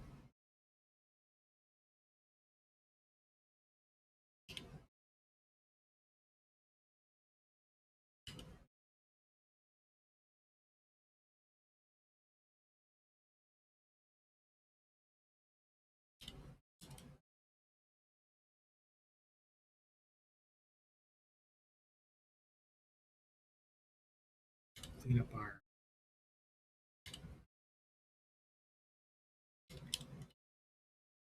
spacing here.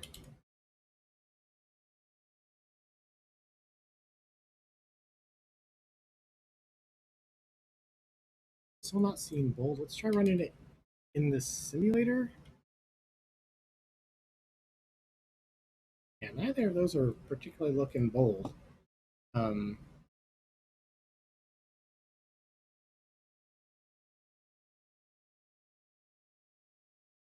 Oh. I bet it's because this is still implemented. The title. So let's try deleting that.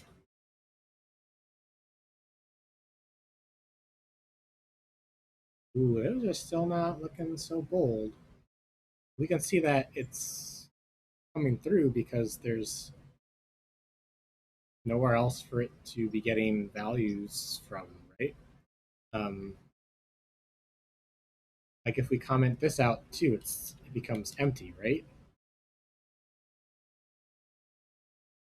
Use question marks. That's gorgeous. Okay, so we can tell that now that we the question marks, we uncomment our attributed title for row, run again. So we get values now instead of question marks. That means it's definitely calling this function. However, it is ignoring the font. Does that mean we are making our own labels? That means we're making our own labels. Well, let's try one more thing. Let's set a foreground color.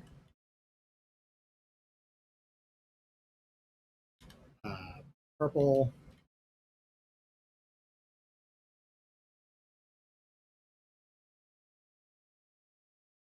And I don't know, red, just to like, is it looking at the attributes at all? It's looking at the attributes, but it's not looking particularly bold.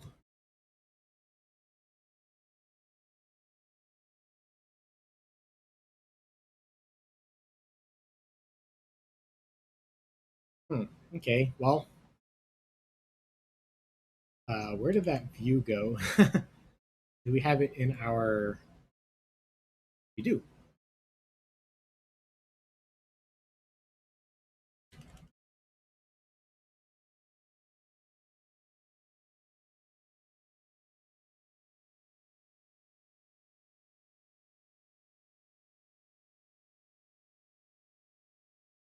So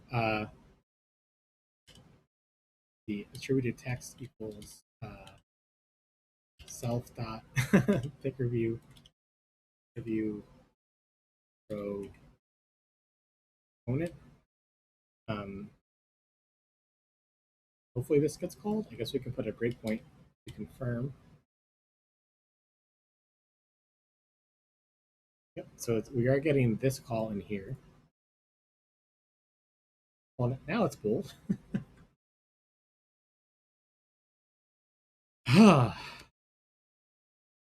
Wow. Um,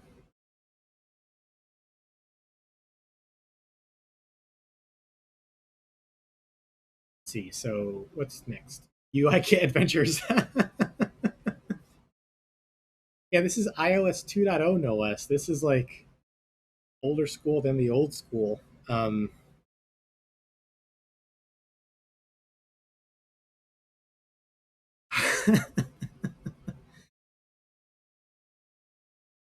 so let's see. I guess we want to like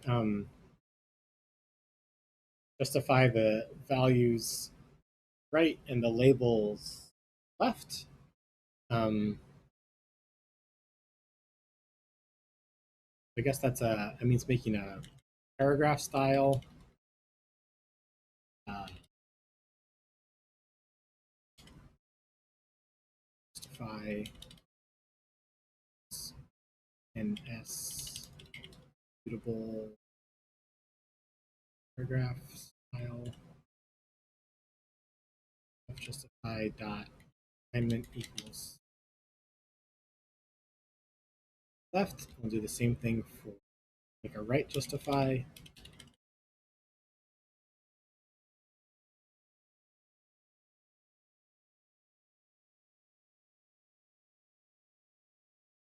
Add a paragraph style. For the label, we want left justified, and values we want right justified. And we have not yet fussed with the widths of these things yet. Oh, hey, that looks all right.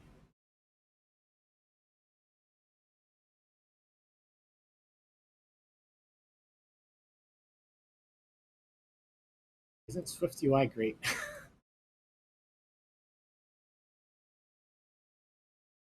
uh, okay, let's take off these colors.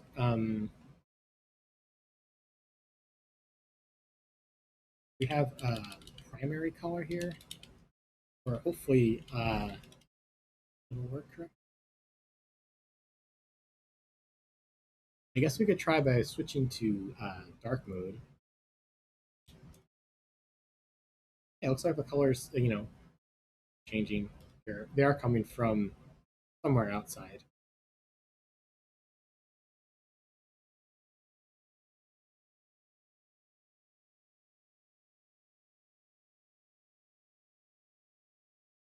Scroll view is kind of freaking me out, though.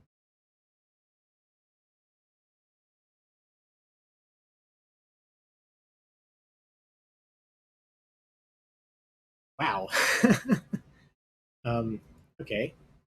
So I guess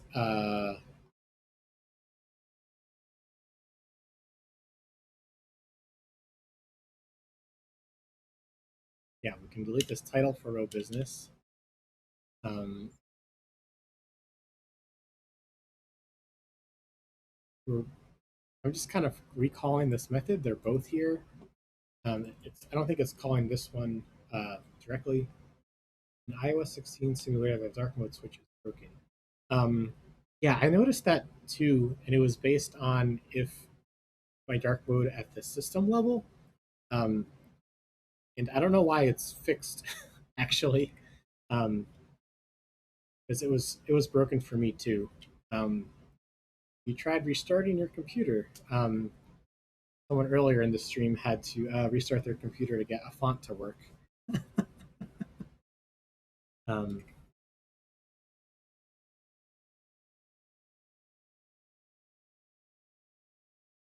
let's see, so we're over time by just a little bit, but I do want to try to use this duration real quick. Um, oh, and kind of clean this up to make it clear that um,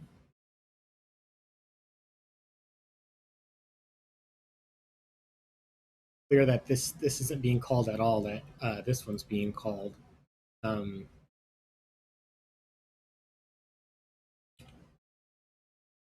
Distributed text for row.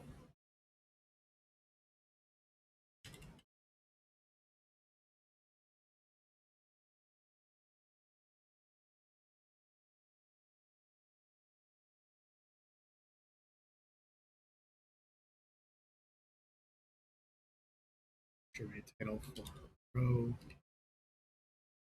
component.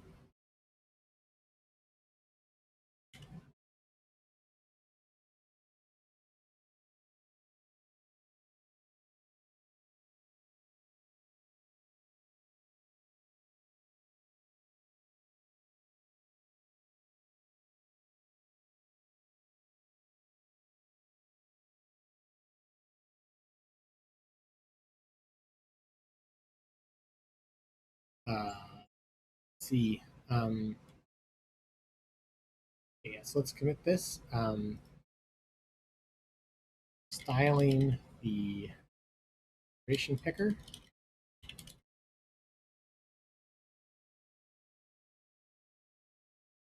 Then if we go to the timer add screen, um, now the update. Oh my god! Right. Um,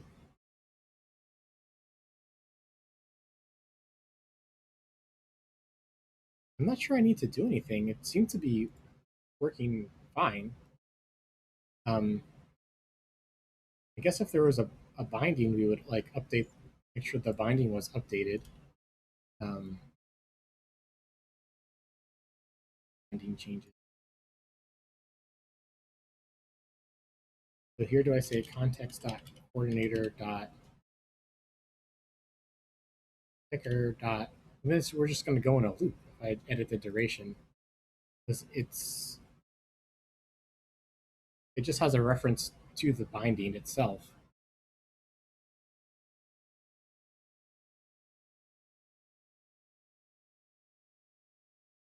Should select the corresponding rows. Um,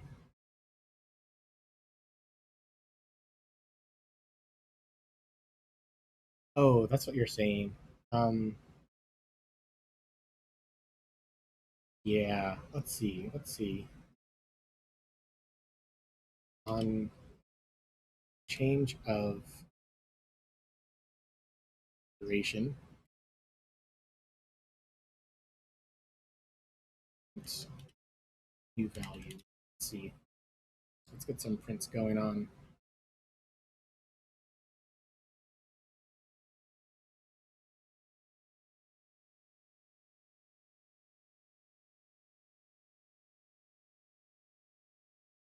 So it's coming through out to the view here.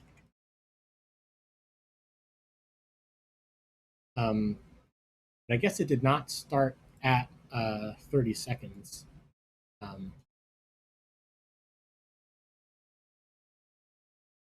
Maybe the other way around. If you set the duration programmatically, right? I'm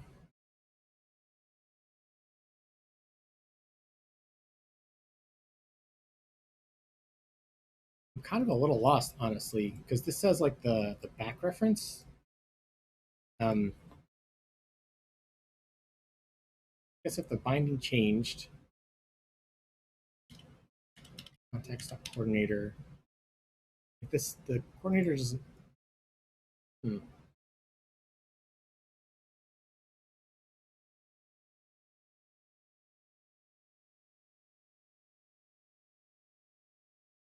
Yeah, because I guess that when this changes.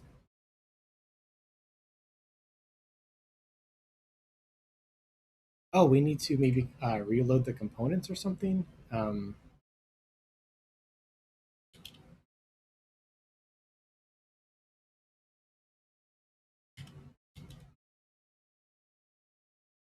It changes the methods it's called. Yeah, but with this circular reference, I'm having a tough time reasoning about it for some reason.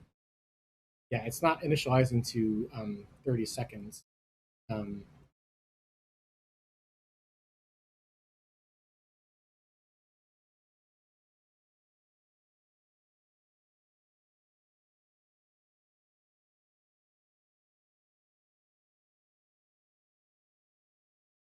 so it gets called once. Um,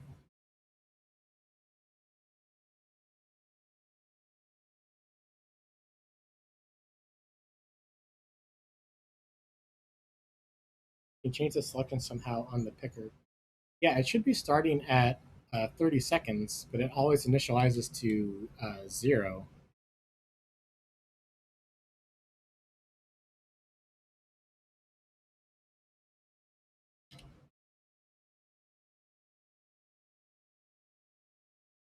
Oh, select row. Okay.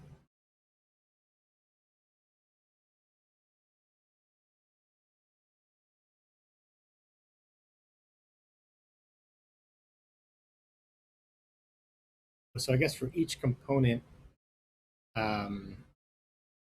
let's see. So duration dot units.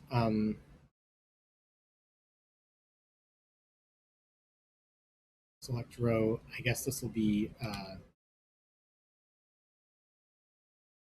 duration dot units dot hours in component 0.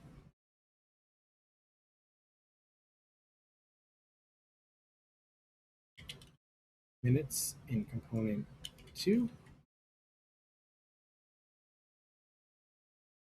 Seconds in component 4.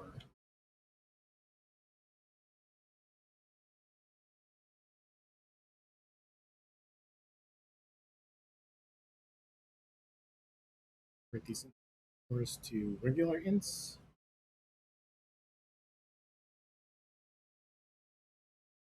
Let's try running it again. See, now it starts at 30 seconds.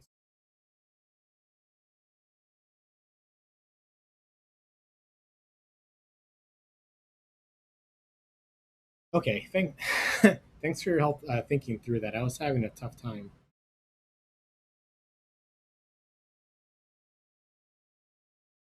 I'm going to call this picker view.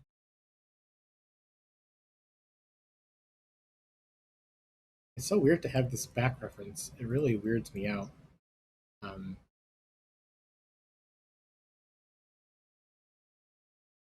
Because the other option is to have its own binding in there. Um, I mean, I get it, and I guess it works. So maybe I shouldn't freak out too much about it. I've seen other people use this pattern too. Um, but I guess the only reason we're passing this in here is to get access to the binding, right? Um,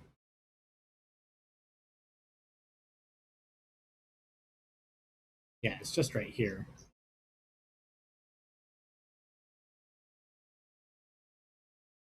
I feel like I want to like pass in the binding instead. um, oh, but then this would have to listen to changes to the binding itself, and that's super tricky. Okay, I guess I see that side of it. Um,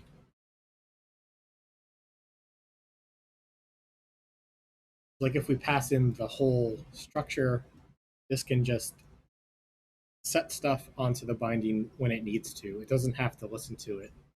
Listening to the binding gets triggered by update UI view. Um, yeah.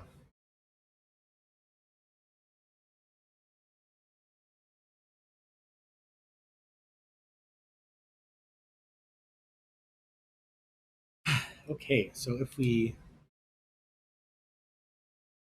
run the app, we get a new timer, timer one for 7 minutes 30 seconds, and we save the timer. I think both ways are viable. Yeah, but then I guess the coordinator has to have its own on change of on the binding. And I feel like update UI view is already that callback. And then you have to listen on update UI view and have your own listener inside the coordinator for changes to the binding. Um,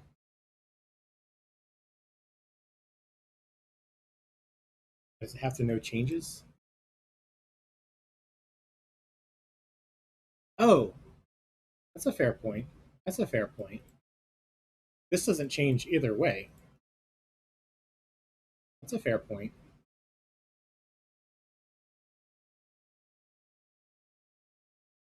Um,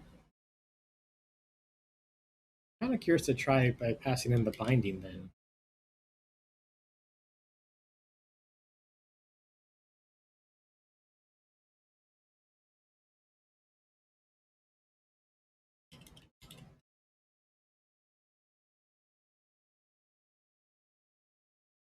Binding of type duration.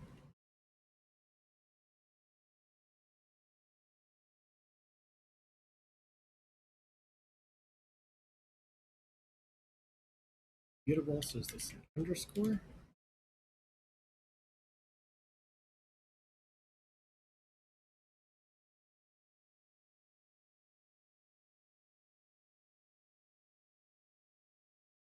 Failure. So instead of saying picker dot duration, we just say duration.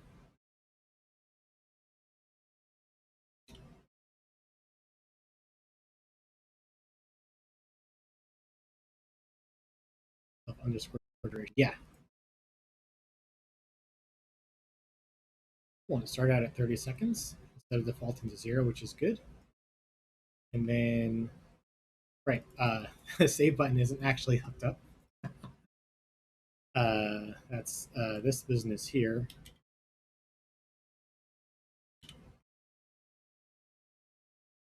Here's our button. Plop it in there for now.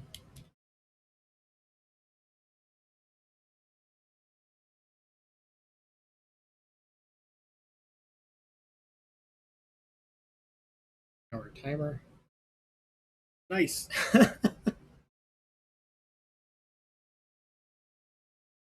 Nice, nice, nice. We can make a 10-minute.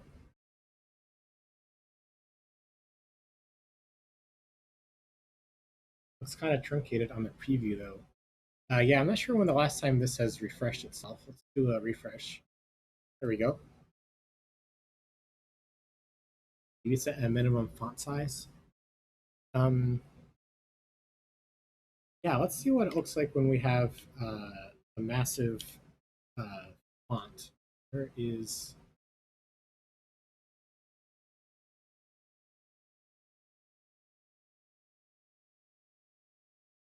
ability? Plain text size.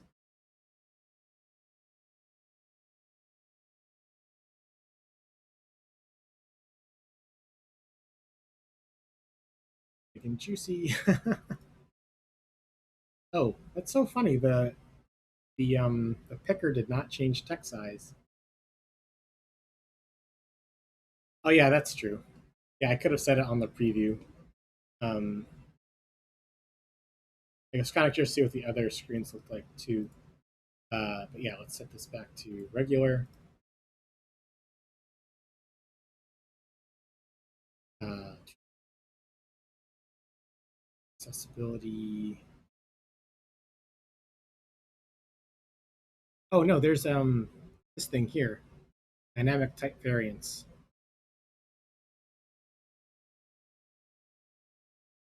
You can change the Xcode's record. Oh yeah, yeah. I was just I'm so used to typing it into the preview. Yeah, it looks like the this iOS 2.0 picker view does not respect accessibility sizes.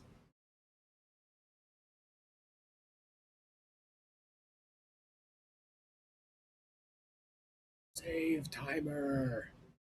Uh, oh, and I think I know why it doesn't care. Um, I guess for one, we're setting a constant. Um, this is a constant. I'm not sure this changes with from iOS 2.0. I'm not sure this changes with what's the word called with accessibility text size. Um, so is there like a way to get that UI font dot body text style my font dot style dot body? Okay, can I make a font from that? Font oh, descriptor. This is a pass these contents to the preferred font for text style method of UI font. Preferred font.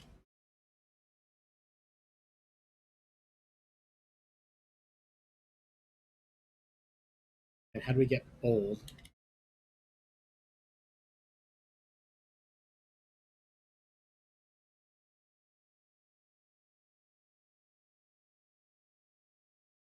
Say dot bold on here?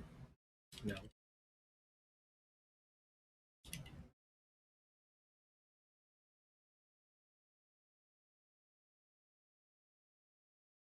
We just try title 2, right?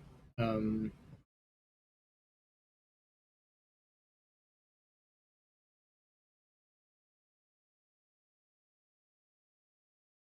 let's see, this could be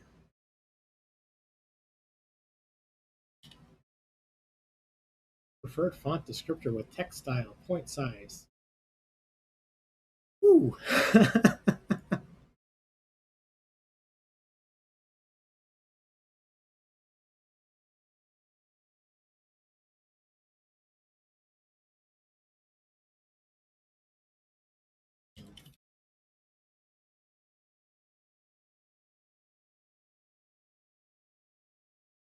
Oops, I hit run.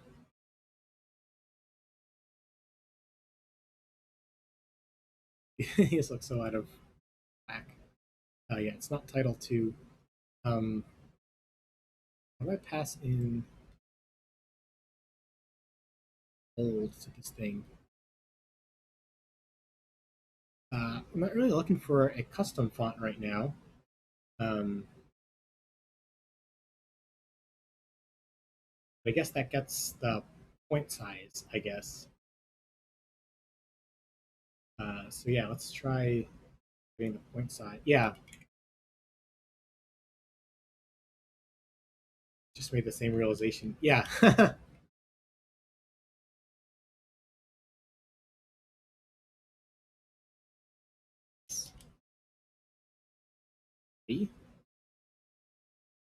And then we can card these two changes and use this point size. Will it redraw though? We're about to find out. Refresh the preview. We have a build failure. Has been renamed. Okay. Building now. Building now. So back over to the preview, reload it, bar. I don't think it's getting bigger.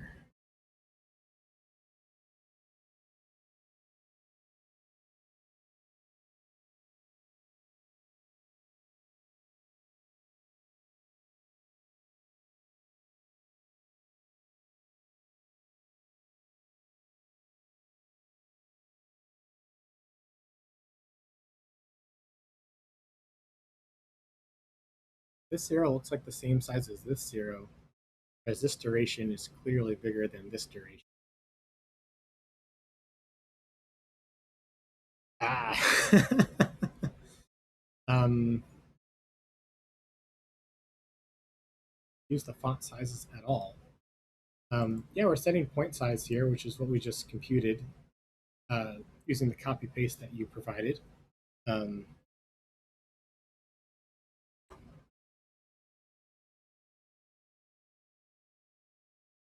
we're getting the body size. I mean, does it respect it? I mean, it should. If I put in like 3 here,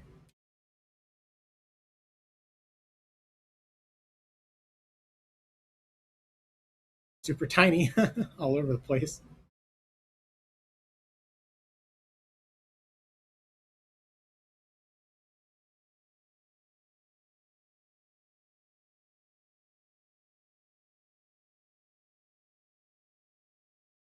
Just I wonder if this is not being, I guess, preferred font descriptor. Maybe this is not getting.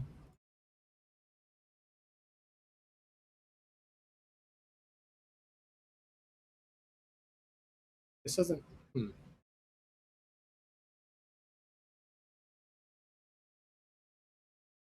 Let's see, where's preferred font? Does this talk about accessibility sizes?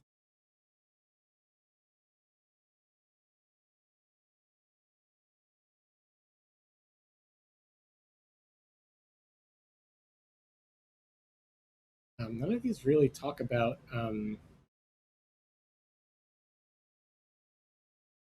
label adjust font for content size category. Oh, right, because we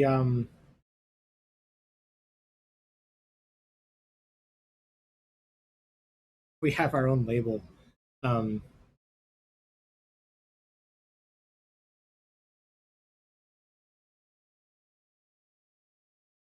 oh, equals true. Come back.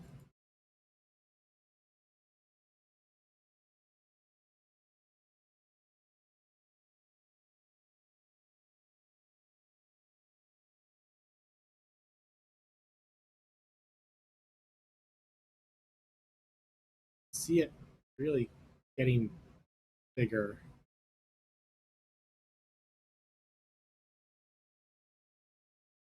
And size category, I think, is like iPad versus iOS. I'm not sure that that is. Well, let's take a look at the documentation for UI Kit Adventures 2.0. Yes, we are on iOS 2.0 with that's when Picker View was released. That's when UI Labels was released. Attributed string. This is old school meets new school for sure. As we do our um, UI Picker View out of a UI view representable. Um, and to get those accessibility sizes to work, let's see, what's the documentation here? It must be vended using preferred font. We're not doing that. We are doing it based on, I think it's like UI color. Like UI color can like hide stuff behind it. Um, let's request the font won't upgrade it automatically. Different. Yeah, I think that's what I was just realizing myself about like UI color. You can pass it a block to do one of two colors. You can say this is an exact color, and who knows what's happening under the hood. I think specifying a direct font like this is not the way. Um, let's try it with body font and bold font just to see if they change size.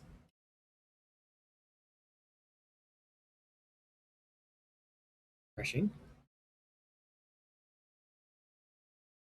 Hey, it's getting bigger.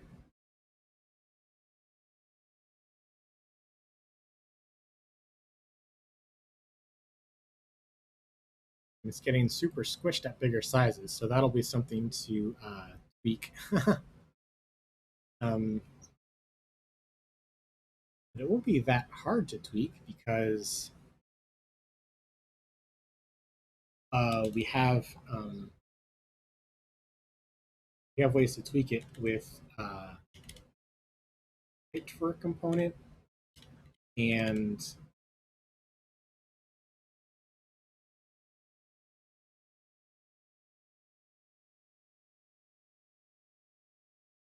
and width for component.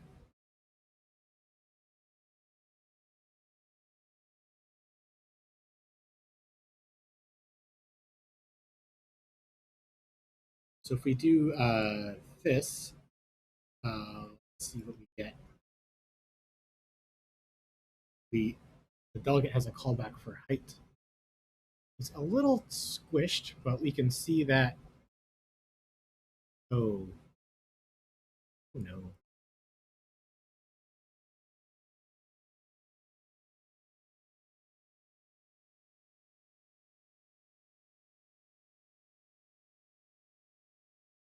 So is this not being called in the size changes?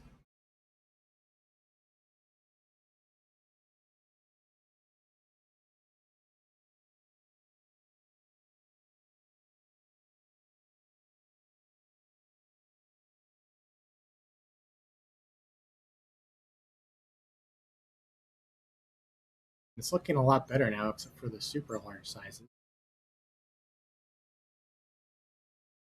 Oh, the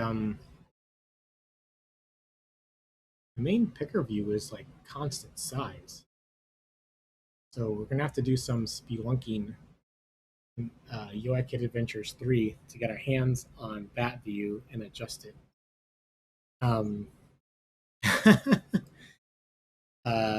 As much as I care about accessibility, I think that's something that I might have to wait for Apple on, or at least, come back to it later. Spending all our time fixing picker view. Um, Really, we just want Apple to fix stuff. Yeah. Yeah. uh,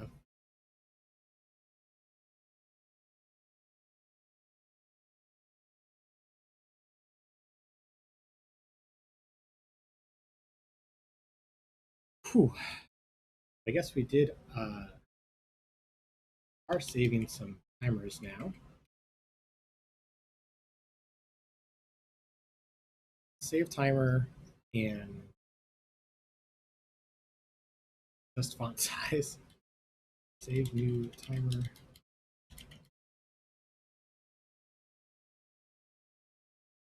Um, wow, we got a lot done today. Um,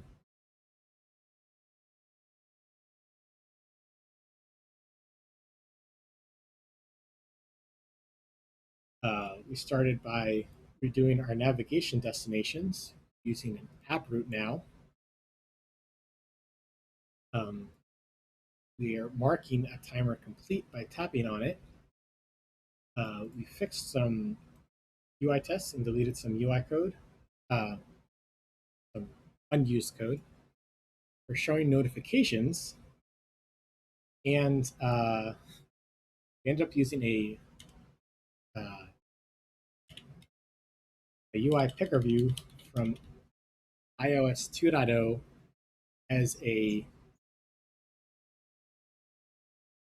whew, as a UI view representable. Um, yeah, thanks so much for the help in figuring out some of this stuff. It was really cool to figure out. We just you can get a label on the picker view by specifying just one component for that row, and then you can pass in a label as the view to to show whatever you want there. It was unfortunate that picker view seems to ignore attributed strings, but we got around that by we can just pass in any view we want. Um, so we reused the logic that we wrote for the attributed title. Oh, and this needs to be bold. That is not bold looking at. Wait, is that bold? It's not bold here.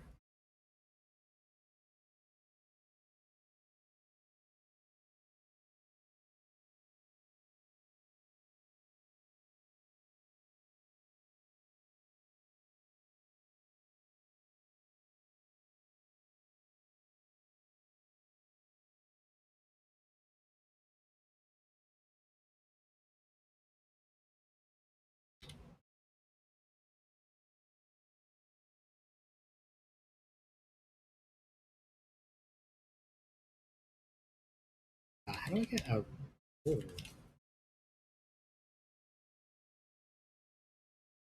scaled font for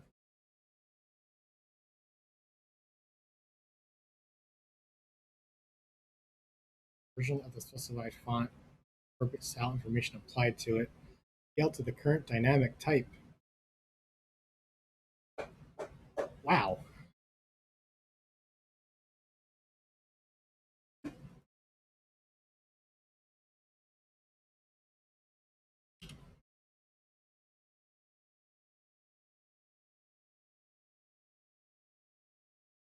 Wow, this font stuff is super funky. Um, I do need to get going though. I'm almost over by a whole hour.